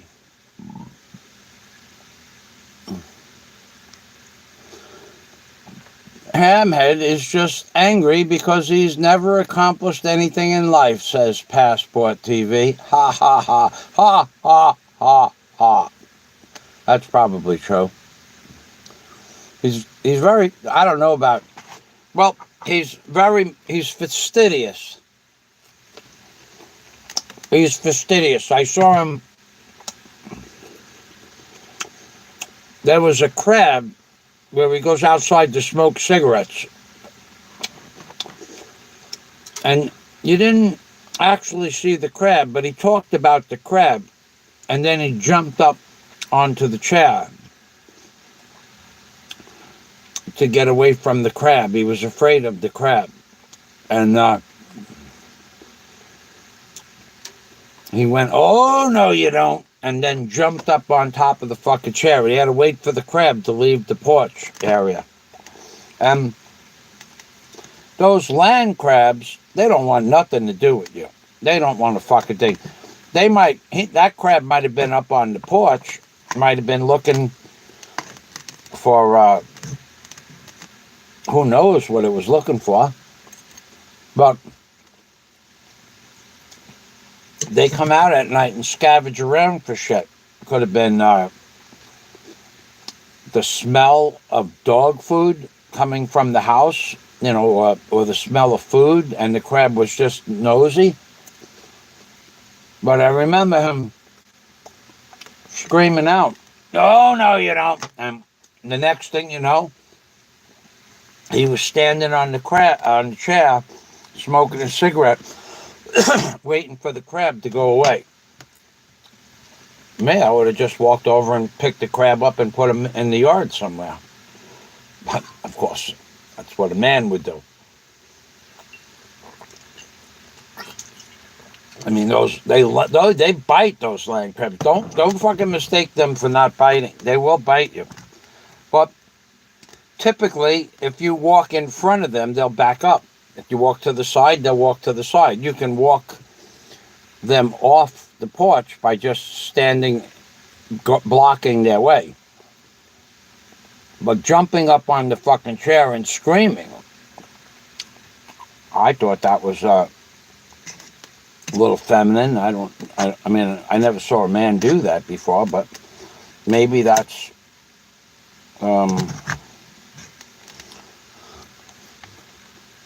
maybe he thought it was a crab from like the Outer Limits, where if you go near it, it'll just get really big and fucking bite you and cut you in half. The movie The Crabs with the Outer Limits. His mind could have ruptured slightly for a few minutes. But jumping up on that fucking chair and screaming, that was a little bit over the top.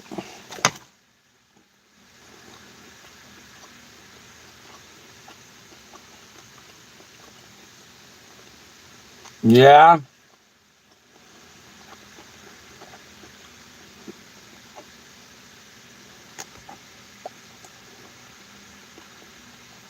Okay, Bruiser.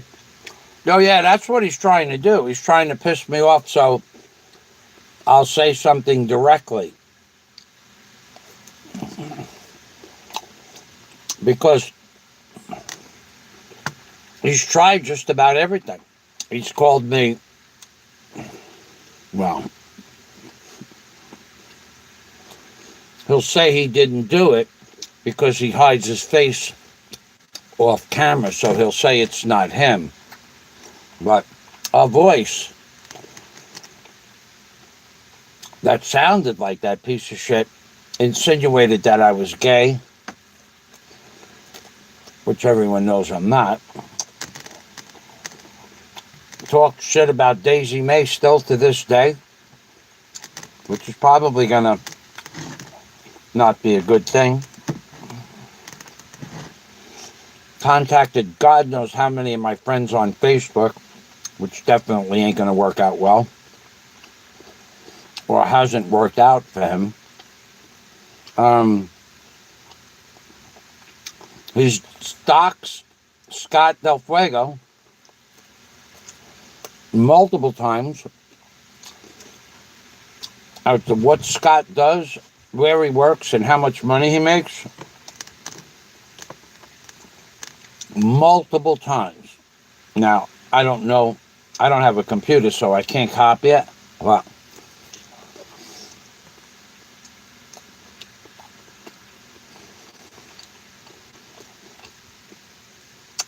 he actually said Scott Del Fuego's real name, his place of business, and how much money he makes.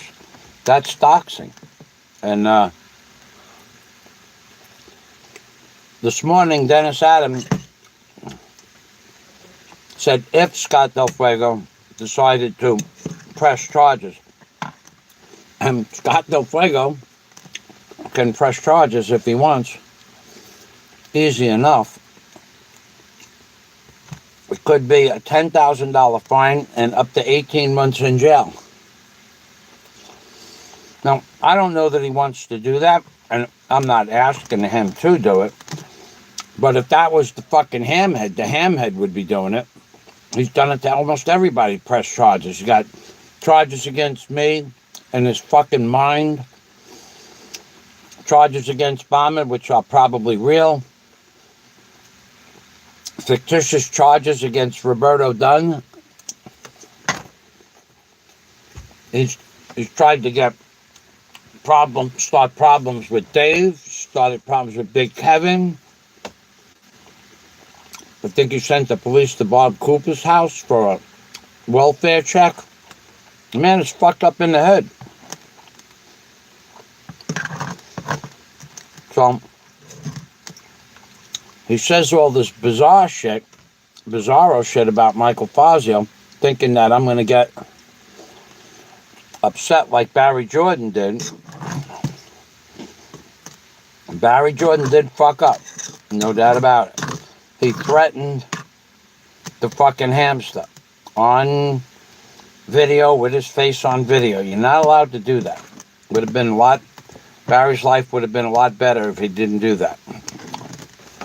But hopefully,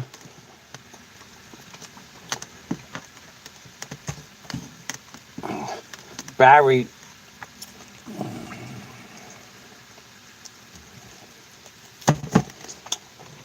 being the survivor that he is, hopefully he survives that problem. Because Barry was taunted, abused, lied about, made fun of. His girlfriend was made fun of for months before Barry lost his fucking temper.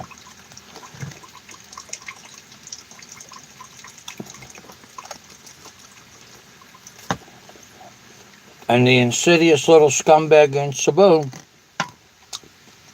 knew that eventually Barry would snap. Every fucking day. 2, 3, 4 times a fucking day made a video about Barry Jordan. Every fucking day. And then he took them down. Now they're all gone. And he'll say, I never did that. Well, it wasn't me. My face isn't in the fucking video.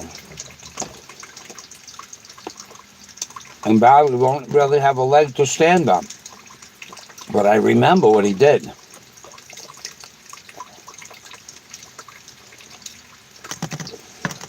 That motherfucker insinuated that I was gay.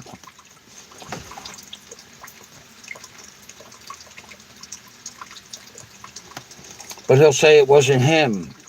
It's not his video. It's not his voice. It's not his face. Because it's a lying scumbag. If they had voice analysis machines in the Philippines, he would be in a world of shit.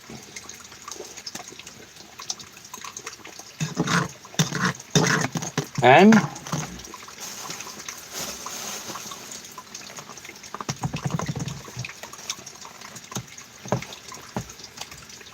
he might be in a world of shit again.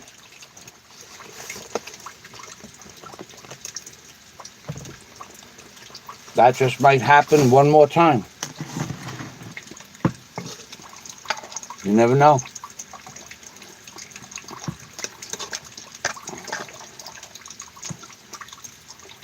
He says the men in the NBI office threw me out of the office. They got tired of listening to me fucking complain about him. And then at the end of the day, they said, don't worry, Mr. Fazio. We can do this again. Anytime you like. So, I guess they weren't that tired of me. And they said, next time we'll do it right, Mr. Fazio. Don't worry about it. And I'm not.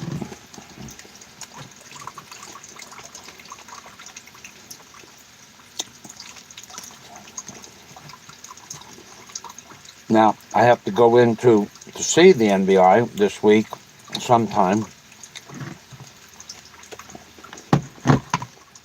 And I have to ask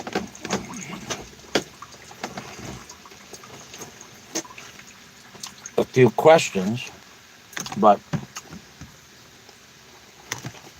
when I'm done, I'll know the answers.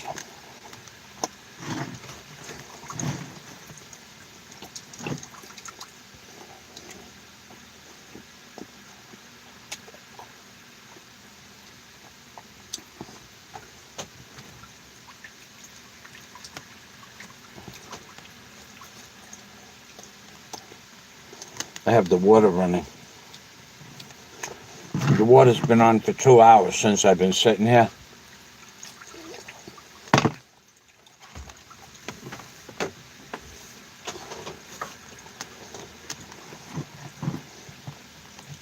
In 2 hours, the bucket of water in the sink went up this much in 2 hours. We didn't have water at 1 o'clock today. Normally we get water at 1 o'clock under pressure. That didn't happen. We have water outside.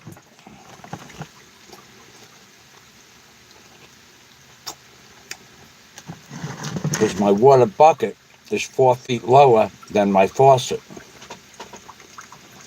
But, so that water drips out. But in order to get the water pressure up to this level where the faucet is, it only happens a few times a day.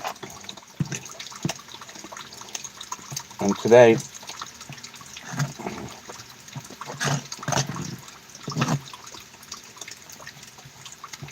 it didn't happen at lunchtime.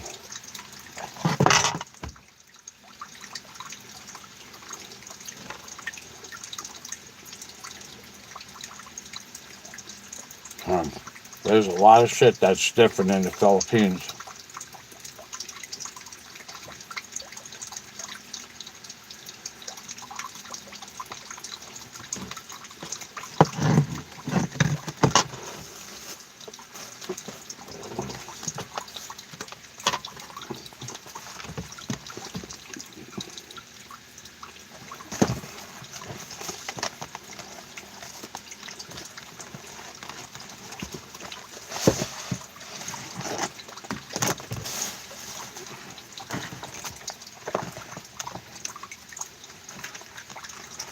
One,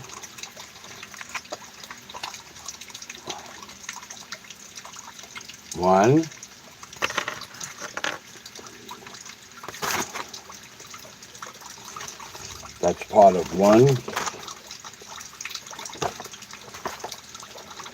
2,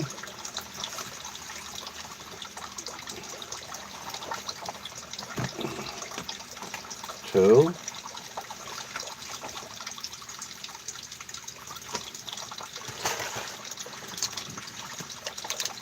3. 1, 2, 3.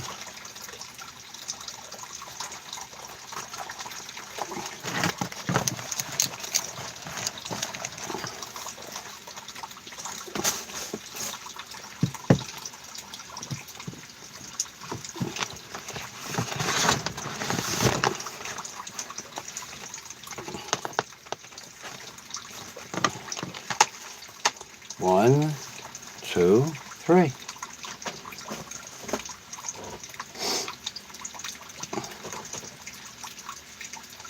It's full now.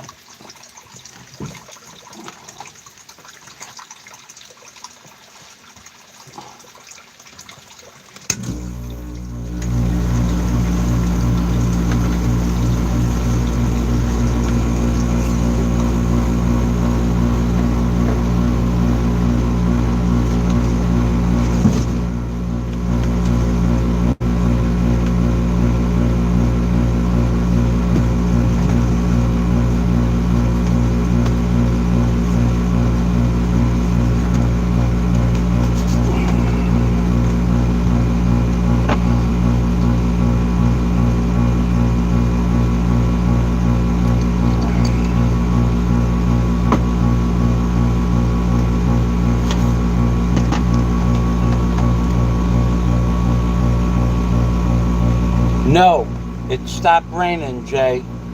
The shell.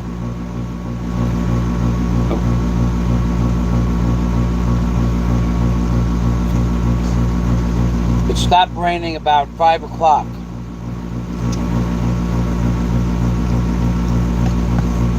Maybe 5:30. I wasn't paying attention. But when I heard the 6 o'clock siren, there's a 5 o'clock siren, a 6 o'clock siren, and an 8 o'clock siren to let people know what time it is, like if they're working, the children have to come in at a certain time.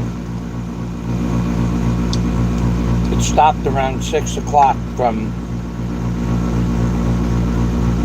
I guess it rained steady from about 3 to 6. This is rainy season.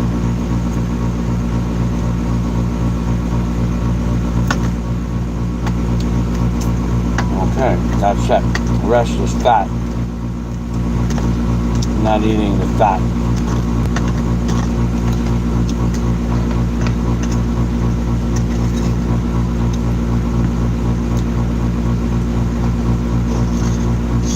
Are you in the Philippines? I don't think you are.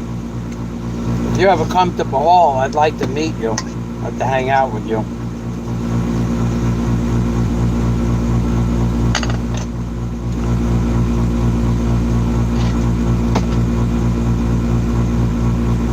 What we should do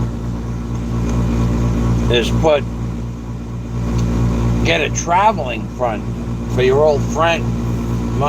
Raise some money for a traveling fund so he could go back to America, yeah? If we raised enough money for him to go back to America, some of his problems would be solved. But we'd have to be assured that he would go to America. This way, that would help him out a lot. But I think if you gave him money,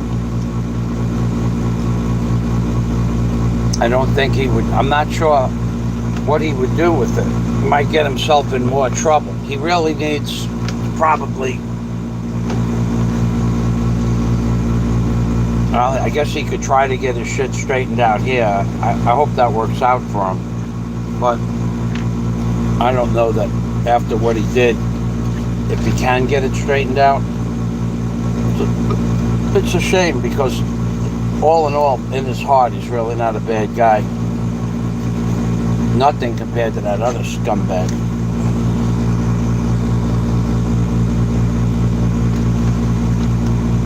That antagonized him to get into the trouble he's in now.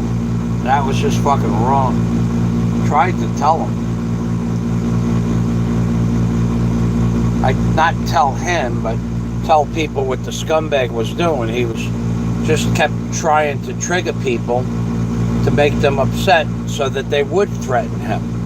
You can't do that. You know, he thinks he's fucking coy because he doesn't put his face on the fucking camera, and then he goes, that's not me, it's not my fucking voice, you have no proof. He puts the fucking videos up and then he takes them down. He thinks he's really fucking like Slick Willie.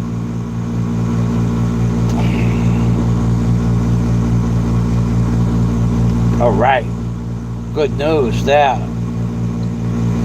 Snowing here, roads are slicker than a greased mongoose. Wow.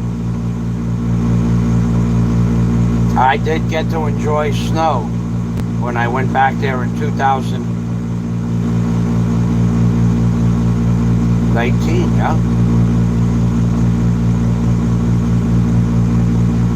Yeah. 2019, I saw snowstorms. I was in snowstorms and sleet storms. I walked through miles of snow. LOL, don't miss it, Mikey. I like snow. Well, let me tell you why I like snow, so this way you understand. In my line of work, deck and dock building, my season was March through December. And then I didn't work for 4 months a year. So the snow didn't affect me one way or the other. I didn't build decks and docks out in snowstorms. Sometimes I did. If somebody wanted, I don't know, one time I built an entire marina over the course of the winter, but I only went to work on nice days, and I built it myself. 20 fingers and 120 foot of dock. So every time it got nice out, 10 o'clock in the morning, I'd jump in my truck, and it was on a commercial property that sold Honda motorcycles and Honda generators and Honda Suzuki motorcycles. So I'd work for like 4 hours or 5 hours, and I built all the fingers. And if I worked for 3 hours, I worked for 3 hours. When the sun went down, it was cold, And then, but I would work out in the snow if it started snowing when I was there, because when it's snowing, it's 32 degrees. It's warm out usually. But I didn't work. I didn't have to deal with the snow. I never worked more than 2,000 feet from my house for 30 years. I never had to go anywhere for work, except when I worked for the union. And then I'd have to deal with that then, but for that money, it wouldn't matter. We'd get up at 4 o'clock in the morning, go to work, and you come home at 3 o'clock in the afternoon. There's no traffic on the way to work and no traffic on the way home.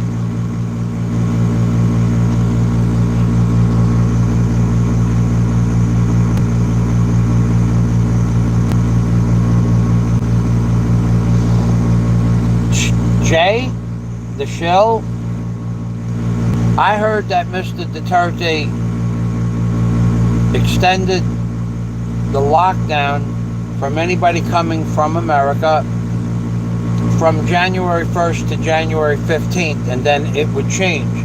So what you're saying, today is the 16th, so what you're saying is he's extending it almost indefinitely. And Jay, you're a businessman. Let me tell you what I heard and why I think it's going to be until the middle of 2022.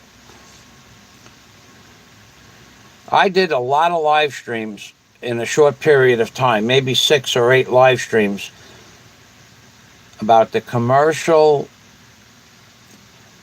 Carnival cruise line tourists boats, like the Disney boat, where on the boat they have the pool and they have the food and the recreation, and Carnival had all the boats coming out of Miami.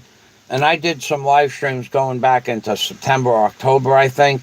It says Trump destroys another $10 billion industry. That's the name of one of the titles. Carnival was selling their cruise ships to India for scrap metal because it was costing them a couple of $1 million a month just to keep them in mothballs. That means the ship is turned off except for emergency power. To keep it in ready to use was costing them $4 or $5 million a month because all the systems had to work and the refrigeration had to stay on. And some of the ships were due to be replaced in 2023 or 2024. So they scrapped those ships out for scrap metal, the price of scrap metal, or whatever, however they sell a scrap ship. And they were talking about possibility of business being back to normal in 2024. Then Disney posted, now Disney is a huge fucking corporation. Disney posted something similar, that they didn't expect their Disney cruises to get back to working in full order until late 2023 or early 2024. So they are telling you right now, they're telling you what's going to happen. They're not saying this might happen. They're telling the board of directors, the people that own stock in the company, this is what's going to happen. And they weren't guaranteeing it back then. And also the bigger airlines in Australia, I did a couple of live streams about that. The bigger airlines in Australia were just going out of business. They were just, they were just going out of business. The government said, if you can't afford to be in business, then go out of business. And the smaller airlines like Qantas and a couple of other ones were reaching out for backers for the company. And they were saying that at best, if things didn't change by 2023, late 2023, they'd have to go out of business too. So they were projecting the possibility of things not changing till the end of 2023. That's 2 years from now. Then I did another video about the cargo container ships that are not shipping anything to the Philippines. We're not getting computers, we're not getting external drives, we're not getting motors, we're not getting simple things like batteries for the computer, variable voltage universal charging units. We're not getting any of that shit. Electronic stores are empty. We're not getting big screen TVs. You go into the computer stores where there was once on the shelves 100 different selections in Computer Republic. Now there's 7. There's just 7 computers from over 100. So a thumb drive for 8 gigs is $12. Who the fuck can pay $12 for an 8 gig thumb drive? It's a lot of money. And they used to be $3. So, or $4. This is fucked up.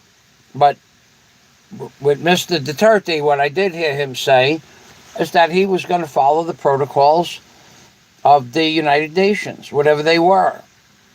And the United Nations made it fucking perfectly clear nothing is going to happen until everybody gets vaccinated. They are all on board with the NWO. And so even though Trump said, we have Operation Warp Speed, was a fucking scam, just like Trump.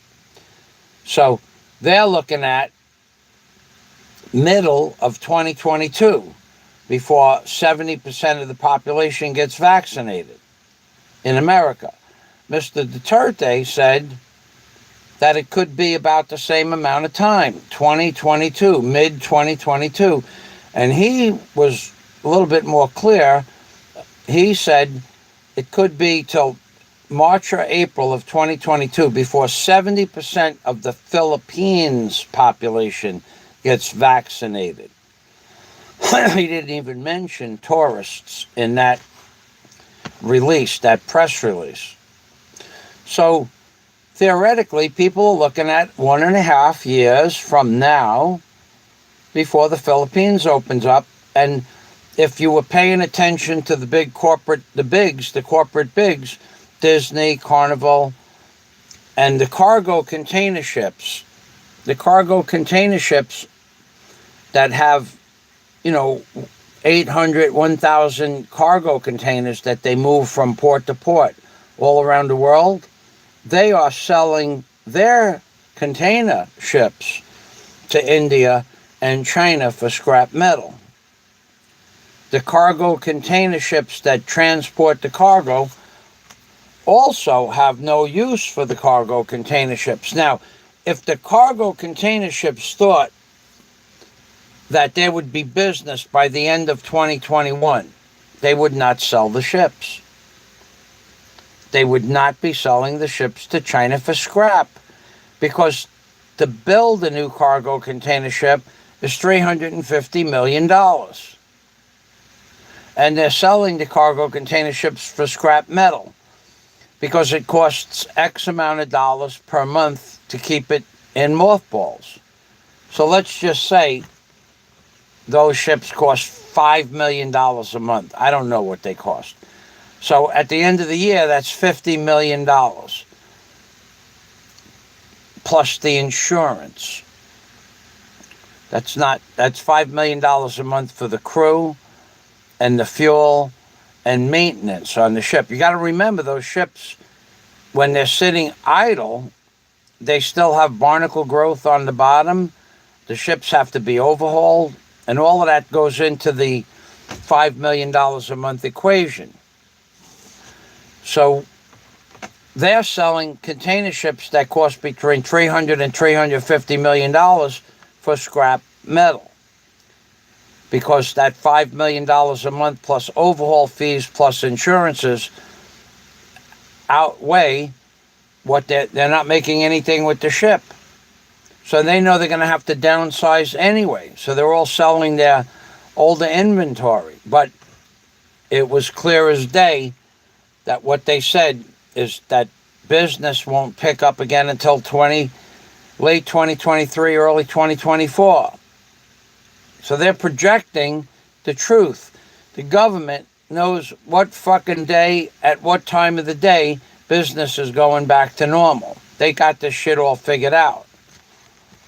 But these big corporations that are selling a Carnival cruise ship with pools and jacuzzis and sliding ponds and glass terraces and huge big screen TVs and multi-million-dollar kitchens and $20 million refrigeration systems and hundreds of millions of dollars of hull and superstructure and captains and all that shit. They're not selling that shit because they don't think they're going back to work for 6 months. They're selling it because they know before it goes back to normal, it will cost them more money to keep the fucking ship than to buy a new one. So 2023 is an early projected date to go back to normal.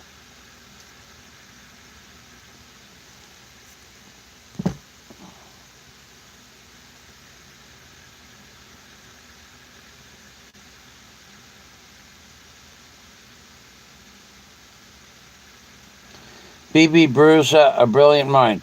I was dying to get back for the baby's 4th. She wants a frozen party with a damn snowman, LOL. Wow, that must be fucking upsetting.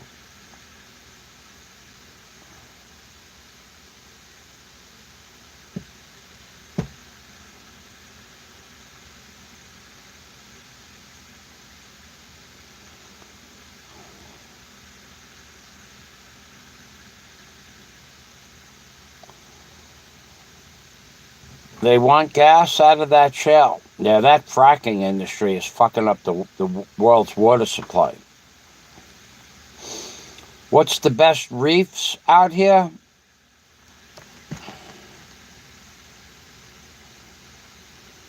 Palawan is right. Palawan has the best reefs for me. But are you a diver? Doughboys 23, are you a diver? You want to know about Palawan? I'll tell you about Palawan.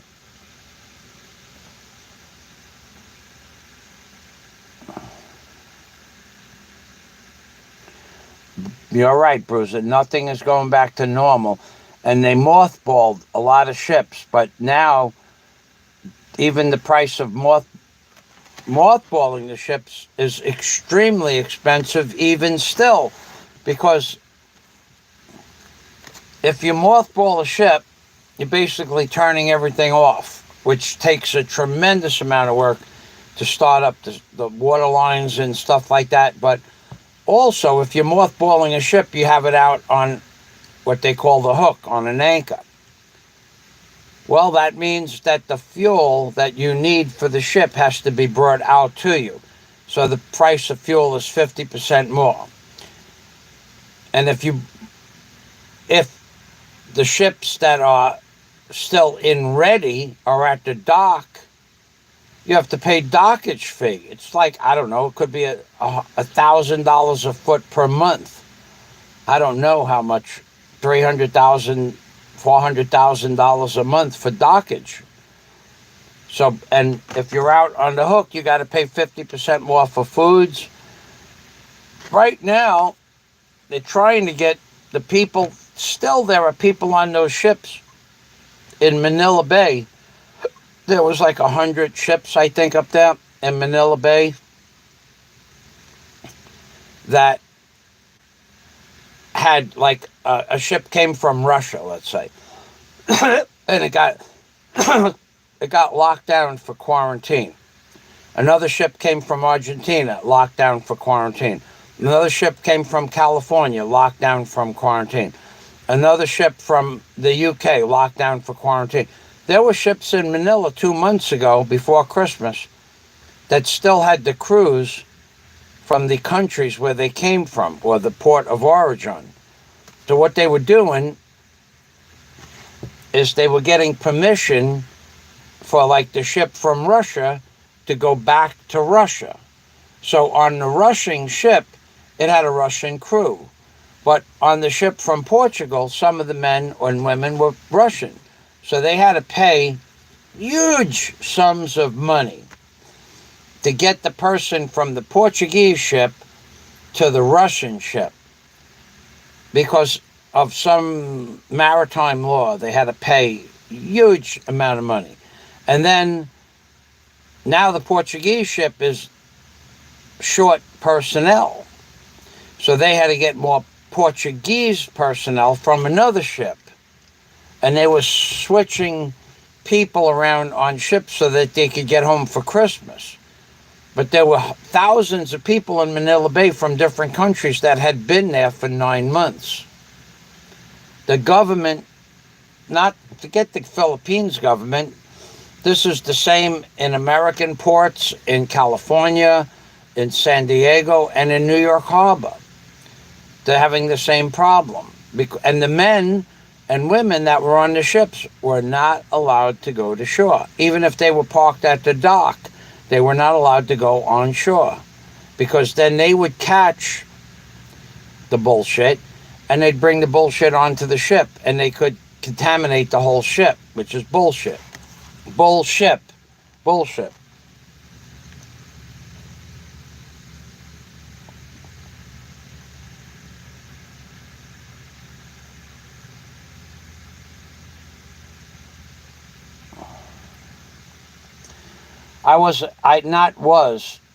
Not were, as in past tense. I am a licensed airframe and power plant jet mechanic. Those licenses are good for life.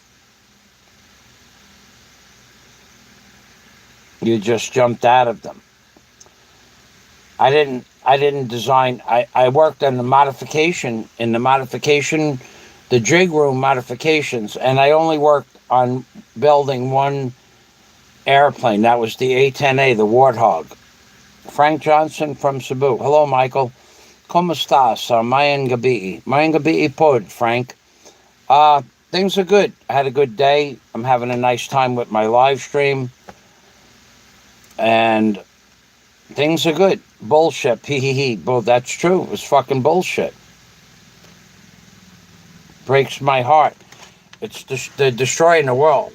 But this all started because I was talking to Cosmic Surfer about an hour ago. Cosmic Surfer, myself, Manny Skywatch, John, JB, I think it was JBG, John,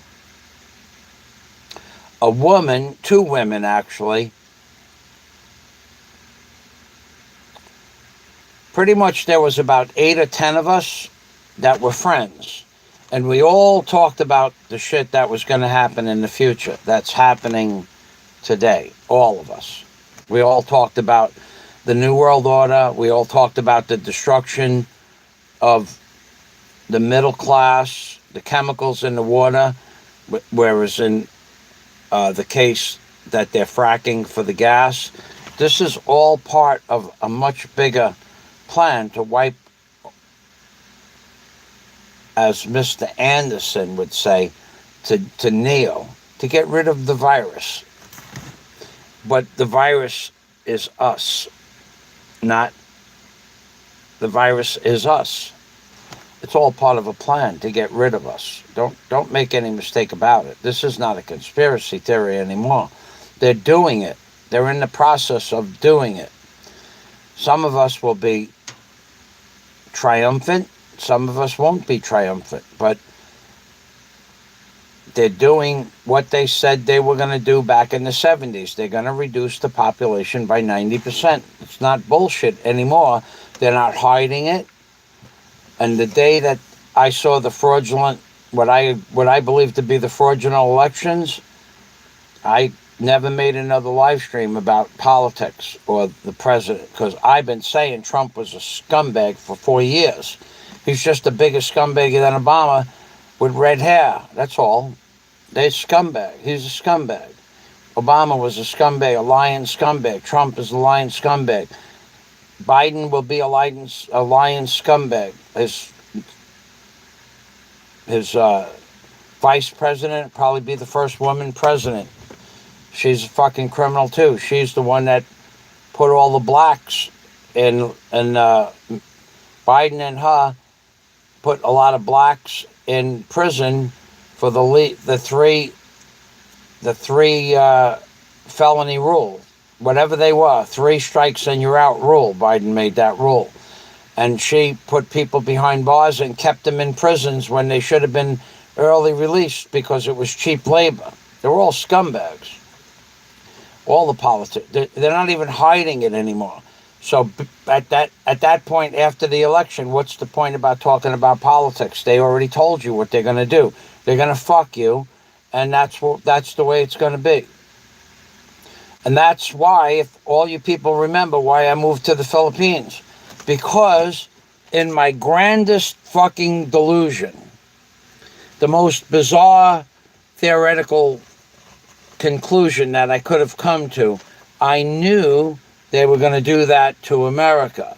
So I moved to the Philippines, never thinking for a fucking minute that they were going to do it in Asia as well. And it would have been the New World Order that did it to America. But I thought they were just going to destroy the middle class in America. But they went all in on this. They are destroying all middle classes all over the world, or the flat earth, depending on how intelligent you are.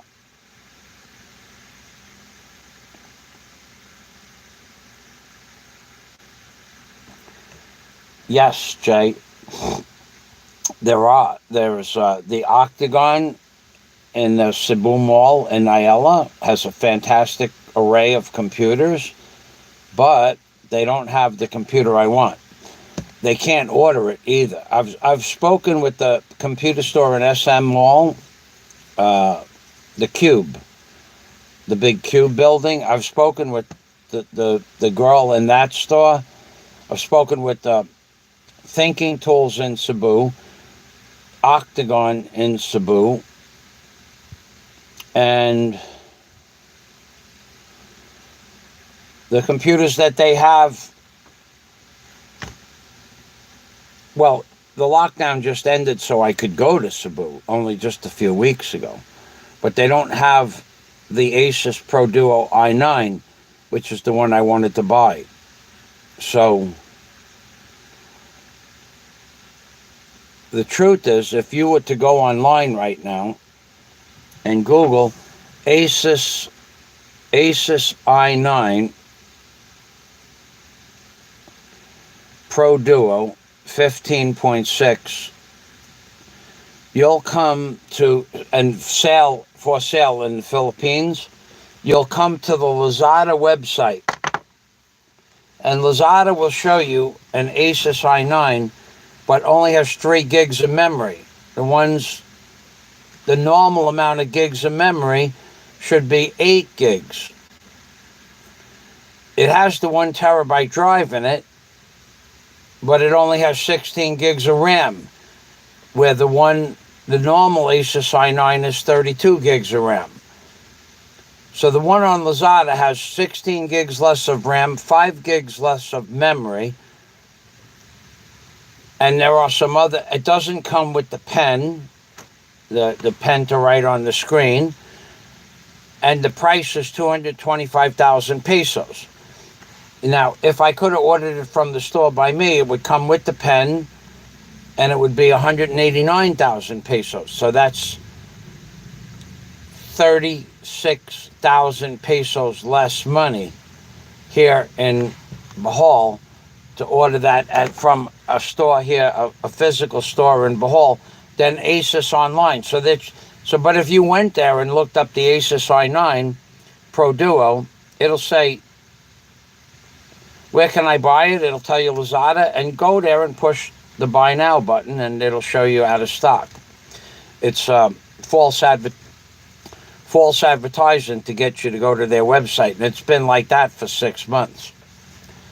So, and no store in Cebu has that computer, because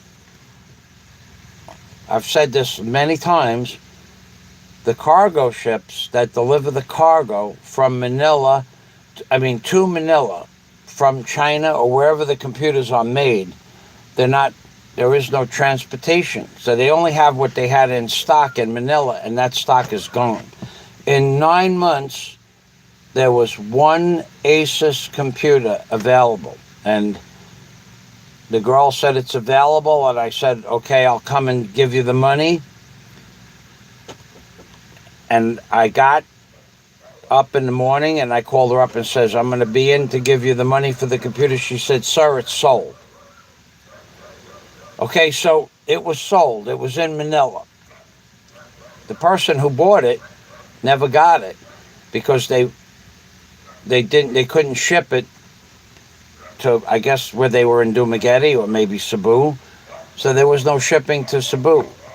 So, and it has to be shipped through their corporation. They won't ship it using DHL or anything. It's a mess, Jay. So I've tried it. I can't get the computer I wanted, and that's the one I wanted. I really had my heart set on it. I can get a cheap laptop from China. That's what I might have to do. A laptop, Jay. An Asus i9 Pro Duo, Produo.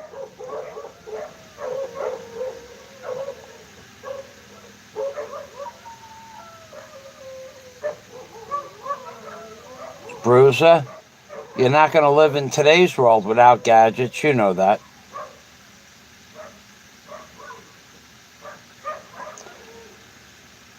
That's right. When politicians' lips are moving, they're lying.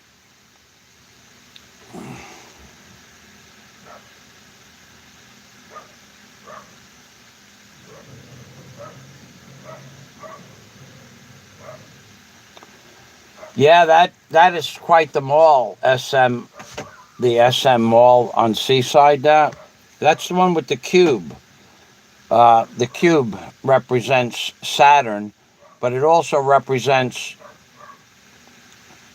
the New World Order and the globalists, the elite.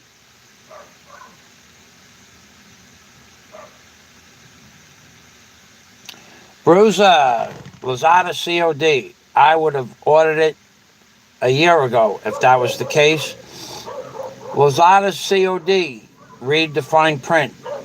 You can only COD something under 35,000 pesos. And that computer is 225,000 pesos. I will not. There was a guy in Manila said, yeah, just send me the money for the computer, $4,000, and I'll ship you the computer. I said, what are you, out of your fucking mind? Ship me the computer. And then even if he shipped it, I would make the delivery man sit there while I opened it up and turned it on and made it work. I mean, that's $4,000. You don't know if it's a real working computer or not, unless it was even if it was in that vacuum wrapped black bag that it comes in.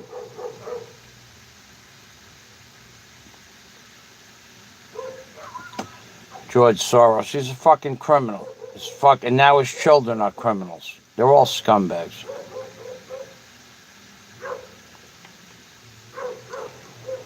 Yeah.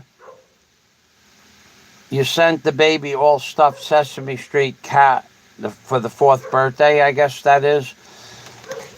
Do you know what shipping company did you use? Because they have shipping companies that ship for $175 a box. Then they have shipping companies that ship for $90 a box. Anything that you could fit in there, as much weight as possible. Dolls don't weigh that much. And then they have shipping companies for $60 a box.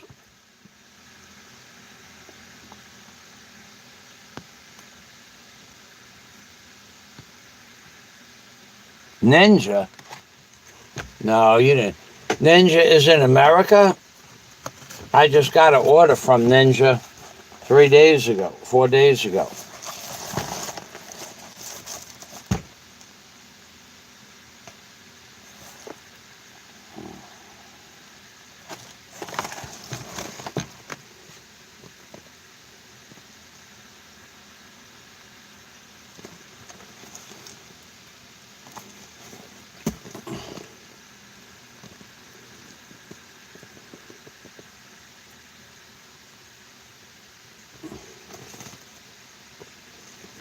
The black box, Ninja.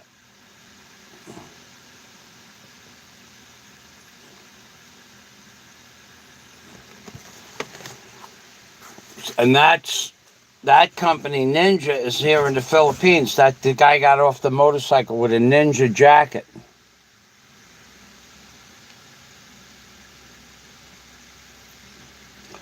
Ah, okay.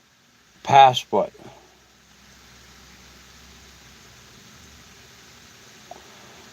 I understand passport. Thank you.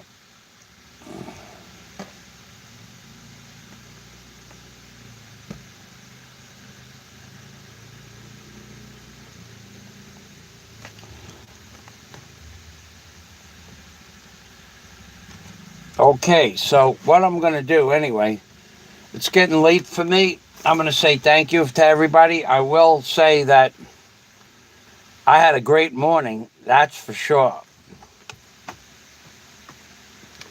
We had some pot banging, to be sure, in this morning's live stream. If you go review that, there was fucking pot banging, and then there was more pot banging, and then there was more pot banging, and more pot banging, and there was black pots that I was banging, black pots inside stainless steel pots, and I was banging pots with a spatula and Jesus and blocks of wood. That was a good day. Thank you very much for everybody that's out there. I'm getting tired.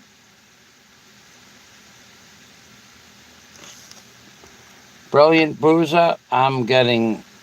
I see. I don't know who a lot of you people are, but it doesn't matter. You'll be bored. I'm tired. I have 2 or 3 phone calls that I want to make. So I will say goodnight to everybody. Thanks for stopping by. Tomorrow's live stream should start around 10 o'clock. And normally I put on a 2 or 3 hour, 4 hour, 5 hour show on Sunday. I want to get outside in the yard and paint the cement mixer yellow. For those of you who wish to learn how to paint metal, that's my plan. Okay, peace. See you tomorrow, Eastern time. It will be 10 a.m. Philippines time, 10 p.m. Eastern Standard Time, BB Bruiser. Thank you. Thanks for stopping by, everybody. I wish to go to sleep. I wish to do some things.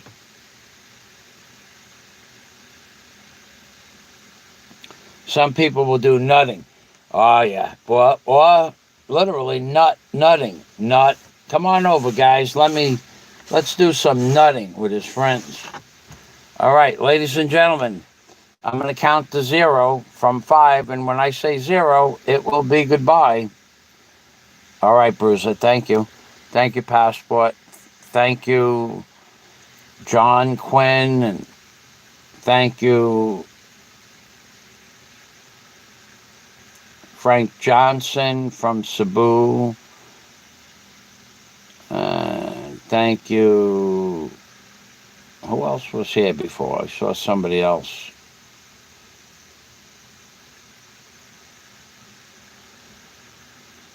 Johnny Adriel, thank you for stopping by. Before, Paige High was in the house before. Thank you, Paige High. I got your comment and I got your instructions. Thank you. About the Charlie horses. Andrew Steinmetz, My good friend Andrew, thank you for helping out. Aussie Mick, thank you for stopping by. Louis Pagan Ponce, Paige High, Jack Thompson, Johnny Adriel, and Rainy Day. Earth and Flat. Humping Permy. 5, 4, 3, 2, 1. Humping Permy from the Philippines, baby. Bye-bye for now. Bye-bye for now. Bye-bye for now. Bye-bye for now. Bye-bye for now. Bye-bye. Good night, Irene. Good night. Good night. Good night. It happened again. Good night. Good night. Bye-bye.